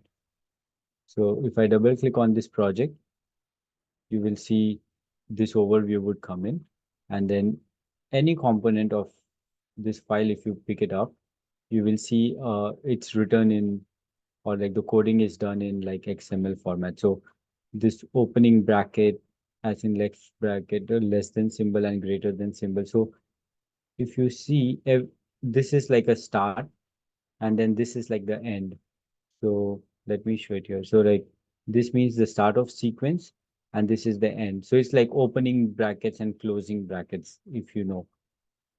Similarly, complex type is again opening brackets, closing. So everything starts with a slash, less than bracket, XX sequence, and then to end this, there will be one backslash and XS sequence. So that means like this complete is like open, and then this is like closed. So whatever you write in between them would fall under that. So this is a version of it. So why was this XML designed? It was designed to store and transport data. So when we saw the request here, what it did is like with the help of this information when you send, so the request stored these two information in XML format. Actually, the request stored all complete information as XML format, and then it sent to the server, got the response, and displayed the response here. So with the help of XML, you can store everything, send it back, and get the response back in the same way. So, and the response has like a body and an envelope. So this is like the envelope. Envelope is nothing but your complete message will be present inside an envelope. So SOAP envelope, it will have like the connection, it will have the token, it will have everything. There are different URLs, so it will have all those URLs present here. And the envelope will have, so this is the envelope, the main or the outer open and close bracket, and then it will have other stuff will be present inside this envelope, which we will be receiving. So it was designed to store and transport data. It was designed to be human and machine readable. Yes, XML is easy for us to read and interpret. And with XML, it allows the application to communicate without having same programming language or platform. Yes, that's completely true, because right now as for SOAP UI, we can see that we are using XML format. But Sorry, sorry. I have a question, please. Those holiday service projects, please, how did you get them, or are they on your own system? No, I didn't see them. I don't know. What did you not find? Your voice is like very low, so it gets very difficult for me to identify or Okay. understand. I said, like those holiday services, those projects, like where did you import them from? Yeah, like by the left, yes, like by the left-hand side. Yes, all these projects, or like Oh, these. Oh, yeah. yes, I'll be So able to for that, you can double click on like this. Oh, so this one I have not sent you the link, I think. There's one more project which I will be sharing with you okay, once I finish, okay. once I give this thing. What we say, once I give my notes to you, it's present here, holiday services. I will share it with the group also. So this is like different WSDL. So you can use this one also just to practice on your request and response if you want to learn more. So you can use this to practice.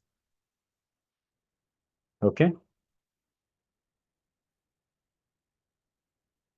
And if you double click on any project, then you will see the overall coding. If you understand any coding, then you can double click on the project here. It will open up in a new terminal, or it will open up here where you can maximize it. You can see the endpoint service, like what is the endpoint. You can see WSDL content. This is what I say, that the WSDL comes with a contract. Contract is written in XML language. You see all the things which you are trying to do here. All the requests would be written here some or the other way. So if you understand coding, then you can go through each and every point and then try to understand what is written. So if I was someone who could develop an API code, then I would go into this add response, divide response. So this is the add which we are sending. In response, we will see this as a response, then divide which we are sending, response we are getting it back. So all this information would be present here. And this is used for communication purpose.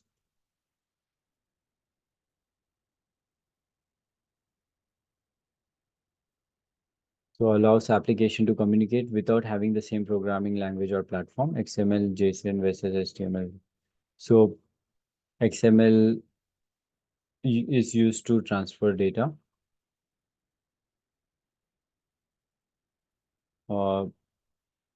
For SOAP WSDL, at least. For REST API, you can use XML, JSON, anything you feel like. So one of the example is this one. So here is, this means that if you want to show it as like note to Tovi from Jani, heading as reminder and body as don't forget me this weekend. So in HTML or XML format. In XML format, you would write it like this. So this is like in language, or yeah, XML is like a language. So if you want to display this part, you have to write it in this format. So question mark XML version 1.0 encoding. But however, you don't need to know this, because as part of QA or as part of testing, you just have to know is before any tag, these are called tags, 2s1 tag slash. So these are like tags. So whenever there's a tag starting, you have to close the tag. So slash tu will be present. So whenever there's a from tag starting, there has to be close tag. So to display this message, you have to use XML of this type. Similarly, there is like an example of example 2, which says, yeah, now we have to understand what is like parent menu, what is parent, what is child, and what is grandchild. So for that, let me take one example which is shown here. So every time there is a node which starts this way, and so if I say list 1, that means this list 1 would fall under the parent. So parent would be first one, list 1 would be under the parent. Similarly, if list 1 has bullets, so I would write bullets and make it like, I can write this field as bullet 1, and then I close the bullet. So this is like opening this point, and this is like closing, and this is the actual value of this bullets. So bullet 1. So similarly, if I want bullet 2, I will write bullets, and then again write bullet 2 and slash.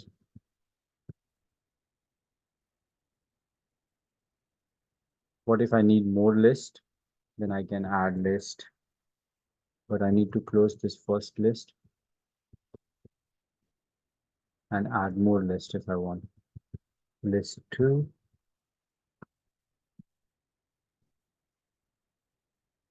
But I don't think so there's space. The space should be removed. So similarly, these two have 2 bullet points as well. So I would add them under this. And I have to make sure that I close this list. And finally, the parent should also be closed.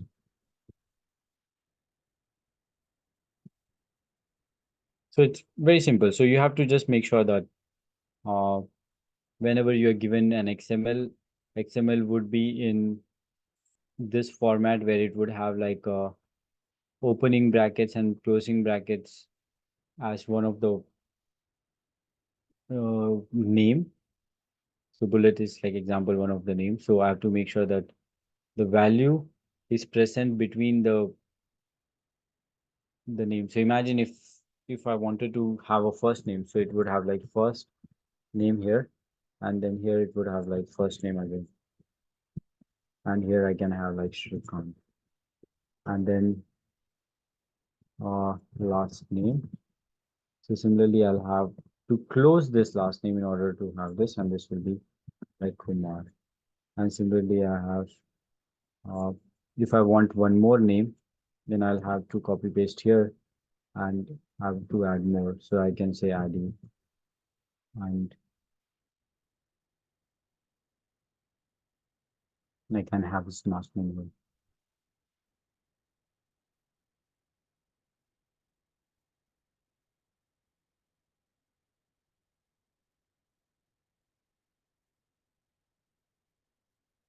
Adi does not message here, I guess. I don't see Adi. I want to get his last name, but it looks like Adi. Tamiabrova. Okay.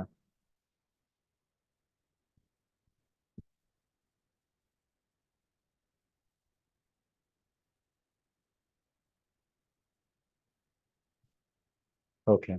So this is how the parents, or this is how XML format is written, or how a XML data is read. You have to make sure that you read the value would be present between these guys. So this is your value. This is like just the field name, but these are the values. So you have to concentrate on values. That's why when we went to the SOAP, when we tried to do the add functionality, we didn't concentrate on temp int a. We just concentrated on value. We just know that these are like the field names. We don't care, but the field names has to be written in between. So where it starts and where it ends, so it has a line in. So this is the format or syntax which it follows.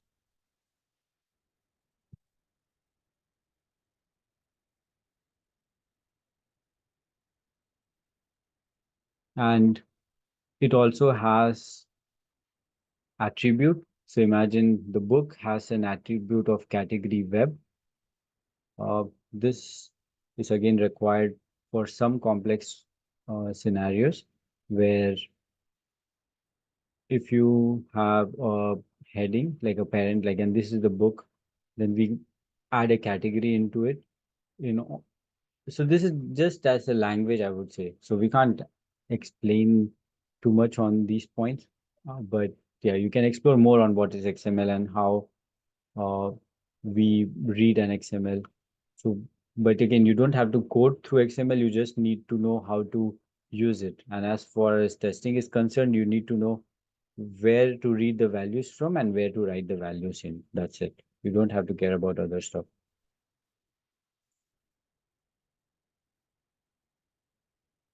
And there are some XML do's and don'ts. You can go through this W3 schools to practice XML do's and don'ts. These are mostly required for developers.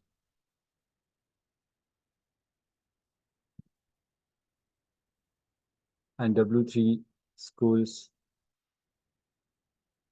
syntax rules. W3 schools is like very good platform to learn on any concepts or any topics. So you can see it has HTML, CSS, JavaScript, SQL, Python, all this. So if you want to learn any basics, you can go to this website. You can explore this website more, and then it teaches you all the basic syntax. I still use it to